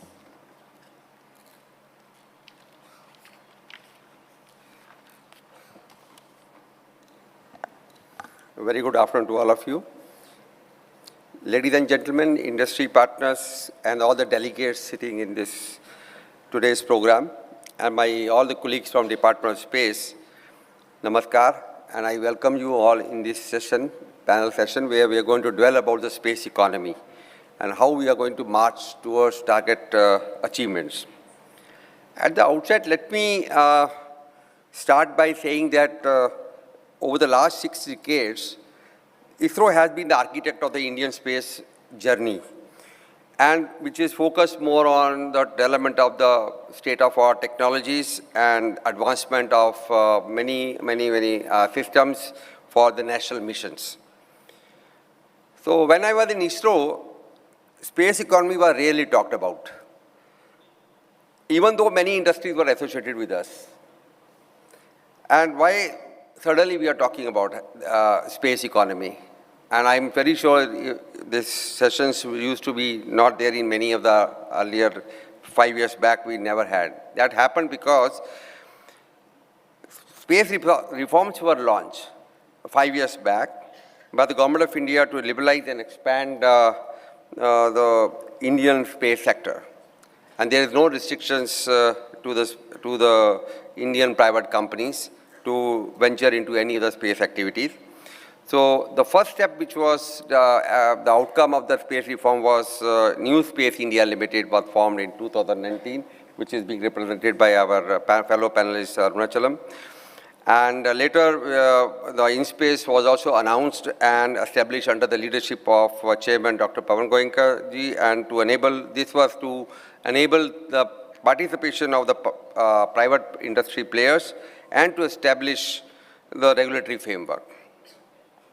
In short, I will say that InSpace is a single window interface for any industry for both promotion as well as authorization activities.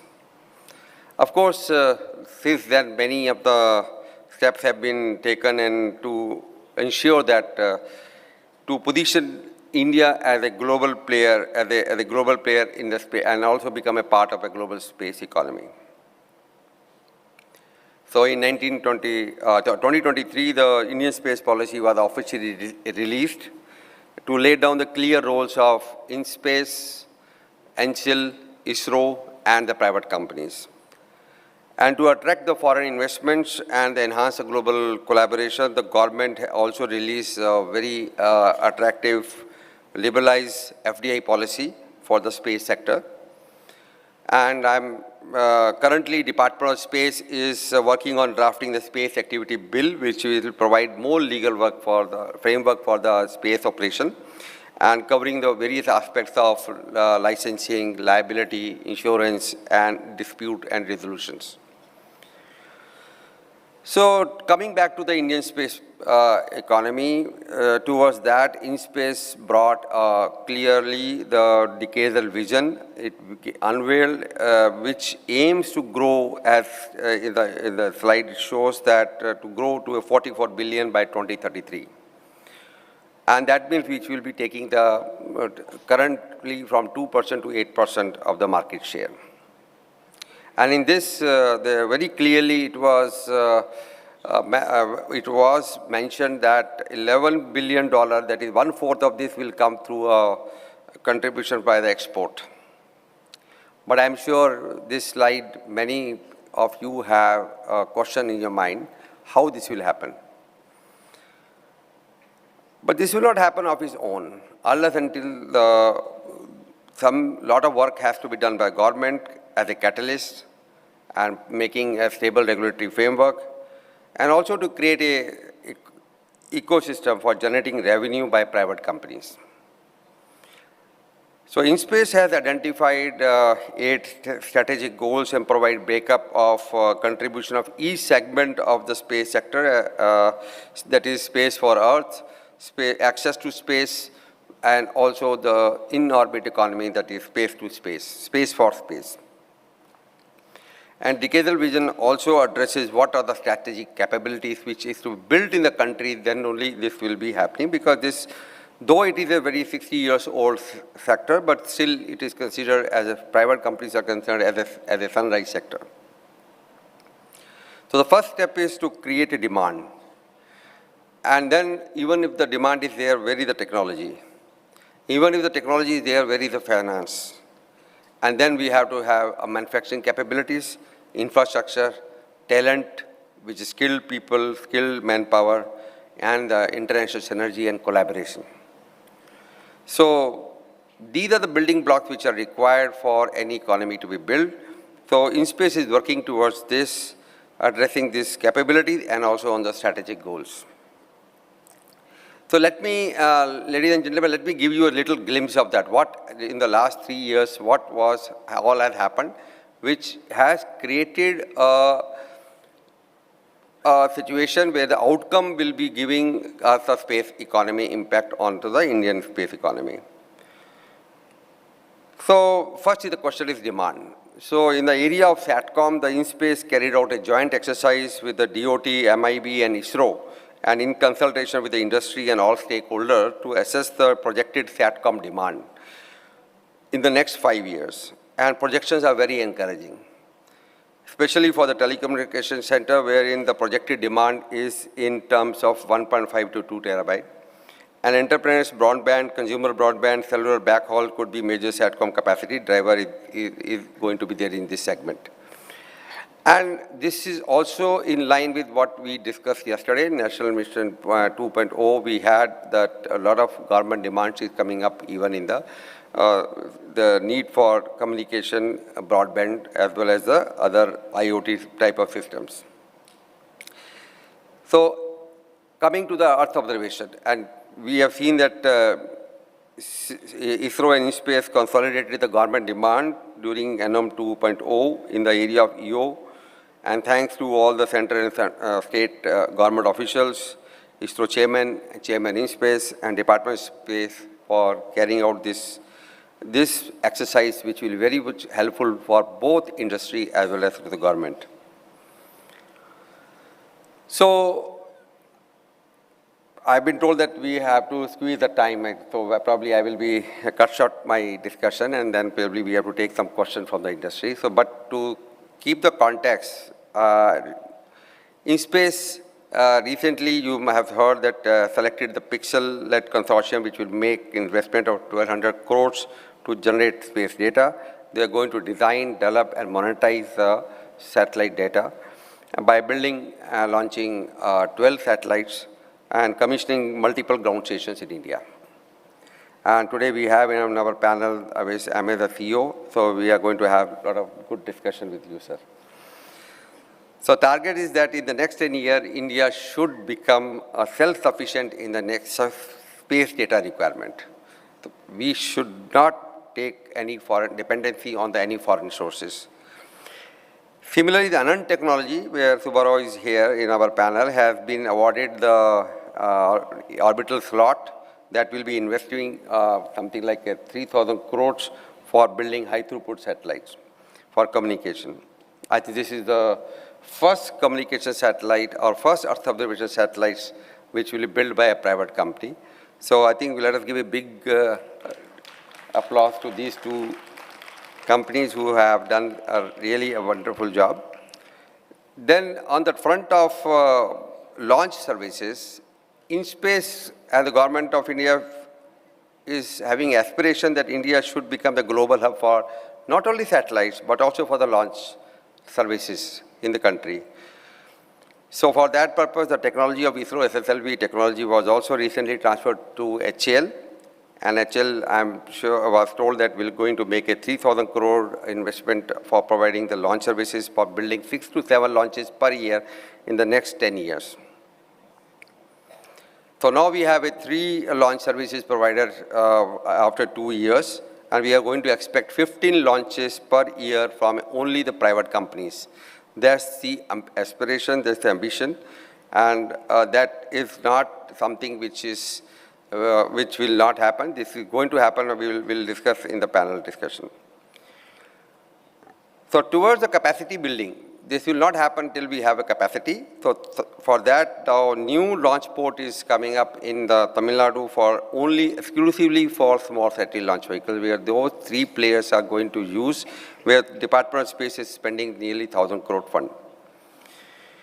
NSpace is also setting up the common test facilities at manufacturing hubs created by states, and 500 crores have been allocated for the same.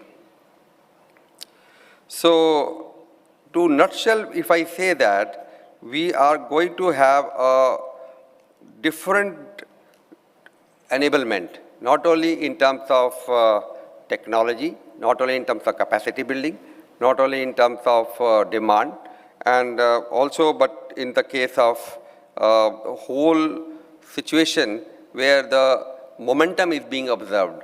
When this happens, automatically we are seeing currently momentum in the country where 300 startups are already there in the country, which are where the authorization have been given to nearly 68, only to the private companies. This does not include the ISRO launches. And also the funding to the tune of $400 million US in the 4 years it has happened, and we are going to expect, because these projects, once they are approved, the investors are going to come to these companies and they are going to get a lot of traction. So now, apart from this, there are many other things which we are talking about is the enablement through the technology transfer from ISRO. The technical, for ecosystem, we need a lot of facilitation through ISRO. And technical centers are being built, one of them is going to be built in Ahmedabad. So right now we have few labs where industries are coming and sitting there, and they are working, and startups are using it very effectively. And also basically the standards which are required for globally competitive. Unless until the standards are not there, they will not be globally competitive, and their cost effectiveness will not be there. So that is another area where ISRO, InSpace has already released more than 35 standards. Apart from that, we also have multiple mentoring, which is available free of cost, and we have almost resident experts which are available online where this can be done at any point of time. So now I will, ladies and gentlemen, I will be talking about, I will be closing this, and today we have with us a very esteemed, distinguished panel. Arunachalam from the NSIL Board of Directors is in the Board of Directors of NSIL. Avish Ahmed, he is there as the founder and CEO of Pixel. Balaji is there, who is coming from the HAL, he will be steering the project of launch vehicle. And Mohan Zaid, he is going to be into the very different system, like a space situational awareness startup. He is heading the government sales of Bangalore-based space surveillance and intelligence company. And our Rahul Vas, he is the Chief Regulatory Officer of OneWeb India, who is going to bring OneWeb constellation into the country. And Dr. Subbarao, who is a technologist and entrepreneur, is well known with having a lot of extensive experience with ISRO. So I think I will start now. I will ask, to start with, I will ask NSIL, our Arunachalam ji. You started your journey almost 4 years back. And now these are the verticals which you are seeing, the Indian space economy. We are talking about 44, and this is the vertical which we want that it should be achievable. So in the last 4 years, I was told that you already got 3,000 to 4,000 crores revenue, correct? Now, how was this journey of the last 4 years, and what do you see further, that how to increase your own revenue over the next 10 years, up to 2033? What is stored for you? Thank you, Dr. Rajiv, and good afternoon, everyone. NSIL was started in the year 2019, and our first revenue was from the launch services and the tracking support services, and subsequently we moved on to SATCOM services and then to satellite building, and of course we also ventured into the demand-driven satellite building based upon the mandate given to NSIL, and we have realized GSAT 24, GSAT N2, a high-throughput satellite, and then now we are in the process of realizing GSAT N3.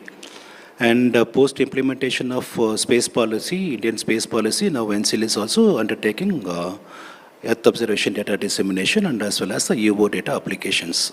Correct. And with this, in 2019-20, our revenue was about 300 crores. And as we talk about 2024-25, our revenue has reached 3,000 crores. Almost 10 times we have increased over the period of 6 years. This is the revenue what NSIL has moved over the period of 6 years. And not to forget about the various other applications projects what we take up on a turnkey basis for the user ministries. And when you talk about the global space economy, and then you are talking about 2% is the current Indian market scenario, and you would like to make it as 8% over the period of another 10 years, 2033. That means that you were talking about increasing the revenue from $8 billion to $44 billion over the period of next 5 to 7 years. And we are working to increase that almost like 5 times. You are talking about the increase over the period of next 7 years. And we have worked out the plans to increase our revenue from the order of 3,000 crores to about 15,000 crores over the period of next years by undertaking various measures, including increasing the production capability. Of course, with the PSL, we have HAL as a partner. SSLV Inigo technology transfer has happened to HAL, and now we will be working on a LVM3 PPP model to increase the number of vehicles which will be available for providing the launch services to the international customers. And you also mentioned about bringing the foreign exchange revenue to the country. So LVM3 is a very good candidate to bring in the foreign exchange revenue to the country. That is one aspect actually we'll be working on. And then second thing is we also would work on the managed CERCOM services. That is another big revenue. And yesterday in the national meet you have seen about various AI-based EO applications. That is one area what we'll be focusing on. And then coming back to the satellite manufacturing, then we will focus not only on the user requirements to meet the user requirements, also we would be having our own satellites to increase the capacity what we'll be providing to the various users. With this, we plan to increase our revenue over the period of next 5 to 6 years to the order of about 15,000 crores. Okay. So the thing, correct for the thing, the export is going to also happen, and mostly from the communication. Okay, so next question to Aves. Congratulations.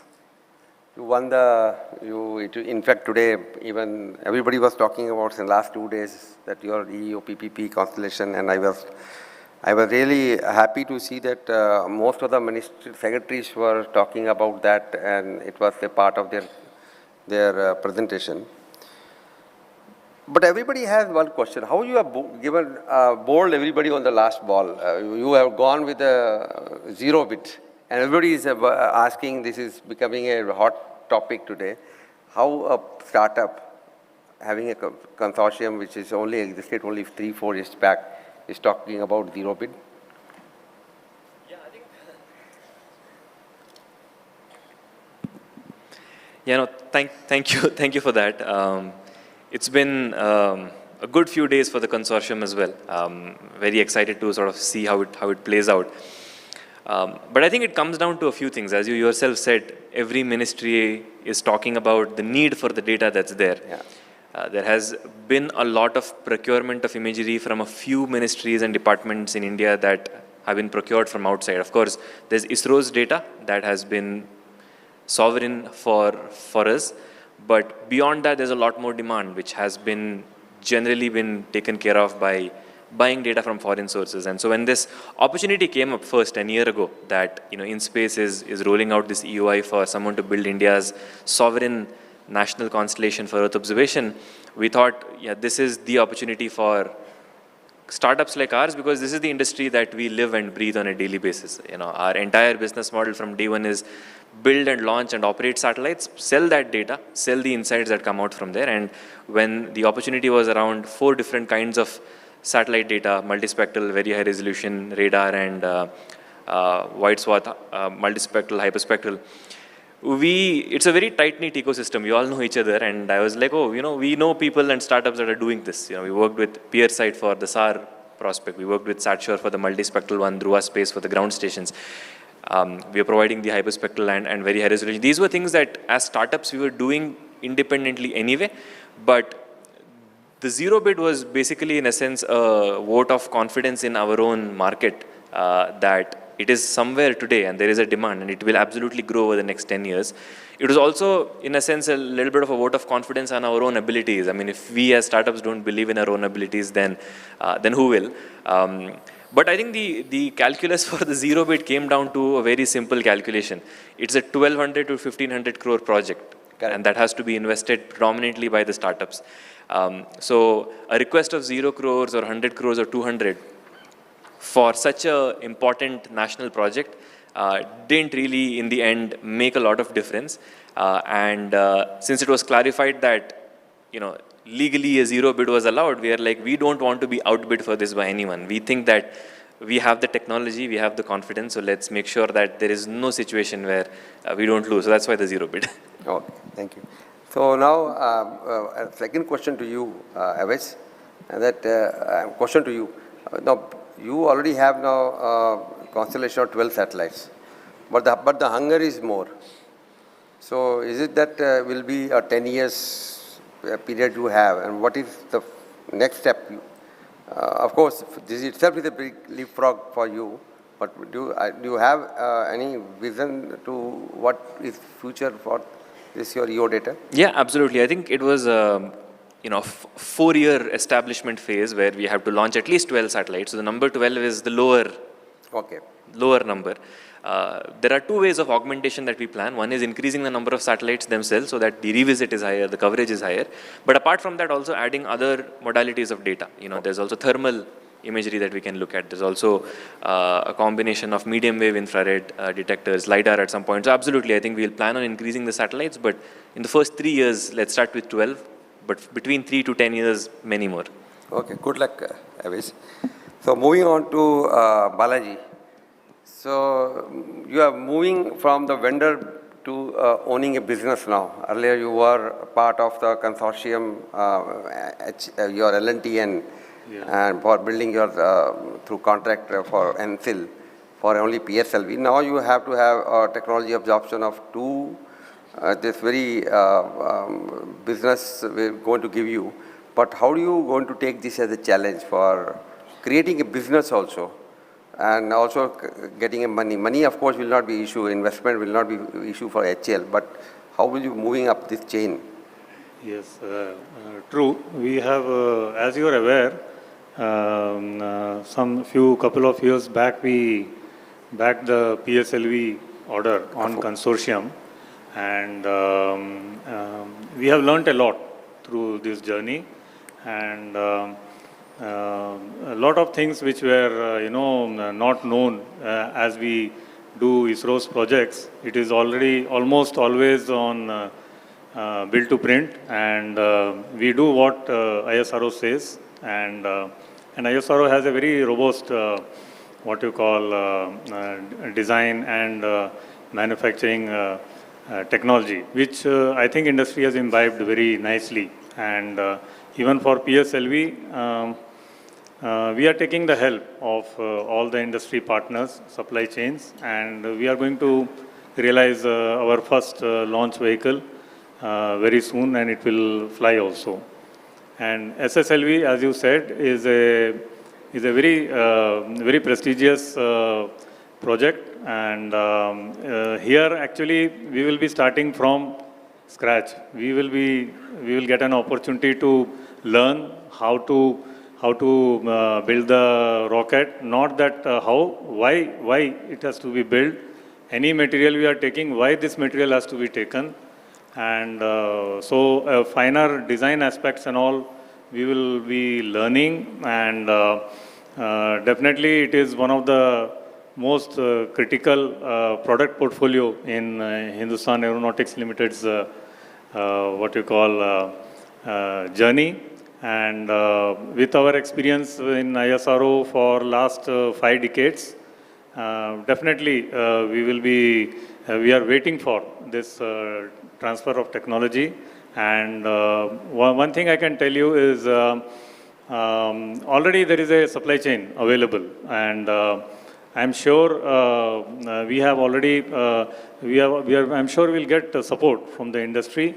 And even before we signed the agreement, we have already started discussions with almost 90% of the supply chain partners to see how they can support us. Not only support, we are also having a map how to scale up the production. So it's not just producing the rocket in 1 or 2 numbers, but in good number of quantity. So what is your expectation in how many launches in the next 5 years?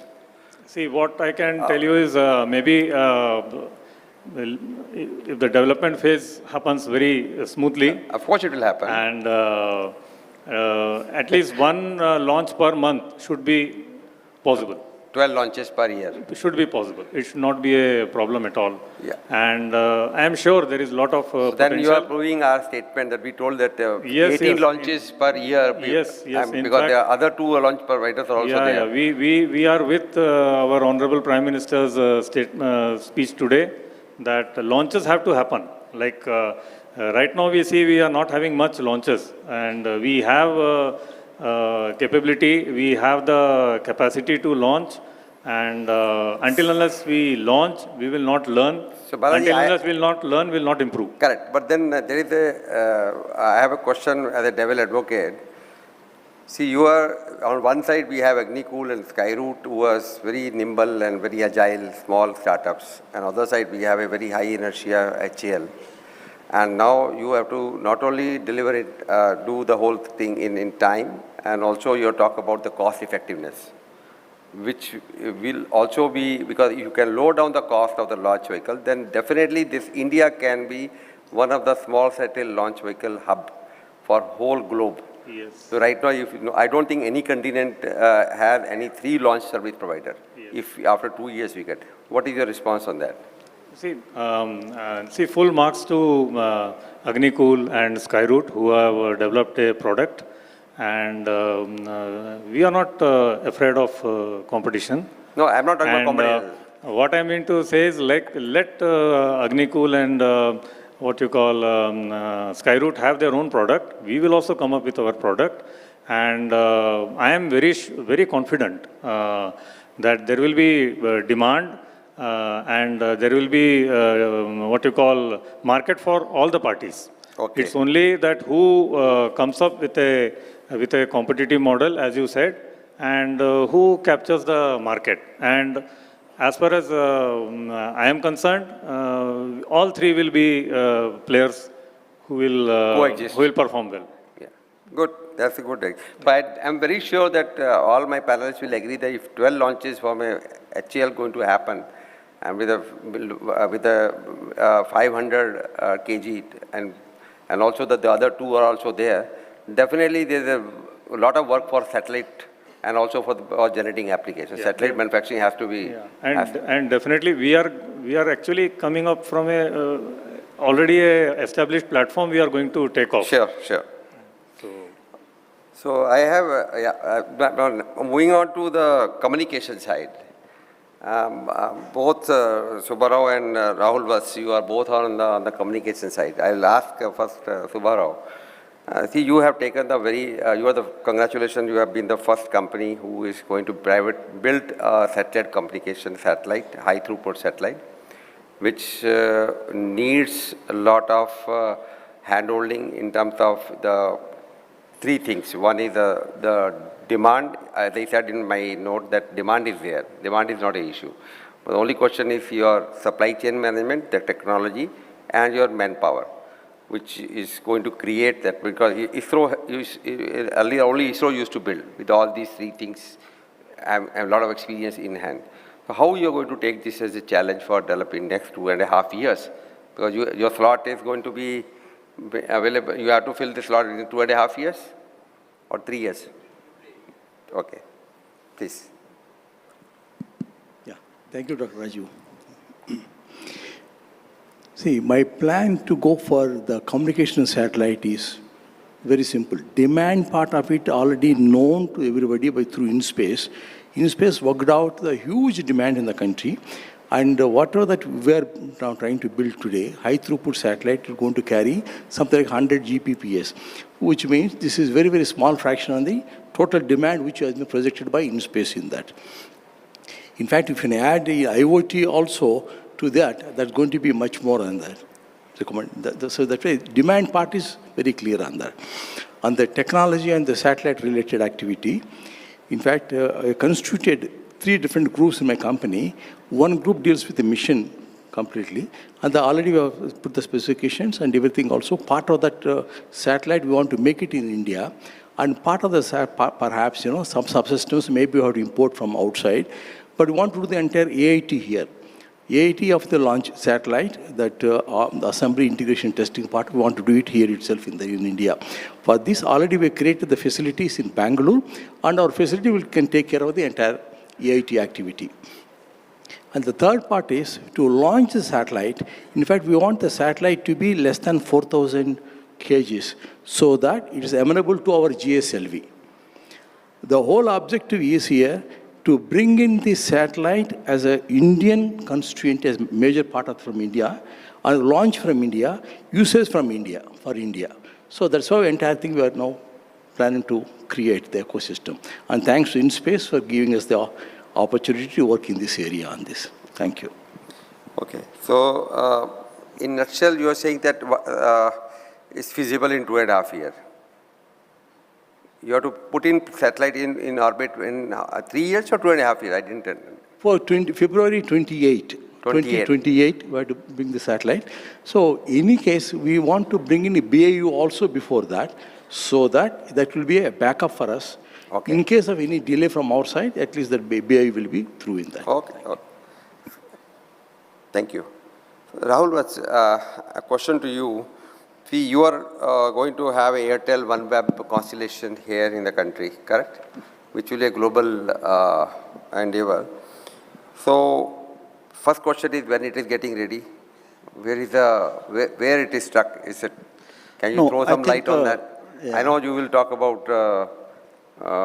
So, giving you a forum to tell the audience what are the issues. No, I think as a constellation, we are a low Earth orbit constellation. And actually, the company started somewhere in 2016. But because of reasons of investments and money, it went into bankruptcy in UK. The company was revived around 2020. That was the time where India was also firming up its plan of what it really wants to do in space.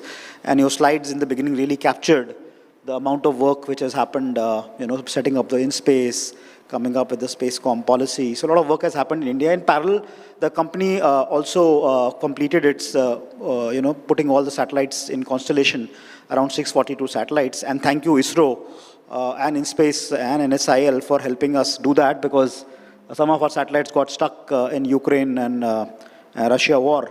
And so the 72 satellites had to go up through ISRO, which was a very critical mission, and ISRO really came up very clearly on that. My situation today, sir, is that my constellation is completely ready. We are actually working on an experimental and a test spectrum, which has been allocated to us by the Department of Telecom through the Interministerial Committee. Actually, it is being used as we speak at multiple locations. There have been mission-critical activities done by Indian Army, by Indian Air Force, by the Coast Guard, and more recently, just last week, even in Uttarakhand, where the disaster, struck. So even right now, my terminals are being used by Indian Army, at those locations. There have been other sensitive missions by the defense, which I will not be able to mention out here. But suffice to say that we are ready completely. The day the spectrum allocation is done to us, we can start rolling out our services. Our gateway infrastructure is ready in Mehsana and Tuticorin in Tamil Nadu. The team is in place. Security testing has been done by the department. So we are awaiting for the allocation. Also, we are awaiting the opportunity to be using the Indian gateway system to serve neighboring countries, right? We can use the same infrastructure for, say, services in Sri Lanka, in Maldives, in Nepal, in Bhutan. These are markets where India can, and this is also the visualization, if you see, of the Spacecom policy. Also, the InSpace has been kind enough to agree to that. So we are all ready, sir. We are just waiting for the last minute. So how much portion of your economy you are going to take for the global? So globally, our services are already operational in US. I'm talking about what is your breakup of that Indian economy? How much you are going to take the revenue from Indian? So the Indian capacities are not very high. The satellite system, as I said, was visualized in 2016. So it already had a limited, capacity when it was visualized. Out of that, the Indian portion of the capacities are limited. But we are already working on phase 2, already started working on the phase 2, which is going to be giving us much more capacity. Right now, whatever capacities are available, I'm sure, given the geopolitical needs of the country, we'll be able to, utilize them effectively. Okay, so then I have the last question to you. How about bringing the manufacturing in India? Because that is the one which will add value to the Indian economy. I completely agree, sir. And as I said, OneWeb as a company has got its heart and soul in India. The Bharti Group is the largest shareholder of this LEO constellation, which is there. And we have had some primary discussions initiated with a lot of vendors to see that can we do on, UTs out here. The thing is that it's a very cat and mouse situation. It has to trigger with a demand outset. It has to start with something. And right now we are really awaiting, the green flag to launch our services. Once we are clear in the uptake, I'm sure that is something we can work with. As a telco, I can tell you, we are in manufacturing ourselves. We manufacture out of ONTs, OLTs, devices ourselves. And so we'll be most happy to even look into these opportunities once we get more clarity. Yeah. Because till we get the product and services, if we limit ourselves only to the services or in the manufacturing or into the service sector, till we go into the product development, the race of next decade also will be affected. I completely agree, sir. Yes. Okay. So moving on to our youngest startup, Mr. Mohit. You are working in a niche area where we know that when we were doing a decadal vision plan, we were seeing the economy, existing economy is hardly anything. Even only the ISRO is doing the space situational awareness, and they only are the. So right now, what are the main challenge for a private company who is a startup who is facing what type of national, if you want to become a part of a national space mission also, because you can give data to all the private companies, also to the national space agency, ISRO.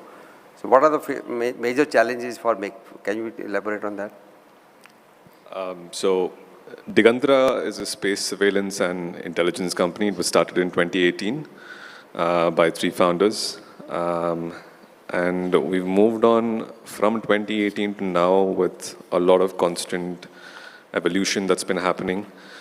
And over the course of these years, we've learned that SSA, the way that people define what SSA is has changed quite a lot. SSA by definition is the intimate knowledge about all objects, orbits, and natural phenomena that exists around our planet. And the business that is generated from this particular understanding can be divided into 4 main categories. So you've got, the commercial sector, like you said, ISRO is already doing this. In fact, when ISRO announced its Project Netra for space situational awareness in 2022, we were already working very closely with them in coming up with the regulatory framework and understanding of what their requirements are. I'm happy to say that over the years in defense, like AVM Kumar said in the previous session, there has been a user handshake and an operational handshake, especially in the last 2 years, to sort of enable us to put our assets in space and leverage the information and understanding about the space domain. The biggest challenge that I would say is in 2 fronts. The first one is the extremely long lead times that exist sometimes in defense or commercial procurement. And because we are building this SSA capability from scratch in the country, alongside ISRO and alongside other stakeholders, it sometimes takes a lot of convincing as well to get from that first conversation to, let's say, an RFP stage. I'm happy to say that we have arrived this year and the previous year, and we only look to go forward from there. The other thing, obviously, is that because now you're the only company that is doing SSA in the country, now procurement rules state that procurement demands, or the nation rather demands that we be very innovative. We've got you covered on the innovation front, but if you're the only company that's doing SSA, procurement rules state that you need at least 3. Now, if 3 companies are doing what we're doing, then it's not really innovative now, is it? These are the main challenges, and we're definitely rising above all of this, playing by the rules within the frameworks that already exist, and suggesting to InSpace new frameworks that will allow us to sort of put in a joint mission in space, maybe in the next 7 to 8 years. I mean, the astronauts that were here today went on a joint NASA Axiom mission to space. Okay. I hope to see that in the next 7 to 8 years, you've got a NASA, or rather ISRO Digantra mission or ISRO Pixel mission as well, that we can definitely see. So, okay. Yeah, but I'm seeing now there is a question from audience which I related to you. Is space debris mining to be part of a space economy framework? It doesn't make any business sense for us to remove the space debris at the moment. It does pose a threat and it does pose a danger. We're able to predict it quite well. If a collision is happening over the next 3 to 5 days in advance, we're able to sort of give data instantaneously about, what to do in that situation. But removal of debris at the moment does not make any business sense. It actually takes millions of dollars to sort of put something in space to take something out that's moving at the speed of the bullet. So, yeah. Okay. Yeah, but I'm seeing most of the questions are to ISRO actually, not to this audience. So I think I will not take all more questions right now. Only one question which has come from, when is Pixel going to release EO data from existing constellation?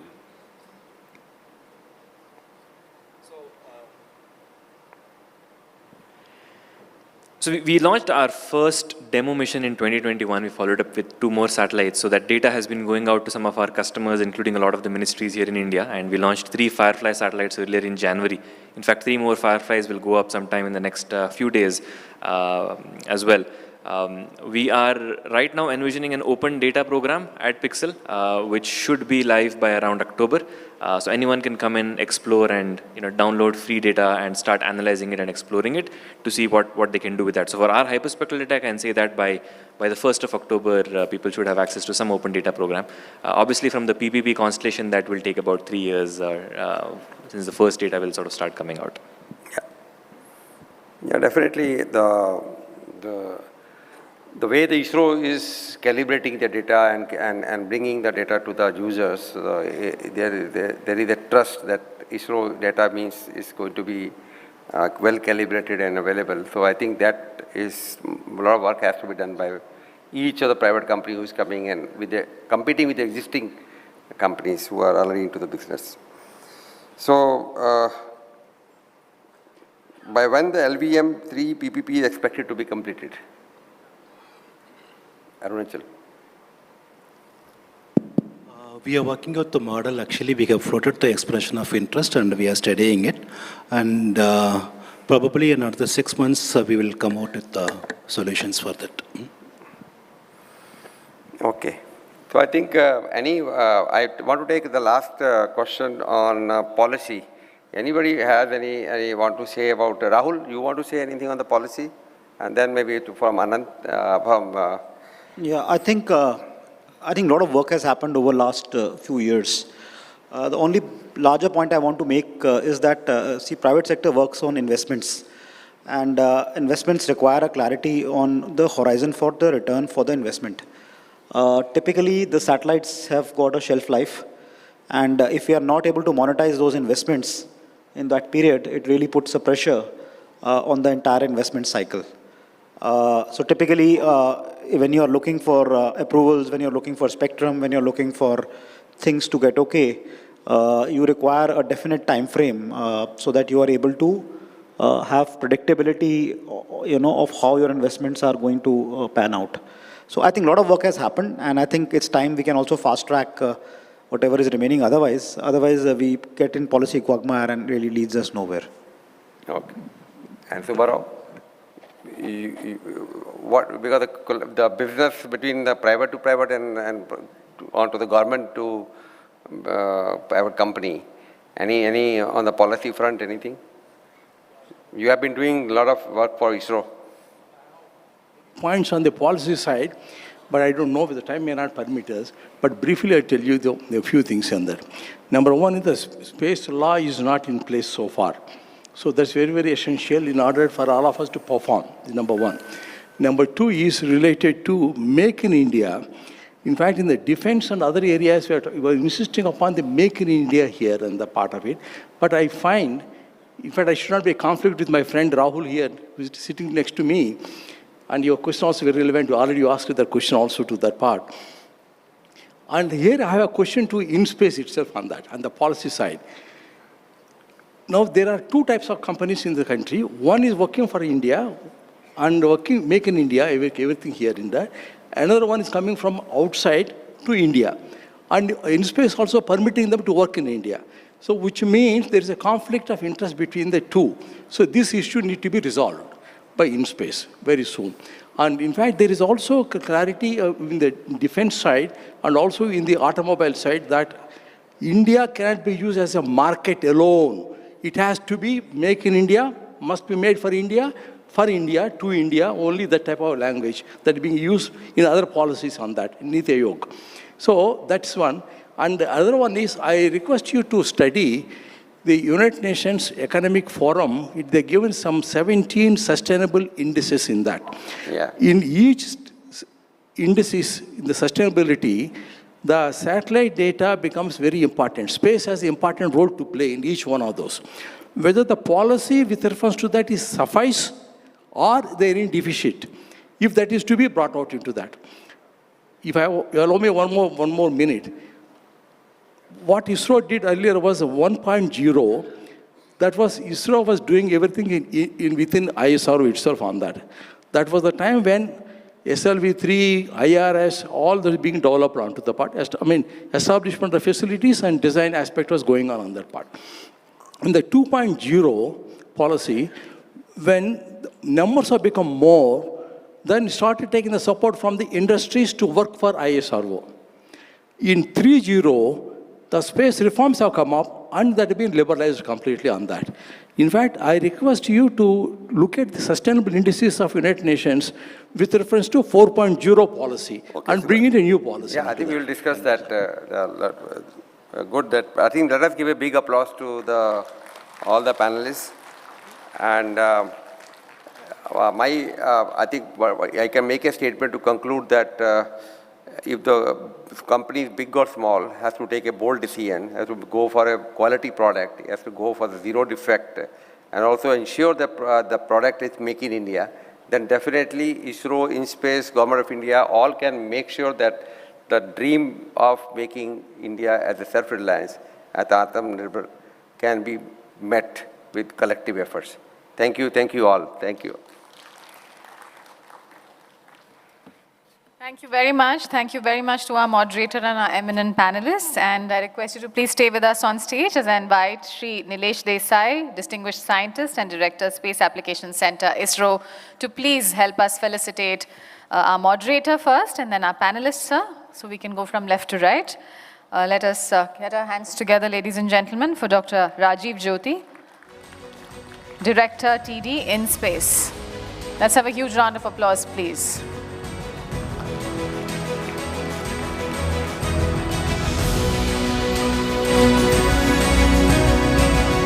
And sir, I request you to please felicitate Shri Arunachalam A, Director, TNS, NSIL. Let's have a huge round of applause.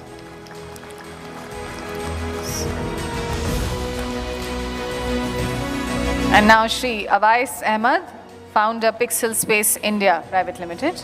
Let's have a huge round of applause for him. Shri Balaji N, AGM HAL. Thank you very much, sir, and let's have a huge round of applause for him as well. Next, Shri Mohammad Zaid, Government Sales Lead at Digantara. Thank you very much, sir. Thank you for the applause, ladies and gentlemen. Shri Rahul Vats, Chief Regulatory Officer, OneWeb Airtel India Communication Private Limited. And Dr. Subbarao Pabuluri, Founder, Ananta Technologies Limited. Let's have a round of applause, ladies and gentlemen. And we now need a group photo opportunity with all the panelists. So I request Shri Desai to stay back for the group photo. And all the eminent panelists are requested to please be with us in the picture.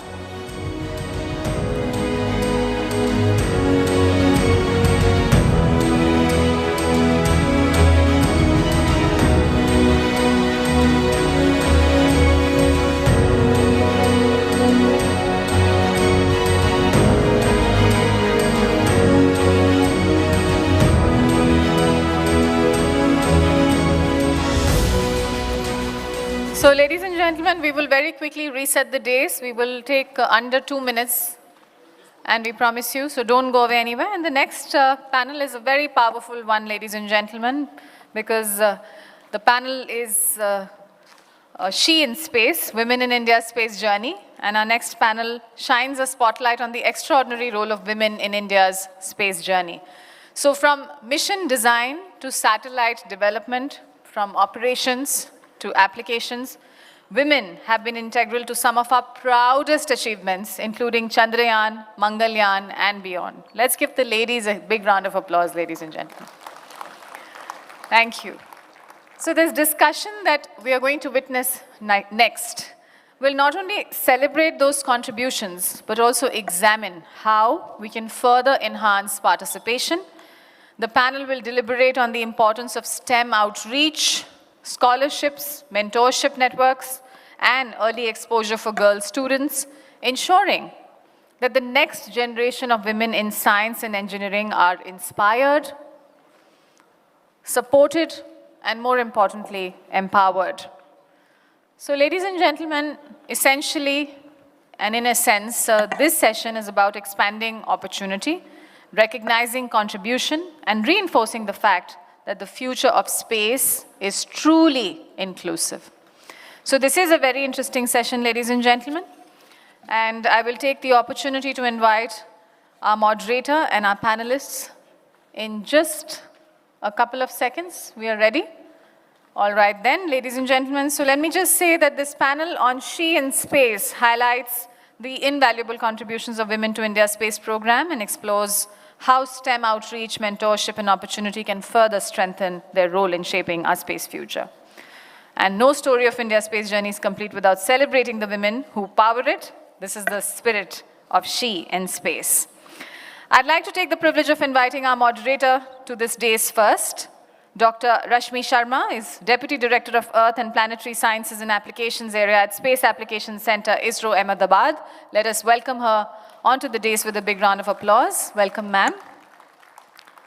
She is leading a team which is engaged in carrying out advanced science activities related to Earth and cutting-edge research in the planetary and space sciences, coordinating the activities for developing downstream applications using space-based observations, geospatial tools, and advanced technologies. She is steering various national-level programs in coordination with various ministries and leading ISRO's missions like OceanSat-3 and NASA ISRO NISAR, to name a few. A very warm welcome to you, ma'am. I'd like to now invite, yes, let's have that round of applause again for our moderator. Let's not hesitate. Thank you so much. I'd like to now request you, ladies and gentlemen, to help me bring on stage with applause our panelists, Dr. S.T. Aruna, Chief Scientist, CSIR NAL, Bengaluru. There she is, ladies and gentlemen. Let's welcome her. Warm welcome, madam. May I invite Ms. Muan Pui Sayavi, Joint Secretary, Disarmament and International Security Affairs, Ministry of External Affairs. There she is. Let's welcome her onto the dais with a huge round of applause. A very warm welcome to you, ma'am. I'd like to invite Dr. Shankari Murali, Joint Secretary and Financial Advisor, Department of Space. There she is, ladies and gentlemen, Dr. Shankari Murali. Warm welcome, ma'am. Dr. Annapurni S., Director, IIA. May I request you, madam, to please join us. There she is, ladies and gentlemen, Dr. Annapurni S. A very warm welcome to you, ma'am. And finally, Ms. Saranya P., Executive VP, Agnikul. And there is Ms. Saranya P. walking up to the dais. A very warm welcome to you. So, ladies and gentlemen, that is our power-packed She panel. And I'm going to now request our moderator, Dr. Rashmi Sharma, to please take it away and be our moderator now. Thank you.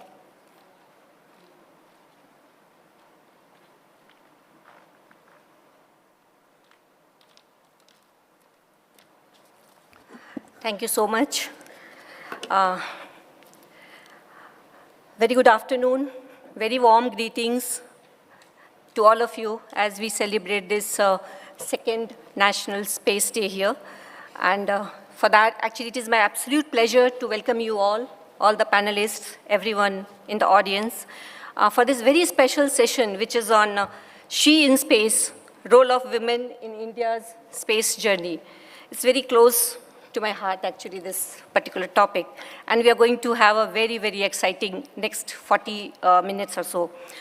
We all know that the space is infinite, and so is the potential of the women who are shaping it.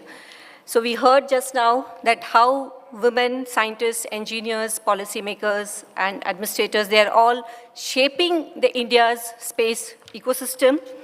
So in fact, the women participation in the space sector, actually it mirrors India's growth in terms of inclusivity, innovation, and also the excellence. So we heard a lot. Women are contributing in every aspect of space sector, be it space science to space science, planetary science, earth science, navigation, communication, payload development, spacecraft development. You talk anything, policy making, everything, they're there. And of course, one of our panelists, she's also steering the international collaborations for the space and defense sector. So, but the point that we are going to discuss here is these are all good things that we have talked about, yet the challenges remain, and we also have to reflect on those challenges. The biggest challenge that we face today is that, the STEM education, the girls' participation is quite good. But why in the STEM, when it comes to the STEM jobs and STEM careers, the participation becomes very, very low.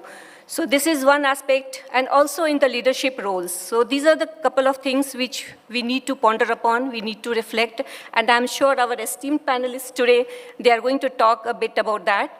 But having all said that, let's celebrate today, because we are there. So let's celebrate, we learn from each other, and also be inspired by our esteemed panelists' journeys.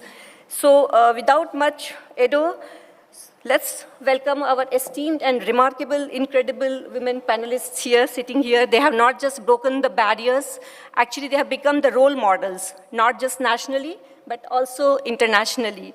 So without spending too much time now in the introduction part, we are already getting late. So I would just like to urge madams that, let's set the context for today's topic. And it will be nice if you can talk a bit about this women in space, the very topic, that's this very special topic. Just to set the context for today's panel discussion, and then we will come to the specifics of this discussion. So to start with, we'll go from my just left onwards. So let us welcome Madam Muanpui. So can you just talk a bit about on this topic, and what is your feeling on this actually? What's your wisdom, thoughts, and other things? Thank you. Thank you so much, Dr. Rashmi Sharma. First and foremost, I want to congratulate ISRO on this second National Space Day, because it's a very happy occasion for all of us. And I appreciate that on this very important day that we are convening this panel discussion and giving due priority to addressing the role of Indian women in the space sector. I am honored to be here with such accomplished women, scientists, leaders, and entrepreneurs. And as India matures as a spacefaring power, our space sector is at an inflection point. It's undergoing structural changes. And policymakers have an important role to play right now. Women's active participation must be supported for equitable and sustainable development. And reflecting on this topic is a very useful exercise. First, we have to take note of women's contributions and assess what more needs to be done. And we need to impress upon young girls to take up a career in space. The government of India has always been committed to women empowerment.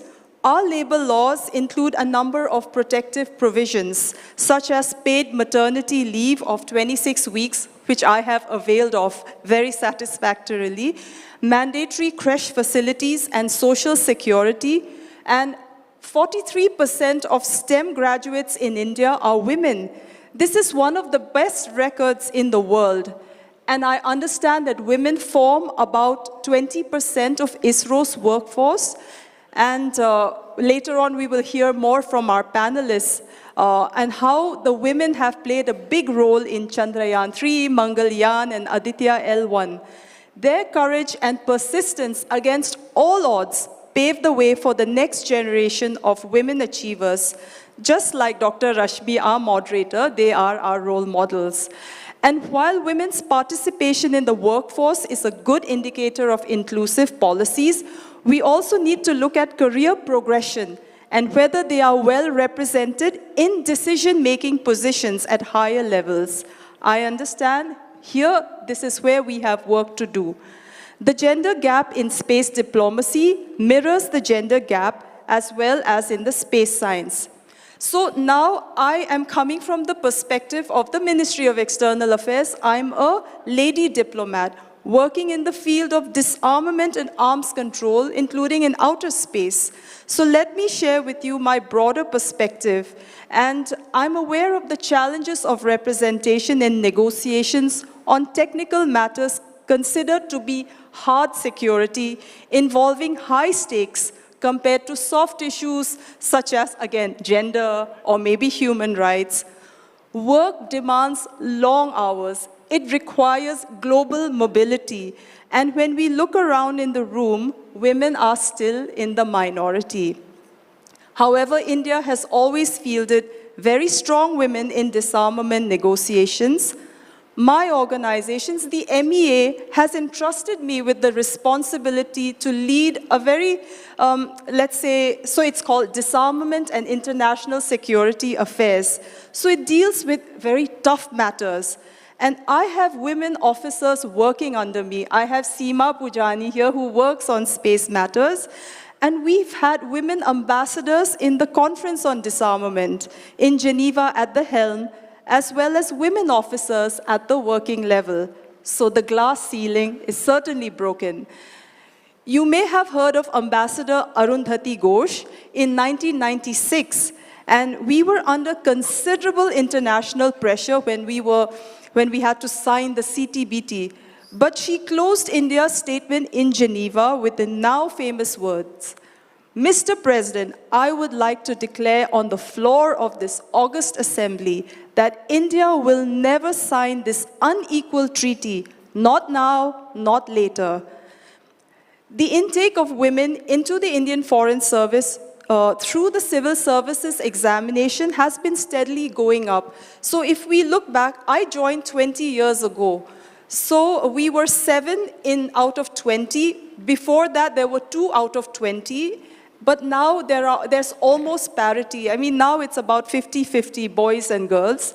I'm sure that more and more of them will work on outer space security matters in the future. So let me conclude these opening thoughts by leaving us with some ideas for normalizing women in space careers. We need to disrupt stereotypes and rethink our biases to create an enabling organizational culture. Women are better equipped to take leadership roles when provided equal opportunity and access to resources. Therefore, we need an ecosystem that ensures greater access to mentoring, to capacity building, and financing. To achieve this, sensitization of the opposite gender is a must. Men must be aware of women's challenges and why supporting them is good for the organization, economy, and society. I'm optimistic that when we meet after a decade at the next space meet, we would have succeeded in amplifying women's voices. I hope to see more women innovators, space startup founders, more entrepreneurs, more scientists, and more policy makers in any of our meeting rooms. I hope that even my little daughter would be inducted into this kind of sector as well. Thank you very much. Thank you so much, Ms. Mohanpuri. And I completely agree with you that when we talk about the women participation, it has to be participation in real, actually. Just being on the table and, not being part of that table, I mean, for the discussion and the policy making, it doesn't have much of a meaning. So thank you. And coming from you, who is holding such an important strategic, collaborations internationally and space diplomacy, it makes more impact. So thank you, madam, for your thoughtful comments. Moving ahead, Next, our next panelist is Dr. S.T. Aruna, and she is a chief scientist and head of the Surface Engineering Division, CSIR NAL. And she has a 30 years of research leadership experience, and she's a winner of many awards, many papers, 140 publications she has to her credit. So, Madam, your opening thoughts on this topic. Yeah, a very good afternoon to all of you. The topic, She in Space, symbolizes the hard work, the dedication, and the resilience of Indian women. And I feel that this is only a beginning. And we are not seeing many women moving from research desks to the boardrooms. And we have seen that CSIR was established 80 years ago, and now only after 80 years we are seeing first women DG. Similarly, I think this is the case with ISRO also. We have not seen a women chairman, I think even directors also. So I feel that there's a need, the changes should happen. Not only from the bottom up to the top, we should see more women in all spheres. If you know that the women who rocks the cradle can rule the world, if she is given an opportunity, she can really show that she is very much capable and she can deliver the things. Apart from that, we are all privileged to work in premium institutes, and we all have the crash facilities and all other facilities. But we have to go to the grassroots, the rural places where there are many women who are working, even in school teachers, they're traveling some hundreds of kilometers, and they even do not have the toilets. To that extent, women are struggling. So there's a need that we have to see the overall growth of women in the country, and all men have to really join hands and really promote more women. Whenever you see a woman who is really capable, please help them to reach greater heights, motivate them so that they can bring in more changes in the society. Thank you. Thank you, Dr. Aruna, and you rightly mentioned that it's a time to move out of the research rooms to the boardrooms, and we have to not just concentrate on the urban setup where the facilities are more, awareness is more, but we really have to reach out to the village girls and women to whom we can empower them to bring them into the main STEM line. So thank you. Moving ahead, we have a very young panelist with us, Ms. Saranya, and she has graduated from the IIT Madras in ocean engineering. By the way, I'm also from the ocean science, actually. And immediately after her master's, she joined Agnikul, and she's leading the design and manufacturing of the various structural subsystems. So that's amazing. At this young age, you have achieved so much. So what is your, initial thoughts on this topic? And you can connect very well with the ISRO, setup as well. First of all, thank you everyone for inviting me, and it's really an honor to be among this such awesome panelists. Regarding STEM and women in space, 2 points from whatever already been discussed. First is the awareness. I think many women are still not aware in many places that there are opportunities which is available, and there are also some government policies which helps them to promote. For example, when we go to even some institute, we have some concession with even money, financial crisis, we have half the fee we have to pay. Such kind of schemes are there which is still people are not aware of. That kind of awareness has to be first provided. Secondly, second is a participation. When I have seen, when I was in my BTech, the number of people in my school, in my college were like 1:4, male and female. And similarly in my master's, it was only 3 people among another 40 people. But when I came to my office, I have seen a change. I have really seen 40% of our company women are in leadership role. So that kind of an environment should be provided for the women. There should not be any bias. I think we are progressing, but still far away to go. This kind of environment building and then giving opportunity will definitely lead to a better ecosystem in space. I think already women here are proving such amazing things. yeah, these are the 2 points. Thank you. So thank you, Ms. Sarania, and you rightly said that we don't lack the opportunities. We have immense opportunities, and all of us are empowered women. So there lies the responsibilities as well with us, so as to make these things aware to those girls and women who are not so aware of the space science, or for that matter, any STEM aspects. Thank you. So moving ahead. We have Dr. Shankari Murli. Let us welcome Madam. She is currently the Joint Secretary and the Financial Advisor at Department of Space. And she has over 30 years of service experience. She has hold many key positions in Ministry of Commerce, Central Board of Excise and Taxes, Department of Personnel and Training, Ministry of Finance. So welcome, Madam, for this panel discussion. And over to you for your initial comments for this topic, Madam. Thank you, Dr. Rashmi.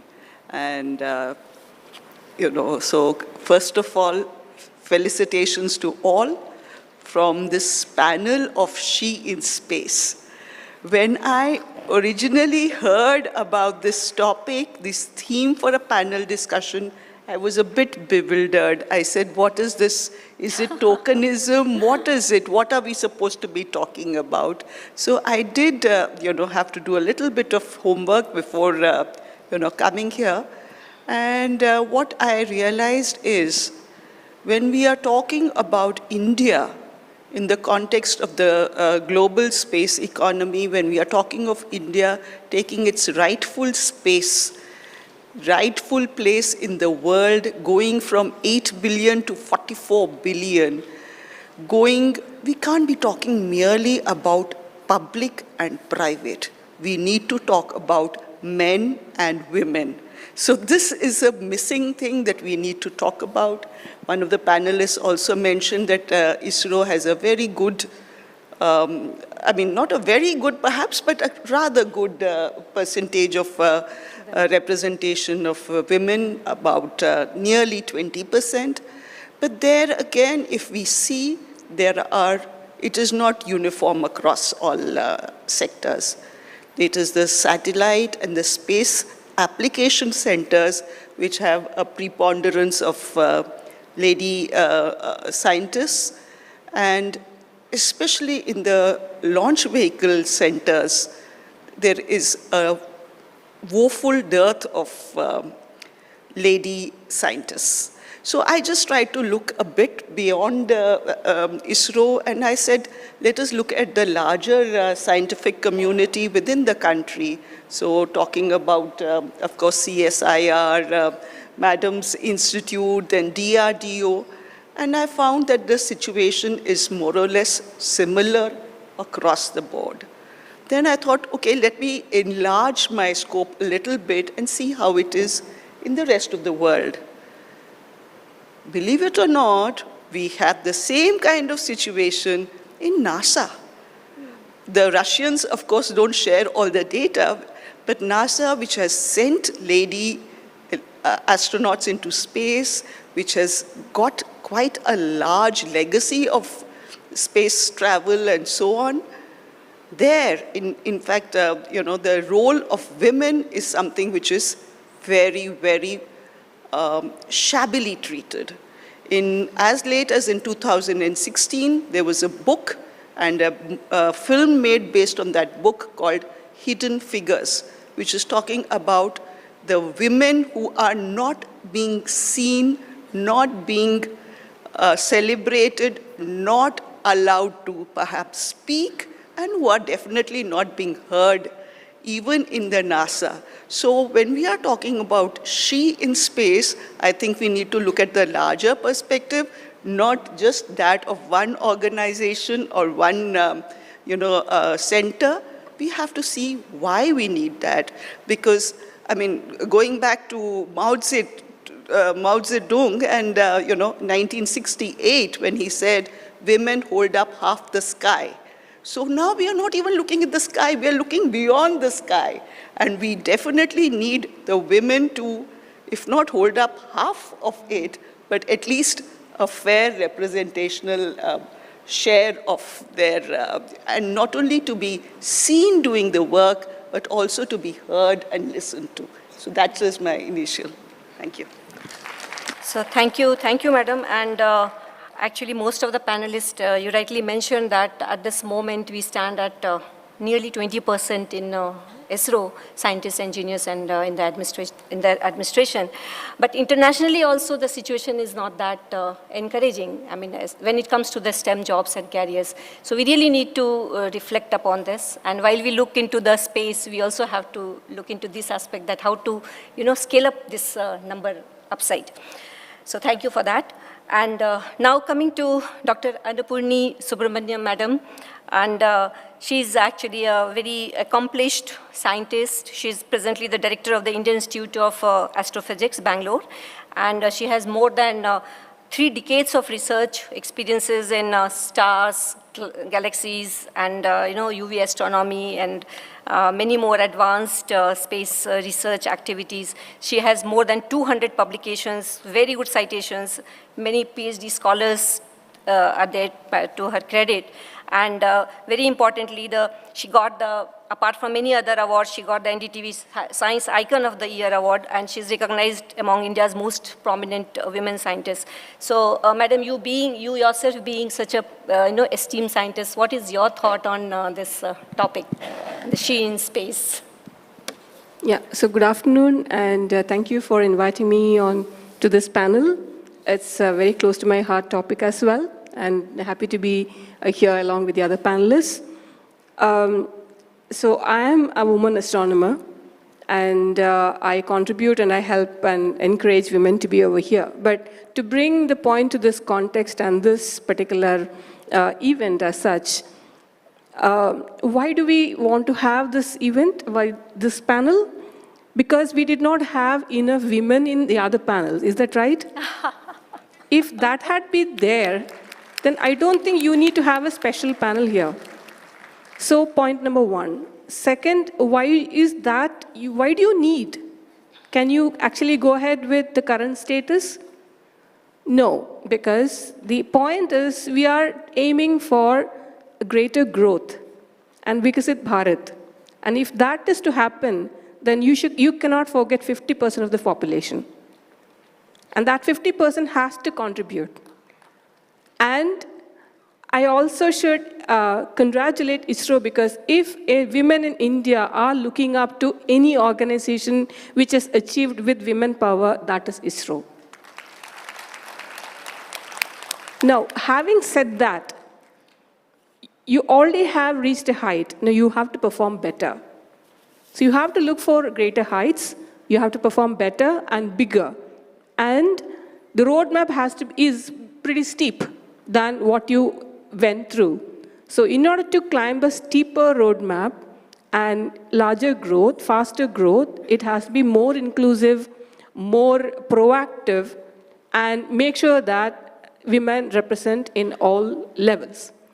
Now, that is the requirement, not a demand. And if you don't meet this requirement, you cannot meet your goals. Now, how do you achieve these are the things which we need to ponder, and many of the people have already addressed a few aspects of it. So support is required at certain points because women wear multiple hats and they run multiple marathons.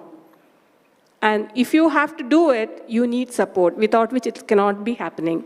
A second thing, for the inclusivity, women need to be there in panels and meetings and committees and boards everywhere, because without which it can be quietly forgotten.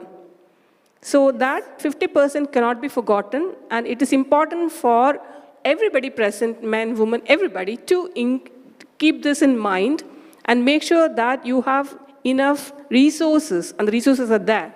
So you have to take care of the resources and bring them in for a better future and reach the goals.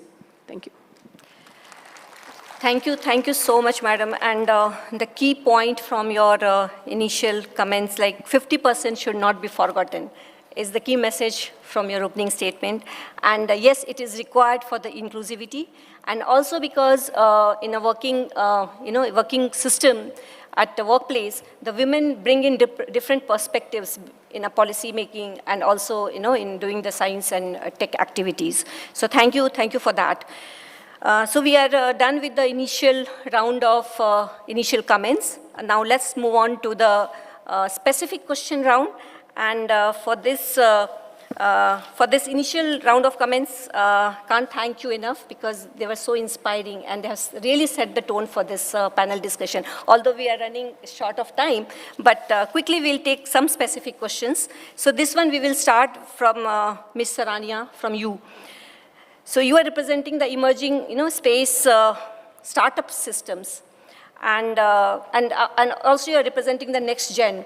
So in your opinion, what opportunities the space sector brings in for the, in India especially for creating the young women, to bring more young women into this space startup sector? Yeah, to answer that, I think 7 years back, space sector or the privatization as a startup for the space was just in dreams.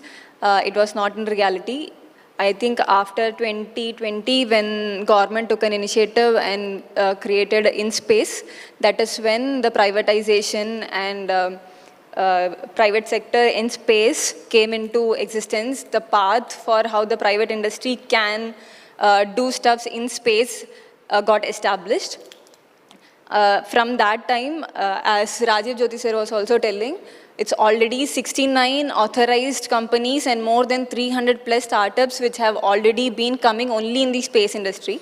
So any space aspirants can actually, this is the best time to be in India, whoever is a space aspirant, because it's booming. There are plenty of opportunities. We just have to look at the correct place. So anyone looking or anyone who is interested in STEM, women, men, everyone, this is the right time to be in the space industry. That is how I feel, because we have also been seeing success, which is bringing in more and more investment, hence it is booming the ecosystem for the space here.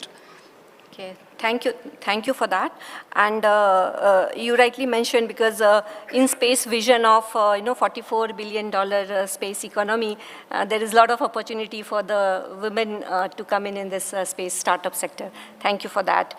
Now my next question goes to Dr. Aruna.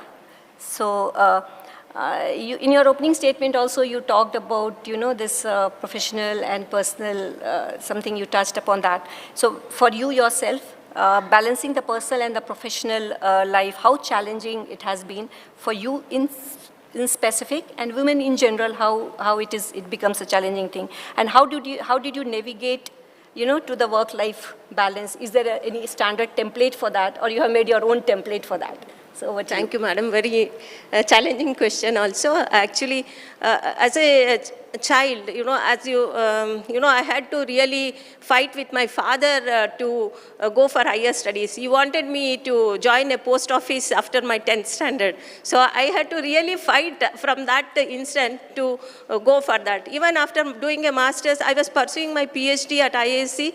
I got a lecturer job. So again, my father was pursuing that I should go and join the government job. So because the societal, the standard of, or the attitude of people was that we have to secure and get a government job. That was the attitude of parents at that time.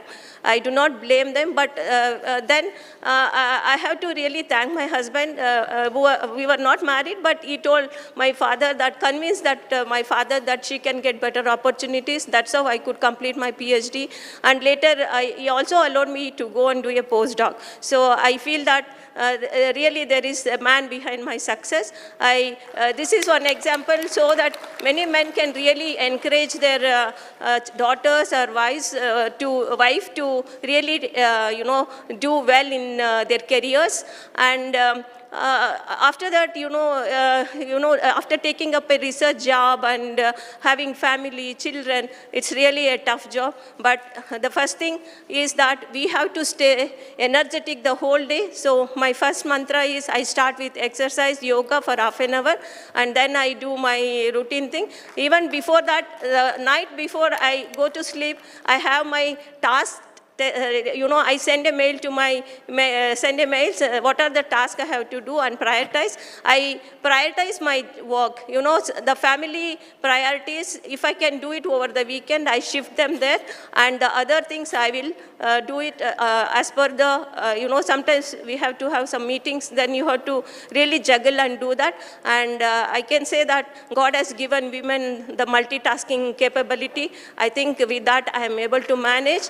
And I feel that if you can really have good time management, and also I believe in my teamwork, I delegate the work to my colleagues, I encourage them and give them the work so that the work progresses well, and also try to have good rapport with all the colleagues, and take up whenever a challenging job or opportunity comes, I do not say no, I take it up, and I really work hard. I feel that hard work is my mantra.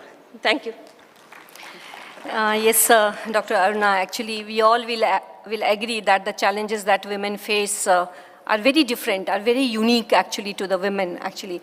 And the family support at that time become the key. And especially if you're coming from a small town or from the villages, the things are very, very different actually. It's not just financial thing, but also the social aspects also that comes into the way. But thank you well, and we are very proud of you that coming from a village and reaching to this position. So compliments to you, madam. Moving ahead, now this question is to Dr. Annapurni, madam.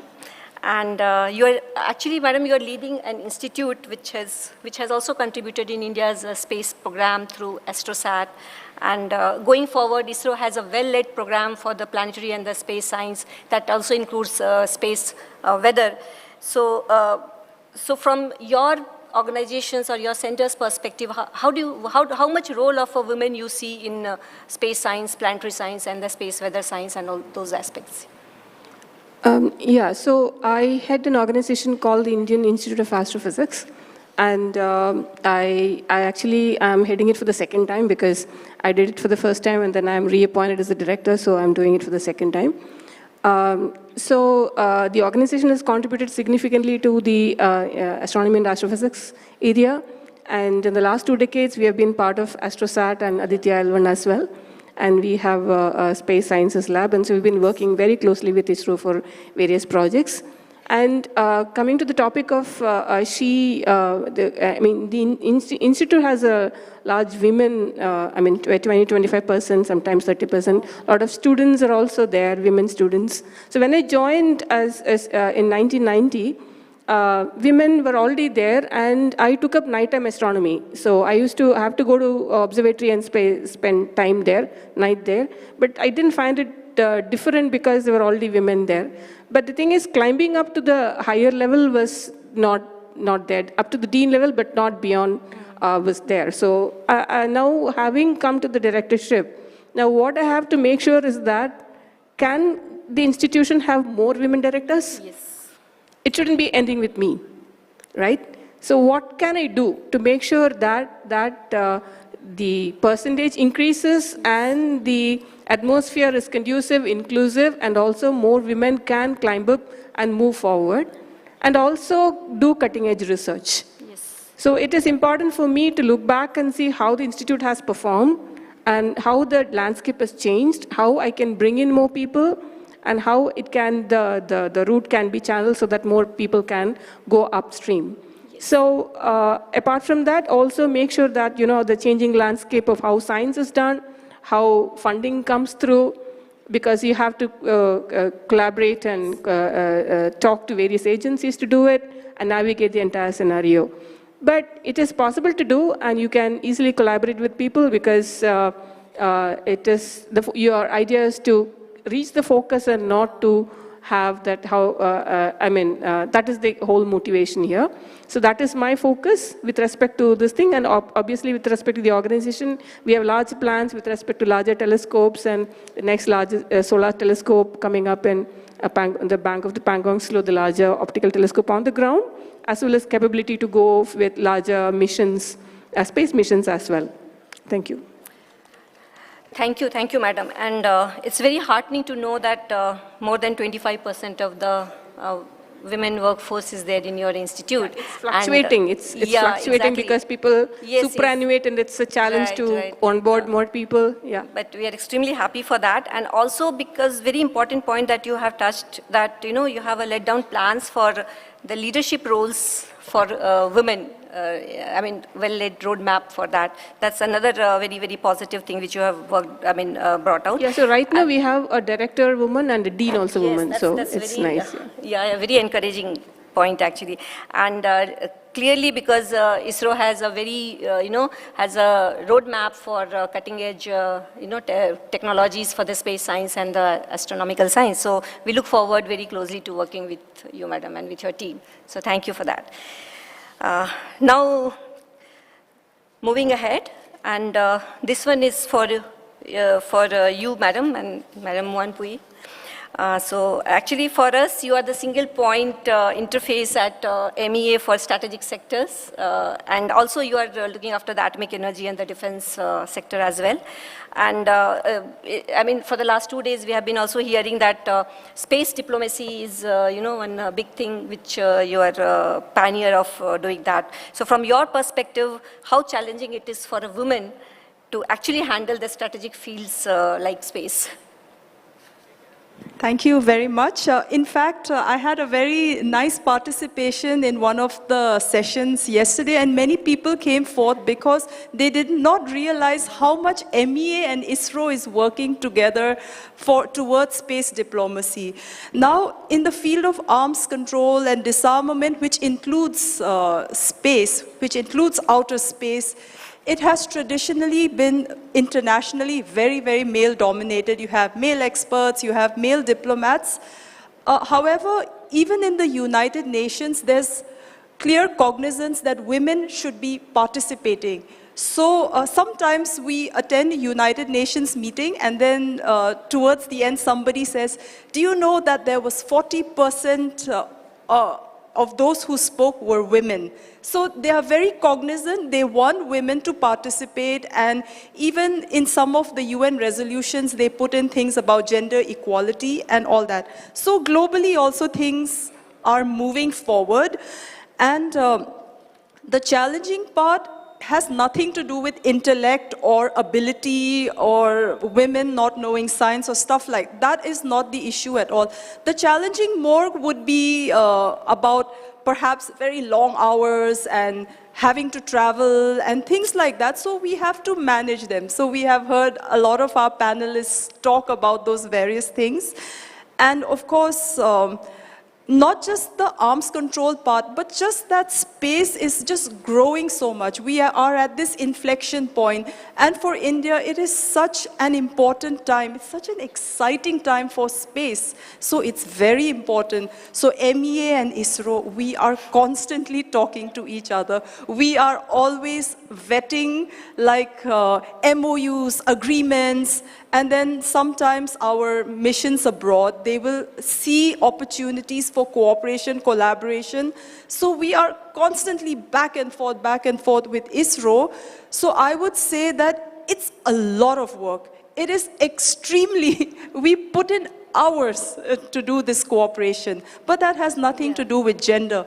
But I do appreciate that our Ministry of External Affairs, it appreciates performance, it appreciates hard work, it appreciates expertise. So therefore, I have never felt discriminated against for my gender. And I just want to say how much I appreciate my organization. And so in the end, I just want to say there is nothing inherently different between man and woman in looking after strategic sectors. Neither are there any laws in our countries that make it more difficult for us. But it's just changing mindsets and also having our male colleagues also support us along the way and understand our issues and create more for us to be able to participate more. So it's ensuring equality in a very practical way. That's all. Thank you. Yeah, thank you, madam. That's very, very heartening to know. And I remember in yesterday's breakout session that you just mentioned, and then there was a question that, many people were surprised what space has to do with the MEA. And then when the deliberations happened, they were all taken by pleasant surprise that whatever we engage in international, collaborations and all, it is through the MEA. So yeah, you rightly said that, madam. And I completely agree with you. I concur with your one view that even in ISRO, which is actually a meritocratic organization like many others, we have also not, at least from my perspective, I would say, we have never faced such kind of a discrimination. We have been given the equal platform to perform and rewarded also. So thank you, madam, for that comment. Now coming to the question to our panelist, Dr. Shankari Murli. Madam, it's very heartening. You are from DOS, you're from our family. So it is heartening and inspiring to see that we have a women administrators at the senior management positions. So from your perspective, do you think that there is any need for policy reforms or policy, there's some need to have a different type of a policy to have more participation of women in the space sector or for any, tech sector or high R&D sectors? Your point. Thank you for that question. I just want to say that I'm feeling doubly privileged. First of all, to be in this panel with a young, woman entrepreneur and senior director of a renowned institute. It's really a fantastic. And the second reason for my privilege is that I represent ISRO. As DOS, I look into ISRO, and ISRO is such a fantastic place for all people to work in. The kind of policies that we have, be it health, be it other things, it is really, really, encouraging, nurturing kind of environment. But within that, if I were to say what could be done better for women, yes, I would say that first of all, we all work for the Government of India. So that is something, Government of India is such a welfare employer. It gives a lot of preferential treatment for women, be it the maternity leave or the option of childcare leave up to 18 years of age of the children. So those are the kind of, wonderful facilities which all of us in the government sector enjoy. And the thing is that this facility should not come with any hidden costs. Yeah. So, this is something which all people in the government enjoy, be it, and within ISRO, be it the admin ladies or the technical ladies. So, there should not be any hidden costs imposed on women because of availing of these facilities which they are entitled to. That said, the other issue which I had, earlier raised was that this whole, the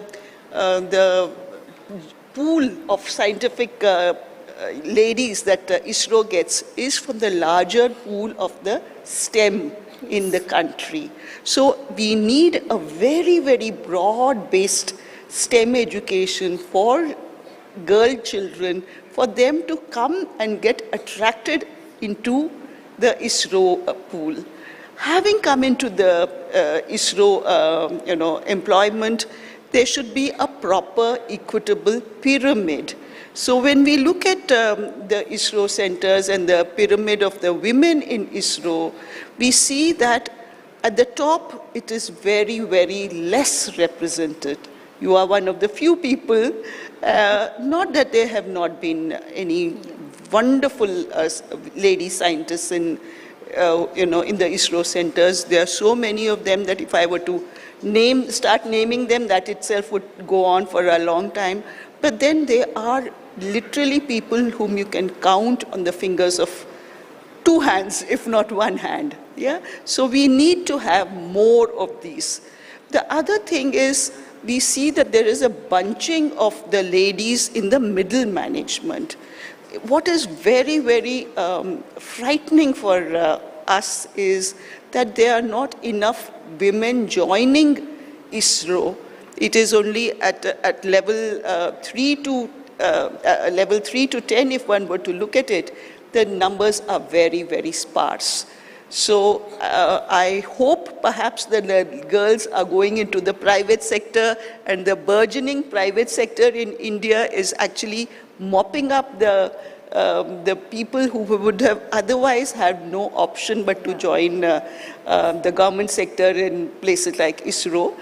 But I do hope that there is going to be a steady flow of people getting into the governmental organizations also, because otherwise, with the retirement of the people who are right now in the middle management, we are going to have a very adverse kind of percentage of women in ISRO. So that is a cause for concern, and I think I want to flag that, and also say that because they are not going into the higher levels, they are not eligible to be considered for extensions and so on. So they are perhaps, having to do a catch-up with their male counterparts, and to that extent, their careers are lagging. And if this is the kind of trend which is there, then it will be very difficult to attract young girls who will want to come and spend their career in ISRO-like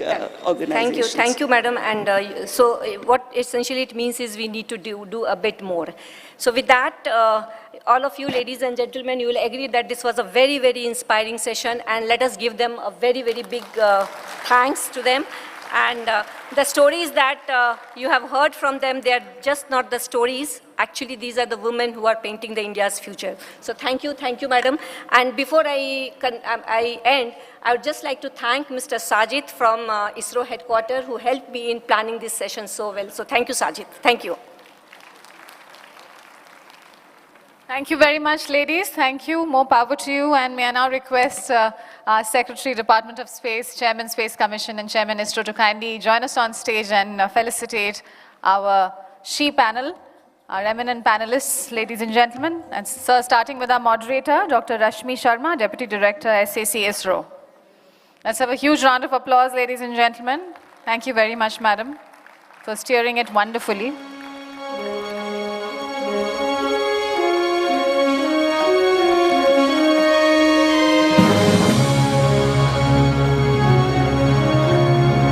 I now request Ms. Muanpui Sayabi, Joint Secretary, Disarmament and International Security Affairs, Ministry of External Affairs, to please accept a small token. And thank you for the applause, ladies and gentlemen. May I request Dr. S.T. Aruna, Chief Scientist, CSIR, NAL, Bengaluru, to please accept a small token. Thank you very much, madam. And Ms. Saranya P., Executive VP, Agnikul. Let's have a huge round of applause for our youngest panelist on this panel. May I request you, sir, to please felicitate Dr. Shankari Murali, Joint Secretary and Financial Advisor, Department of Space. Thank you very much, ma'am. And Dr. Anna Purni S., Director, IIA. Thank you very much, madam. And let's have a huge round of applause once again, ladies and gentlemen, for our eminent panelists. Sir, I request you to please stay with us, and may I request our eminent panelists to please step ahead of the dais and give us a photo opportunity. And right after this, ladies and gentlemen, we will reset the dais very quickly for our next session.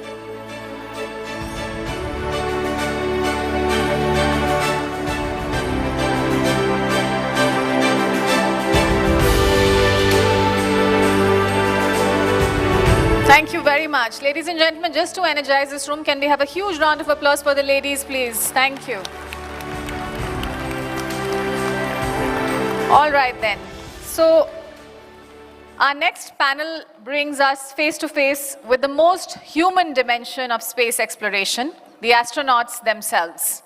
So a very exciting session up ahead, ladies and gentlemen, and we are resetting the dais very, very quickly. We'll take a minute to do that. But I'd like to say that this session that we're going to witness now will dive into the many facets of their journey, the skill sets and training required, the realities of space flight, and the challenges of living in space.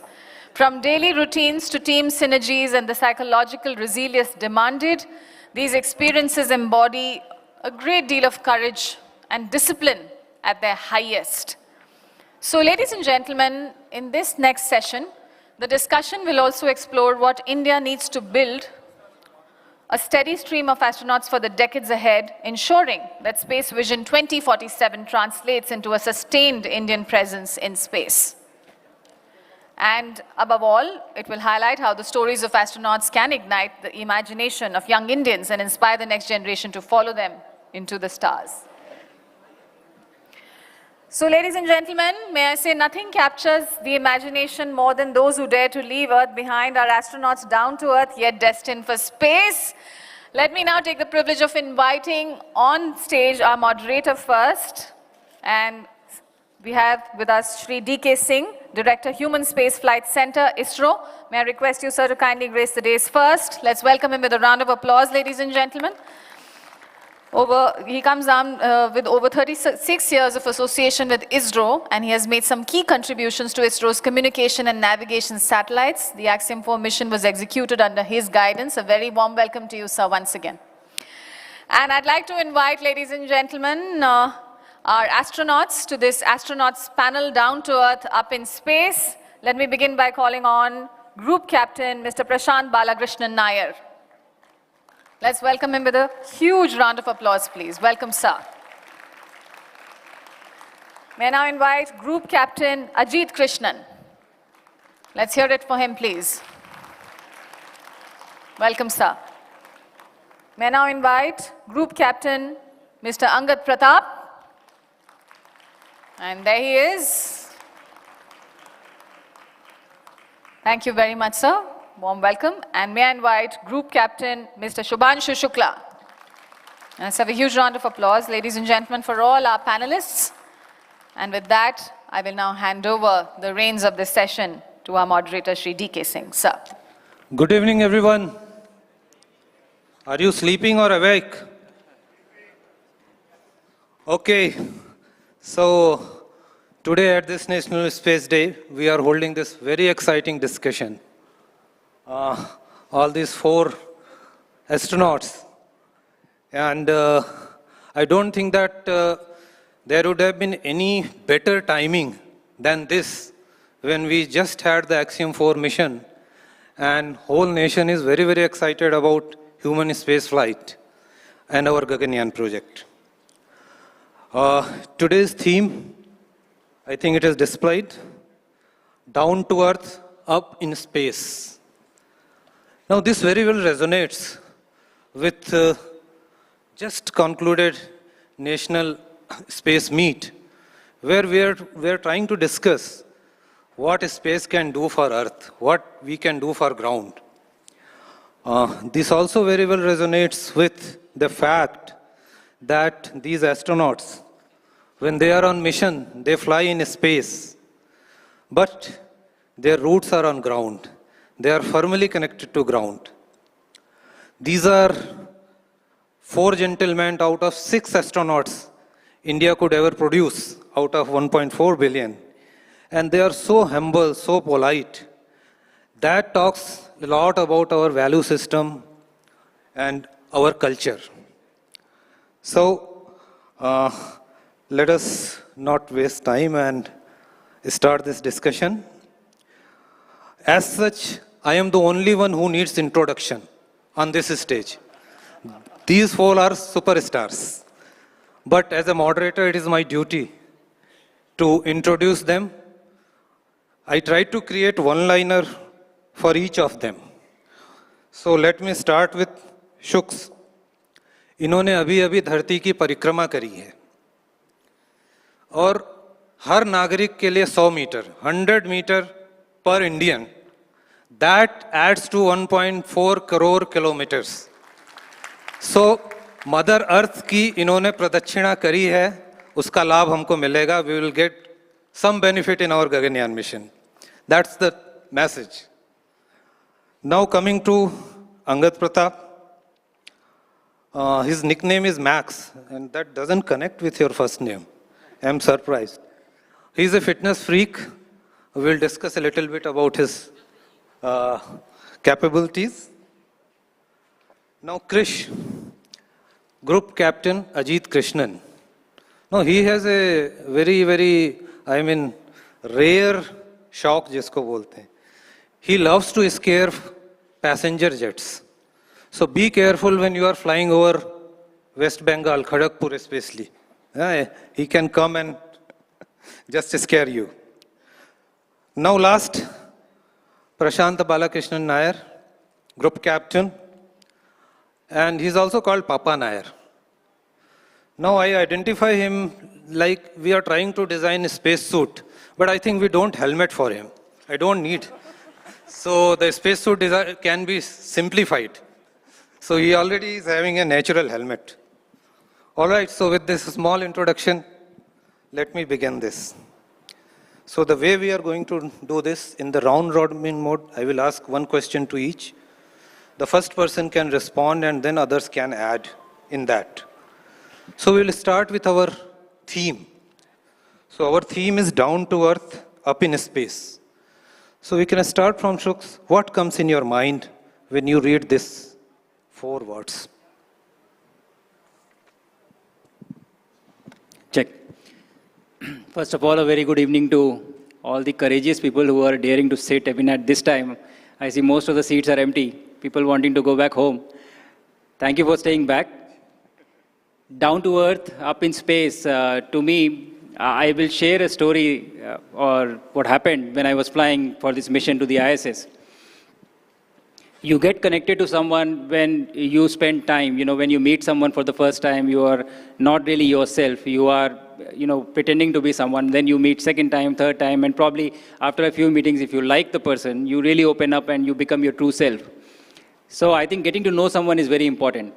And when I was flying in the International Space Station around the Earth, 16 times a day for about 18 days docked, you get to see the planet Earth from so many different angles and so many different views that you really feel that you get to know this entire planet.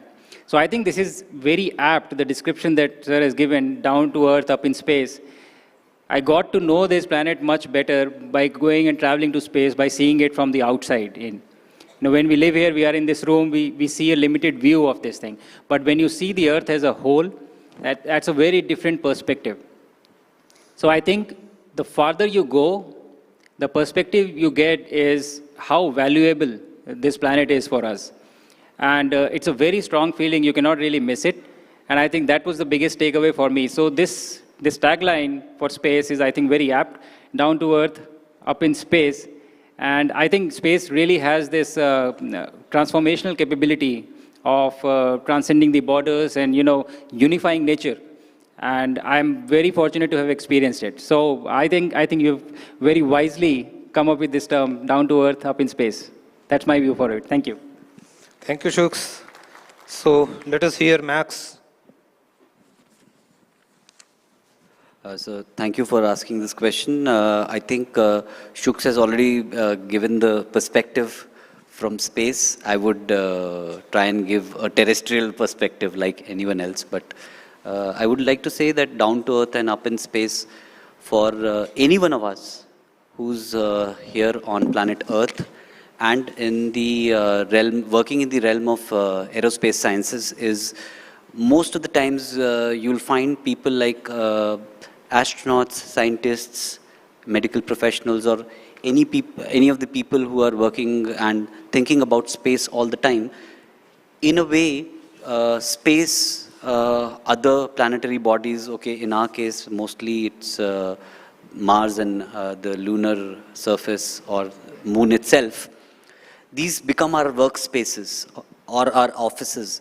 So I am a guy who always keeps thinking about, okay, a lot of solutions for space flight on a space station, inside a spacecraft, on the surface of the moon, on the surface of Mars. And I keep constantly meeting a lot of people who are also doing the same thing. They will be functioning in one particular domain. So for example, I meet a lot of people from the industry who would be working on some kind of technological breakthroughs that they want to bring about as a solution for space flight. And just like what Shuks has told, that this really sort of disconnects us from the kind of everyday problems that we face here on Earth. And one very, very good fact that I have observed personally is whenever I travel abroad, and I meet cosmonauts, American astronauts, European astronauts, I feel that there are no nationality barriers, so to speak. So they have very broadened mindsets. And I see the same thing when I meet people back in our country who are working on in the field of space. So that's what probably is the definition for back here, being here on Earth, but thinking about space, which is really all about broadening our visions. Yeah, thank you. That's great. Very good perspective. So let us hear from Krish. Jai Hind audience. So before I start, I thought that this would be a gathering of students. But in the front row I see everybody has at least 30 years of service. The rear row is 20 years of service. So it is like adult education, all the students. So maybe it's students for life. Okay, so that's why you are all here. Okay, down to earth and up in space. So the first thing which came to my mind is this something like what my wife would say, that irrespective of where you are, I'll find you, catch you, and give you work. Whether you're down to earth, up in space. So that is the first thing which came to my mind. Okay, so now next, on a serious note, I would say the first perspective is very physical. That means for anything and everything that we do in space, it has to have some kind of usefulness on Earth. So if it doesn't translate into being useful on Earth, there is no point being up there in space, unless we cut link with space. Okay? So with Earth, that is, we decide to become truly extraplanetary and we decide to escape, go somewhere else. Till then, we have to be down to Earth, up in space, and connect both of them. Whatever we do there should reflect in useful things back on Earth. Okay, the second thing which this probably, I think, is about humility. So you have to be down to Earth to be up in space. Why so? Because especially for human spaceflight, there is something that our country is embarking on, which is very new to us. It may not be new, but it is very new to us. And there are so many things that we don't know about in human spaceflight, and we need to learn. So if we need to learn all these things, we need to learn from others. We need to learn what probably even others don't know. So our attitude has to be, I don't know. So for having that kind of attitude, we have to be egoless, we have to be humble, only then will we be able to succeed. So that's what I think is the second way to look at it. And that's all. Thank you. All right, thank you. So, time for you. The man who does not require a helmet. Yes. And DK sir is, I think, half Air Force already. He's wearing blues. You can see. So, you know, he's changing loyalties from ISRO to Air Force. So, thank you, sir, Chairman, DK sir, and the entire crowd out here, and all the audience back home, and all these students all around the world and India. Thank you for this late tune-in. So, down to earth and up to space, for me, is a very aspirational thought. Why?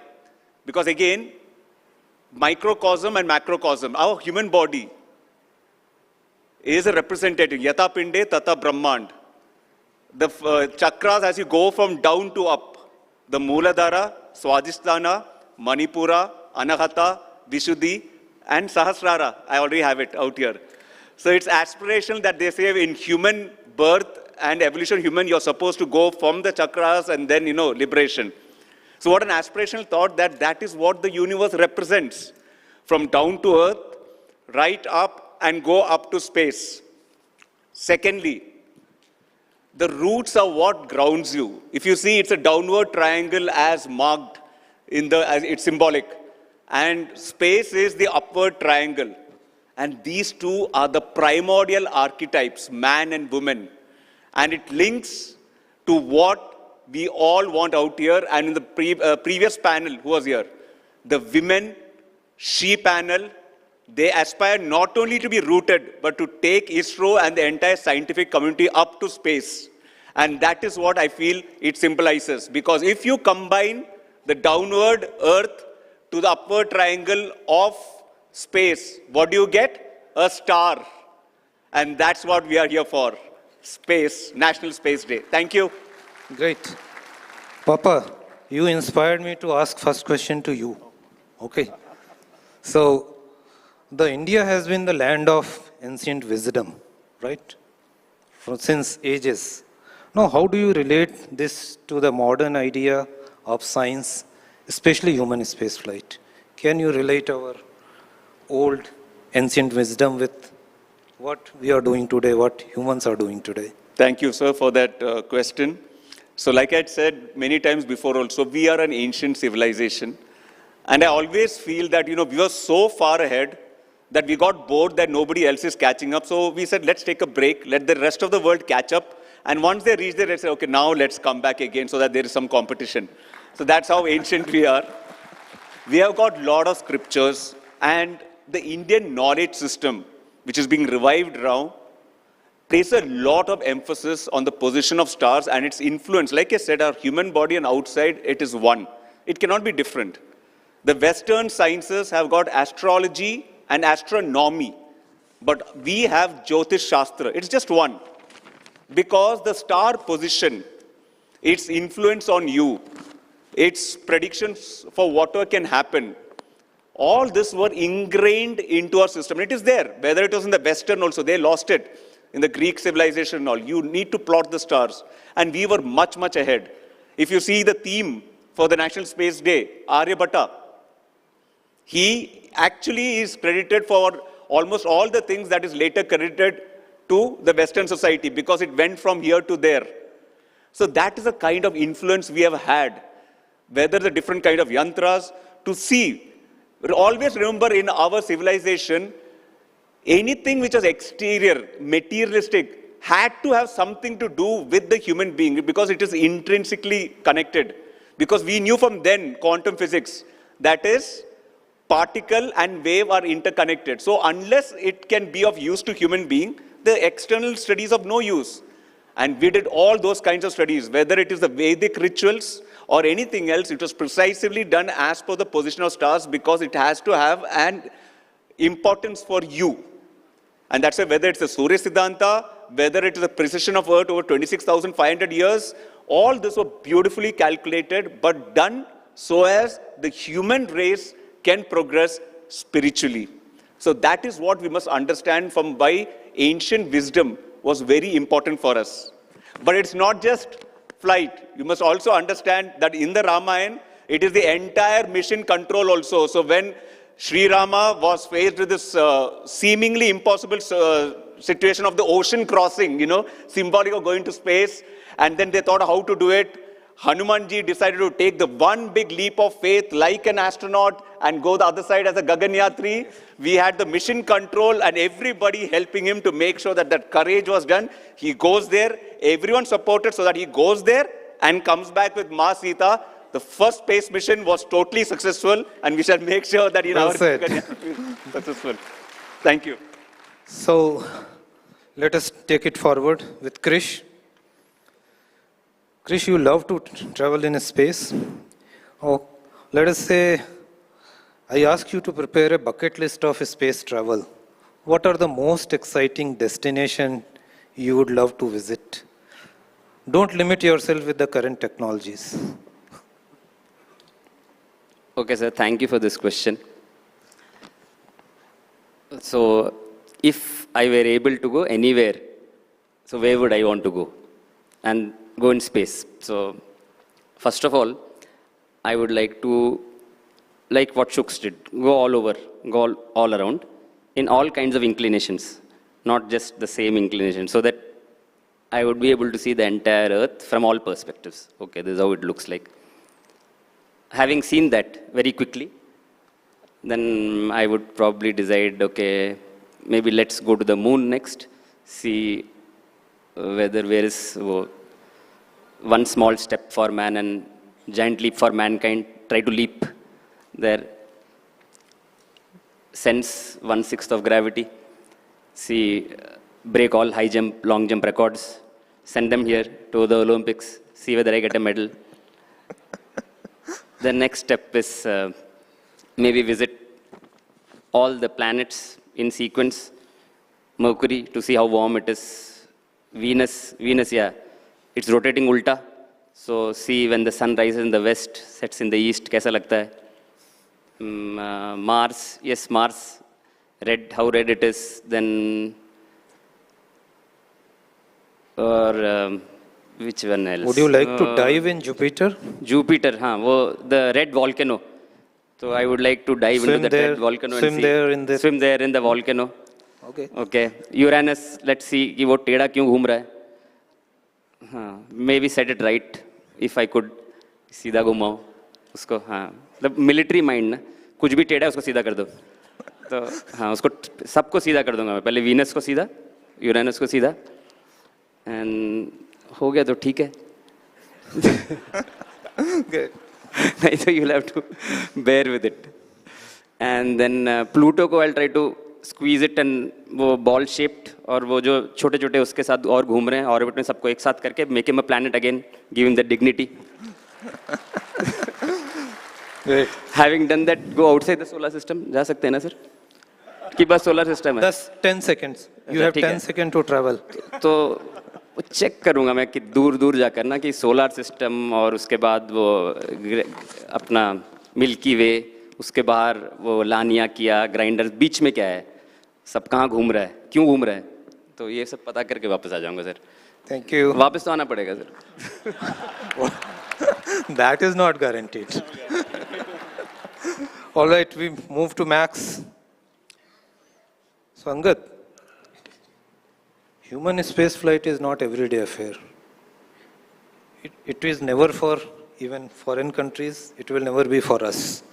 So can you tell us what are the other roles of astronaut, other important roles of astronaut in human space mission, other than piloting the craft? Thank you for asking this question, sir. Sir, the understanding of human space flight as it exists for the average person outside the domain of pure astronautics is that human spaceflight essentially is all about sitting in the craft, and it's all about the flight part, which for most people is very limited duration of their entire astronautics career. So, for example, in Gaganyaan it will be for a few days, just like we had it for Axiom spaceflight. However, we all have to understand that human spaceflight is also for the cause of scientific research. That is the main aim of human spaceflight. It is not only about traveling and experiencing the view from space of Earth, of other places, but it is about doing serious scientific work on board a flying laboratory in low Earth orbit. That is the main purpose. And when you start thinking about that, you start realizing that, okay, what really my work is. For the four of us, I would really define it as we four are, as far as the indigenous space program is concerned, we are all pioneer astronauts. We are all test pilots. Test pilots are skilled in operational art. They are able to anticipate real-time hazards, mitigate them, take real-time decisions. Their brains actually work faster than most of the other people because they are simply trained for it, not that other people cannot, and other people have not been exposed to that. So that is where our real work is. So our work is mostly on ground.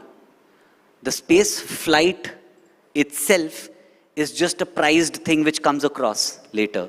But most of the work happens here on ground. You participate in a lot of technical developmental work. You build on protocols, not only for training, for a lot of hardware.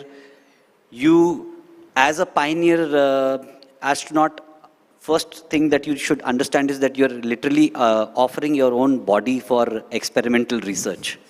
So here you participate in a lot of psychological research, towards space astronautics. You offer your blood and a lot of other body fluids for research work, psychological research work. You have to participate in analog environments. You have to build training protocols. There are a lot many things. So that is essentially what really defines human space flight. And in the end, as a closing comment, I would say astronautics is consequently in itself, being an astronaut is a way of life. And in that, one of the biggest stresses that an astronaut has to really undergo is the stress of uncertainty. When the space flight will happen, you don't know. You have to wait for years and years for your turn to come. So just like probably in the language which Prashant sir speaks, often I will say, like, it's like karmanne va dhikariste ma phaleshu kadachana. So you keep working, disconnecting yourself from the fruits that will come, but you just continue to contribute to the system. That's all. Great. Thank you. So coming to Shuks, now 41 years has passed since Wing Commander Rakesh Sharma visited space as an Indian. A lot of changes has come in the global scenario, the technologies, accessibility to the space flight to more common people.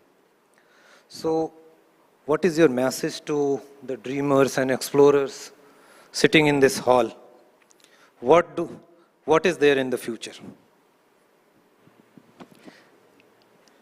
As you said, sir, 41 years have passed, and I think the biggest transformational change that has happened in these 41 years is that I have started existing.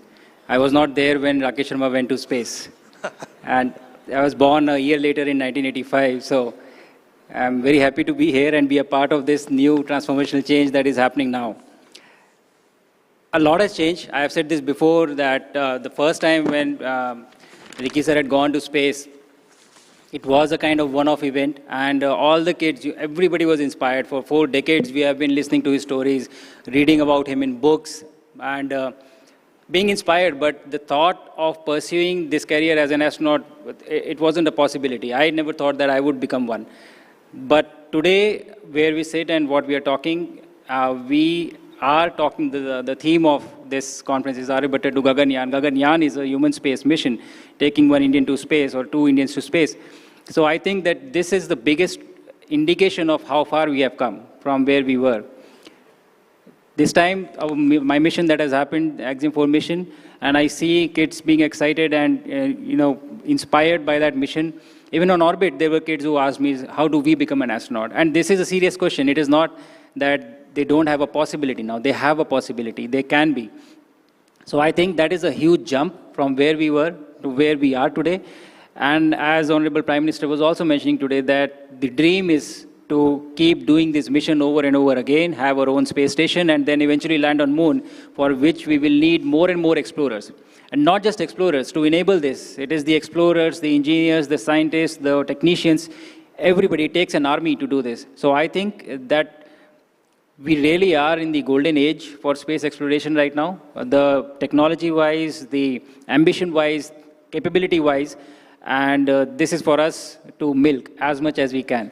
So I think that is the biggest change that I would say in these 41 years that we have achieved. Good. Thank you. So we come back to, again, the astronaut who doesn't need helmet. So you, as a part of Axiom mission, you underwent very rigorous training, a long training. So can you tell us 3 aspects of those trainings which you feel was very important? Thank you, sir, for that question. So the training was rigorous and extensive, but really fun also. So if we break it down, that one was equipments, getting used to equipments, different kinds of equipments, whether it's on the spaceship, the International Space Station, household things like even using a vacuum cleaner, the basic things. It is like being reintroduced to household work, cleaning bathroom, cleaning up after yourself. So basically equipment, a lot of machines would be the first aspect. Obviously, the men are as important as the machines. So The second part was the human factor, because it is human space flight. You have all this equipment. How do you interface with that? How do you train for that? Not just physically, but also psychologically. And that brings to a third. To have all these things, what are different training tools and softwares and simulators that are available? So, in a nutshell, you can say we train like athletes, we study like scientists and engineers, and we are taught to behave like diplomats. So that's three things that I think we did out there. Yeah. All right. So Krish, again, you love traveling. Imagine yourself in a craft moving at what speed? Leo, 28,000 kilometers per hour. So there are a lot of risk of space debris. So can you tell us how the space debris risk is managed in such missions? I don't think you have time to see and just go around. Okay, so how the risk is managed? First is, don't really care about it. Okay, chalo, dekh lenge aayega to. That's the attitude generally, because we can't cater for everything. So we say, okay, aayega to dekh lenge. So the simplest thing is to make the structure stronger, thicker, I would say, as what is possible to be carried up, so that you're well protected if something actually comes. Secondly, we know that every object in space which is more than 10 centimeters is catalogued, and we know what is its orbit. We know all its orbital parameters of every object in space, and we are tracking them regularly. So based on all of that, we decide how to go in space, where to be at this time, and predict if there is a likelihood of something going wrong, if there is a likelihood of space debris, and get out of the way in time. So this is mainly how it goes. I think now we are looking at radars in spacecraft. Soon we'll have to have radars in spacecraft so that you can real-time pick up something and get out of the way. I would like to think that we should have some kind of robotic arms or something which pull the other things out of the way. And yeah, one thing about being peaceful, world peace, that is, we shouldn't have any more anti-satellite kind of real kinetic kill kind of missions. If we have those, those are going to create space debris. So it is better to prove it mathematically on a piece of paper and say that, yes, see, we can do it. We can precisely put something where we need to put it, rather than actually try and show it. It's not required. So that's how we mitigate all this. Thank you. So coming to Angad. So Angad, how do you think that space exploration is going to shape the future of humanity, especially our next generation, especially yours next generation? Say again, sir. Especially? Your next generation. Okay. Our next generation is anyway you.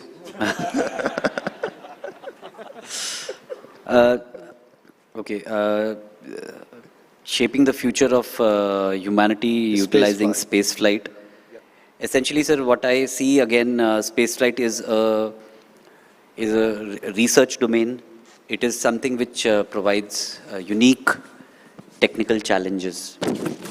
And as a human race, we have already worked out most of the science that we could understand by being here on Earth. So we all know, I think, about the physics cube, right? At the center of the physics cube, we have the Newtonian physics that all of us have really built a very good understanding of. But it is only when we actually start thinking about space travel, serious space travel. I'm not restricting to solar system like what Ajit sir did.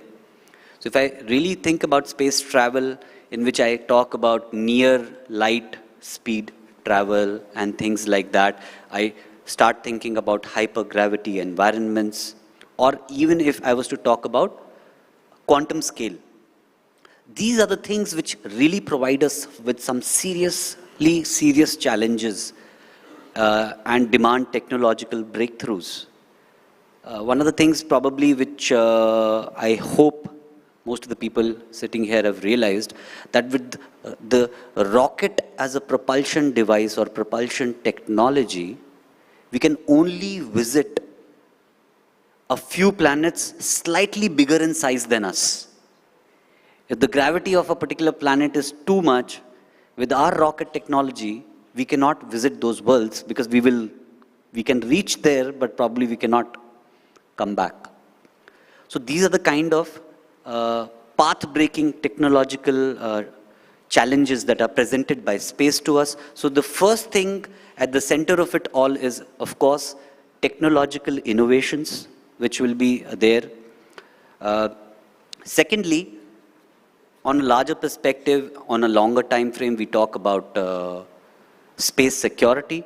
Essentially, all of us are aware that the Earth, being a part of the solar system, is traveling around the Milky Way galaxy at phenomenal speeds of close to 250 to 300 kilometers per second. So in the words of Prashant sir, who very rightly brought it out yesterday, that we all are astronauts on this planet, and this planet is our spacecraft, and we are traveling around the galaxy. That was a very nice analogy. And the skin is your space suit. Yes, with the skin as the space suit. So when we think of that, we really don't know what all is going to come in future, which will require us in a form, a sort of space defense or space shield that we would need. So that's the second thing. And thirdly, again, what I covered earlier also, that the future of humanity will get shaped. When you think space, you will think more human, and you will probably be able to cross across national boundaries. Thank you. So coming to Shuks. So everybody knows that you have conducted a lot of microgravity experiment on board. So what message you would like to pass to the researchers and academicians who are part of this audience and they want to pursue microgravity research? What way they should go forward? So yes, I carried 7 experiments that were prepared by the researchers from all over the country, and we conducted experiments ranging from stem cell research to just growing crops on orbit. And I can't tell how extremely proud I was to be the bridge between Earth and orbit for these researchers from India. First of all, the first experience of doing this experiment, doing science on space, is really fun because, at one time you are hanging on a wall doing something on the glove box, and then when the sample is finished, you go stick to the ceiling and then do microscopy. So it is really fun moving around and doing all that experiment. It was very challenging and very, very fun to do that. But more than that, the experiments that I did were very unique, and they were very useful for long duration spaceflight as well as potential benefits on Earth. To give a few examples, although all of them were great, but to give a few examples, that the Indian researchers got access to microgravity research for the first time, and the data or the science that we have reached the orbit. So there were few which had not been explored before, and which we were able to send, like simple, the seeds that we took, methi and moong, which we took for growing, sprouting. Food is a challenge because the space is limited, your transportation is costly. These are very nutritionally dense seeds. So and they do not require a lot of resources to grow, and they grew beautifully on station. And so if it is possible to show that we can do this in limited space, I think we solve the problem of food security, not just on the station, but on ground as well. And then there were experiments like myogenesis, which are dealing with problems of muscle degeneration and everything. So I think the researchers really put in their minds, looking at the ambition that we have of long duration space flight, and also the experiments that have potential benefit on Earth. But the biggest message that I have for the researchers and academicians who are here is that these doors have been opened now. The doors for microgravity research have been opened. We have understood how an experiment is to be prepared for space. That is the big challenge, to just take a simple experiment and convert it in a form which is very conducive to be performed in space. And I did not face a single problem or a single obstacle while I did all the 7 experiments, which were very involved. And I think this is hats off to all the people who were involved in preparing this. And I thank you, each and every one of you. And I can't tell you how proud I am of you. Thank you so much. We are slightly running out of time. Probably we'll go for one last round. One more question. So again, we start with Papa. So what is the importance of team chemistry in human space mission and how really it is achieved? Thank you, sir. That's a great question because space flight is a team effort with people from all kinds of disciplines. We 4 are fighter pilots used to flying single alone in a cockpit. One of the first things that was taught to us when we came to the astronaut program is that you're a team. Team of not just astronauts flying above, but also the team of the controllers, the mission controllers down below. Also the team of scientists who are making the rocket, who are making the spaceship which is going to take you, and also different protocols. The testimonies of all the people out here, and this is one thing which we found really gratifying, that even when we went to the US or when we went to Russia, and here also, when we train and when we build, it is people from all disciplines, really professional people, and bonding. And when you do this, you require certain specific exercises because we are, after all, human beings with our own quirks and emotions and all. So what do? What we always did when we were children. Actually, we just don't have to look too far. We have to go to what is natural to us. We play together. We party together. We picnic together. That's the only way. That's what children do, right? They fight, they cry, they laugh. So even when we were there in US, we did the National Outdoor Leadership School, in which we went canoeing in Mexico for 3 to 4 days into the wild without any cell phones, just living off the land. It was a beautiful way to bond as a family. Similarly, when we went to Moscow also, we had this kind of survival training, which actually builds to team spirit. And then over here also, we have been doing that. So main thing is a team that trains together, flies together, fights together. And it's just not that. You remember when I'm saying team, it's the entire team which is sitting out here, right from the chairman and also ma'am to all. That is including the wives, everyone and the children. It is one big team. Thank you. Great. So coming to Krish. So can you tell us how human integration aspects are addressed in the human space mission? Because it is man-machine integration, right? That is the challenge. So how these things are done? Because how is the man integrated into the spacecraft is what I would think.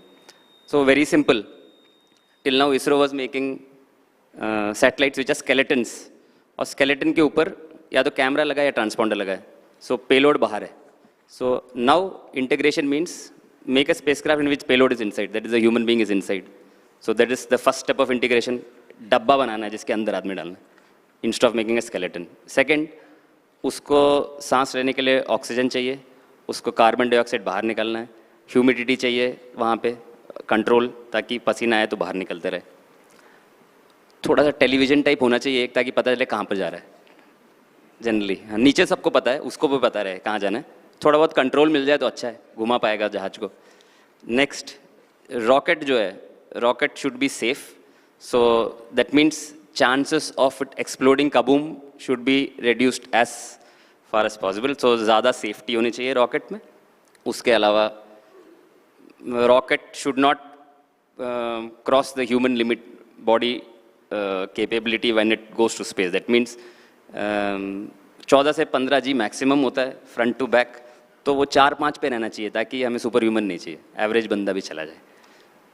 Men or women. So more or less is this, and the last part of integration is we'll have to, for us, is that we'll have to learn how to get this satellite back to Earth. We don't want to say goodbye after sending him up like Laika, him or her. So that is all is human integration. All right. Thank you. So coming to Angad. Angad, there are some missions called analog missions. So what is the importance of analog mission? And I know that you have been on one such mission recently, Gaganyaan 1. Can you, in brief, can you tell us about that? Sir, okay, before I talk about analog missions, we have to understand that here on Earth, to simulate exact space environment and the full profile of space mission is extremely difficult. We need to really simulate hypergravity phase before you can simulate microgravity and then again hypergravity for coming back. Simulation of hypergravity, then simulation of microgravity here on Earth has got its own challenges. Then there are multiple other things like confinement, space restrictions, the amount of real estate which is available inside a spacecraft or on the space station, and all the kind of discomforts. It's very difficult to simulate them, all of them in one particular place. Analog missions are analogous of the kind of specific mission that you're going to fly. It could be a Martian mission, it could be a lunar mission, it could also or even be a mission to a space station like the one for which Shuk's went. So essentially an analog mission provides the necessary test bed to do multiple things. And it is a very less known fact that the potential of an analog mission is humongous. In fact, after I have undergone this Gaganyaan 1 mission, I came to realize that that is a single test bed in which you can develop your space hardware. You can train your astronauts both psychologically and physiologically by providing them with high fidelity environment. You can also refine your training protocols and actual in-flight protocols. You can understand the environment that you are targeting for way better. So just like hardware needs to be subjected to 1.4 or 1.2 times the actual stress, whether it is thermal or any other kind of stress that we talk about, whether structural, before it really flies to space. In an analog environment, we can do the same thing to both space hardware as well as astronauts, and we can take feedback from astronauts, we can train the ground crew outside. However, yes, it is a little difficult when you try to create a very, very high fidelity analog environment for the people who are outside. So for the people who go inside the analog mission, certainly it's a psychologically very, very highly stressful environment. But for the people outside, to manage the show temporarily, it's a big task. It's a big ask because people have to be there. If it's a 10-day mission, 24/7, there'll be a team of 5 to 7 people who will be there outside managing the entire show so as to ensure that the degree of fidelity doesn't really go down. Okay. And I hope the space agency realizes. That explains a lot. Yeah. So I will go to the last question to Shubhanshu. So you participated in Axiom 4 mission, which is called PAM in US, Private Astronaut Mission. So what is the difference in the regular NASA missions which goes to ISS versus this? And also, do you see this mission as a beacon of opportunity to Indian space entrepreneurs? What is your take on this? So let me start with explaining the difference between what is a PAM and what is a regular ISS mission. So PAM is a framework that was enabled by NASA itself to allow private individuals or different nationalities to fly to the International Space Station. International Space Station itself is a program that is managed by 5 countries and 15 different agencies. 5 agencies, 15 different countries. And it started construction in 1998 and this is 2025. So for 25 years now, there has always been some people, at least one human being who was not on planet Earth. It has always been man. And the framework that was existing earlier, that only people or astronauts from these countries could travel to the International Space Station. Of late, they opened up this traveling to space, to the ISS, they wanted to go the commercial way, and so they came up with this private astronaut mission concept. So a regular ISS mission on orbit happens for a duration of 6 months or more. And they travel, they are essentially living there, they are responsible for the maintenance, they are also responsible for housekeeping and the experiments that are proposed and conducted on the station. With the PAM missions, the original concept was that they were expecting that people with a lot of money, high net worth individuals would be traveling to space because obviously it's an entire experience in itself. However, after the first mission itself, I think there was a sudden realization to these high net worth individuals that traveling to space is not just fun, it is not easy. You have to train a lot and you have to work hard a lot. So the concept, I think, got changed and different countries started becoming a part of this mission. Like our mission, Axiom 4 mission, it was a mission for 3 different nationalities who were traveling to space second time, all 3 of us, after 40 plus years, 41 years at least.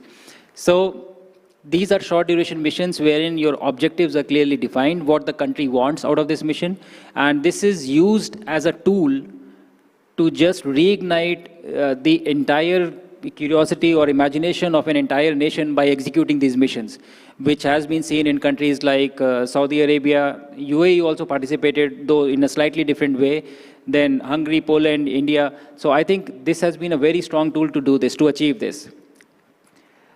What I see as a beacon of opportunity for Indian space entrepreneurs is, like I said, the first thing, we got to do science on space the first time, microgravity research. So the researchers now know what is the path by which we can do this.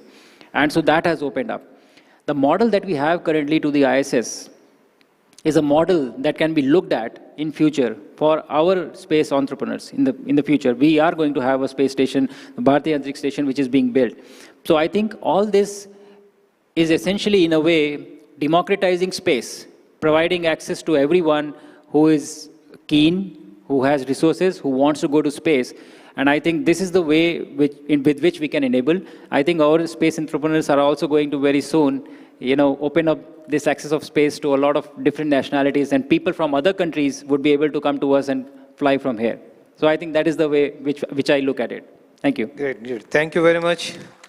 Thank you, all of you, for being a great panel. And I think we could transmit some message to the audience. Actually, I needed 2 hours to really finish this, but I think we all are late, so I don't think that we can take the questions from audience. Probably if the email is there, we will try to respond that, or maybe personally I will get you the response.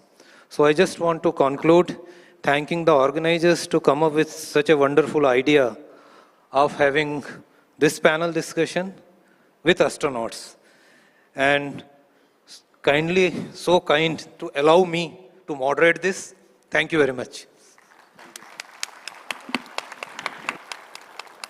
Just want to say, sir, that we have no power to allow you. You are our boss. So. Thank you very much. Let's have a huge round of applause for our astronauts panel. And we thank our moderator for steering it brilliantly. I'd like to request our Secretary, Department of Space, Chairman, Space Commission, and Chairman ISRO to kindly please step up on stage once again, and this time to thank our panelists here, starting with our moderator, Shri D.K. Singh, Director, Human Space Flight Center, ISRO.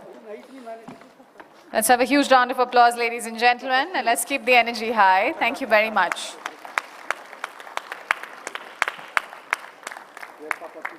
And now we thank Group Captain Prashant Balakrishnan Nair. A huge round of applause, please, ladies and gentlemen. And now Group Captain Ajit Krishnan. Let's have a huge round of applause. Thank you for the applause, ladies and gentlemen. Group Captain Angat Pratap. Let's have a huge round of applause. And Group Captain Shubhanshu Shukla. And a huge round of applause, ladies and gentlemen. And we request our panelists to please step ahead of the dais and give us a photo opportunity with our chairman. Ladies and gentlemen, as we heard our astronauts, we were reminded that space is not only about rockets and missions, it's about people with courage, resilience, and dreams. And their journeys speak to every young Indian. If you dare to prepare, you too can rise to the stars. So thank you very much for inspiring us.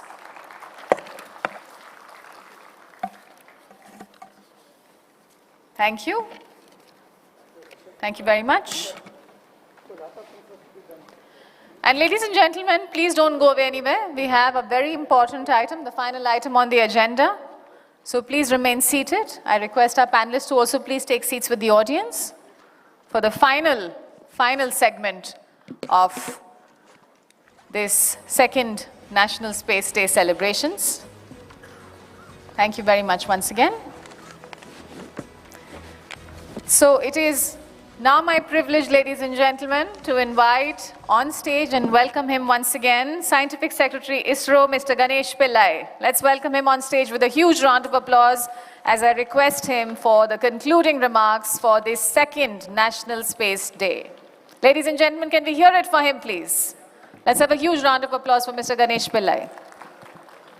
Good evening, dear distinguished delegates.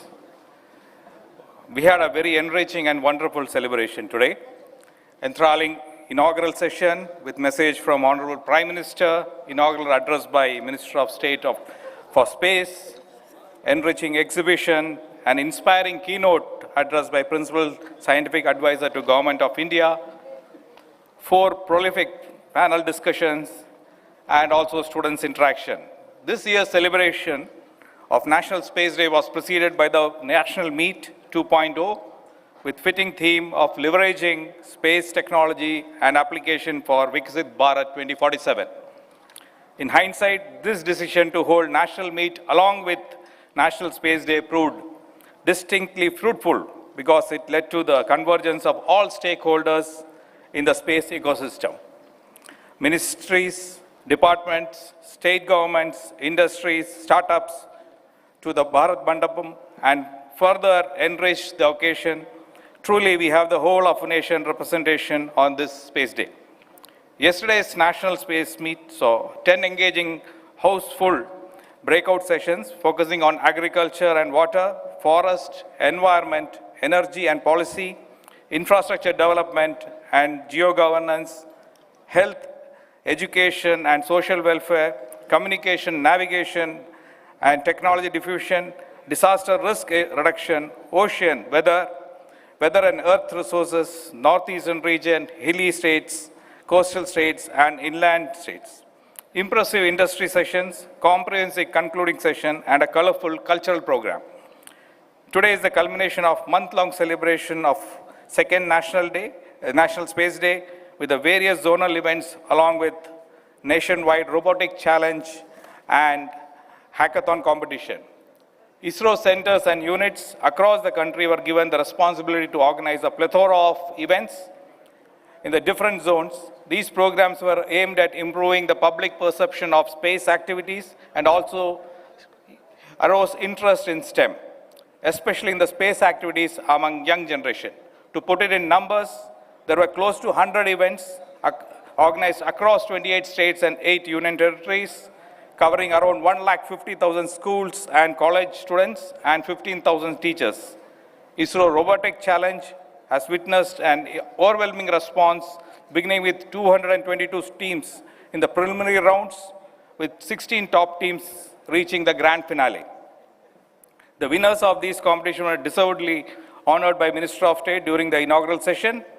The panel discussions were designed in such a way that they aligned with the future visions and directions of Indian space program. The composition of panelists aptly comprehend the 3G diversity, the geography, the gender, and the generation. The deliberations have strongly demonstrated the positive directions of our inclusive space journey towards Viksit Bharat 2047. The first panel could be considered as an extension of yesterday's national meet, where we try to assess the demand requirements across the stakeholders. It has representatives from government, industry, academia, and the strategic sector, deliberating upon the implementation of 2047 space vision at national level. The insight came out of this discussion will help in strategizing our activities. The second panel was aimed at assessing the impact of space sector reforms, which has been rolled out in 2020 by Honorable Prime Minister. This panel discussion has nicely complemented the special industry session we had yesterday. The third panel was also a demonstration of expanding space ecosystem with women leaders sharing their perspective on status of women participation in Indian space sector. The fourth and the last panel had our Gagan Yatris as the panelists. They shared the experience by them and are sure to bring the younger generation to the STEM in the general and space sector in particular. We had 600 students yesterday and 800 students today visiting our exhibition, interacting with our Gagan Yatris and leaders across the emerging space ecosystem. I don't think I will be comprehensive if I start listing out those who contributed to the successful celebration of National Day 2025 and the National Meet 2025. Under the inspiring leadership of Dr. V. Narayanan, Secretary, Department of Space, Chairman, Space Commission, and Chairman of Indian Space Research Organization, he did not leave any stone unturned in ensuring successful organization of today's and yesterday's event. I request all of you to join me in giving a big round of applause in honor of him for propelling the success of these two events. I thank Chairman InSpace for his full support and active engagement on both the days. I thank all directors of ISRO centers, units, autonomous bodies, and all their teams who relentlessly worked across all 7 zones to effectively bring the message of space technology and its benefit to the common man. I thank the secretaries, chief secretaries of states, joint secretaries, under-secretaries, deputy secretaries of all the departments for their active contribution, without which these days would not have been such a grand success. I thank the Ministry of Culture, who worked beside us to enrich the experience on the participants on these days. I thank the industry representatives and teams of space startups for their active contribution to the exhibition and other events. I thank my technical and administrative teams at ISRO headquarters who have relentlessly put their sincere effort in ensuring the success of this event, a small team with a big heart. I also thank the organizers and contributors of robotics and hackathon. I also thank the teams that worked behind the preparation of National Meet 2.0 outcome report and the DOS Chintan Shivir report, who put all their efforts to prepare the report in such a short time. I thank the event organizers, managers, logistics, and catering staff in ensuring the seamless conduct of such a large event. I am sure that each of us will be returning to our respective assignments with better insights and an increased vigor to perform better and contribute to our nation's development. Thank you, and till we meet next year, Jai Hind.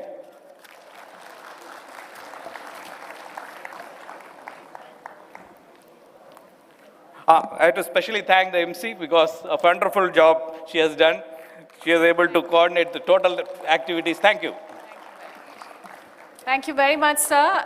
And with that, ladies and gentlemen, Mr. Pillai has rendered his kind word of thanks. It is now my pleasant duty to invite you for a high tea, which has been organized for all. There's something we need to do? So, ladies and gentlemen, high tea has been organized for all our VIPs and special guests at the Leaders Lounge, which is on level 2. Right after that, and I'd also like to invite all our other eminent participants to join us for high tea before you go at Multipurpose Hall, which is on this floor itself. I have to thank you very much, ladies and gentlemen, for being such an incredible part of this journey. Thank you. As a token of our appreciation, we would like to present a memento to Madam. Just hold on. Chairman will present the memento.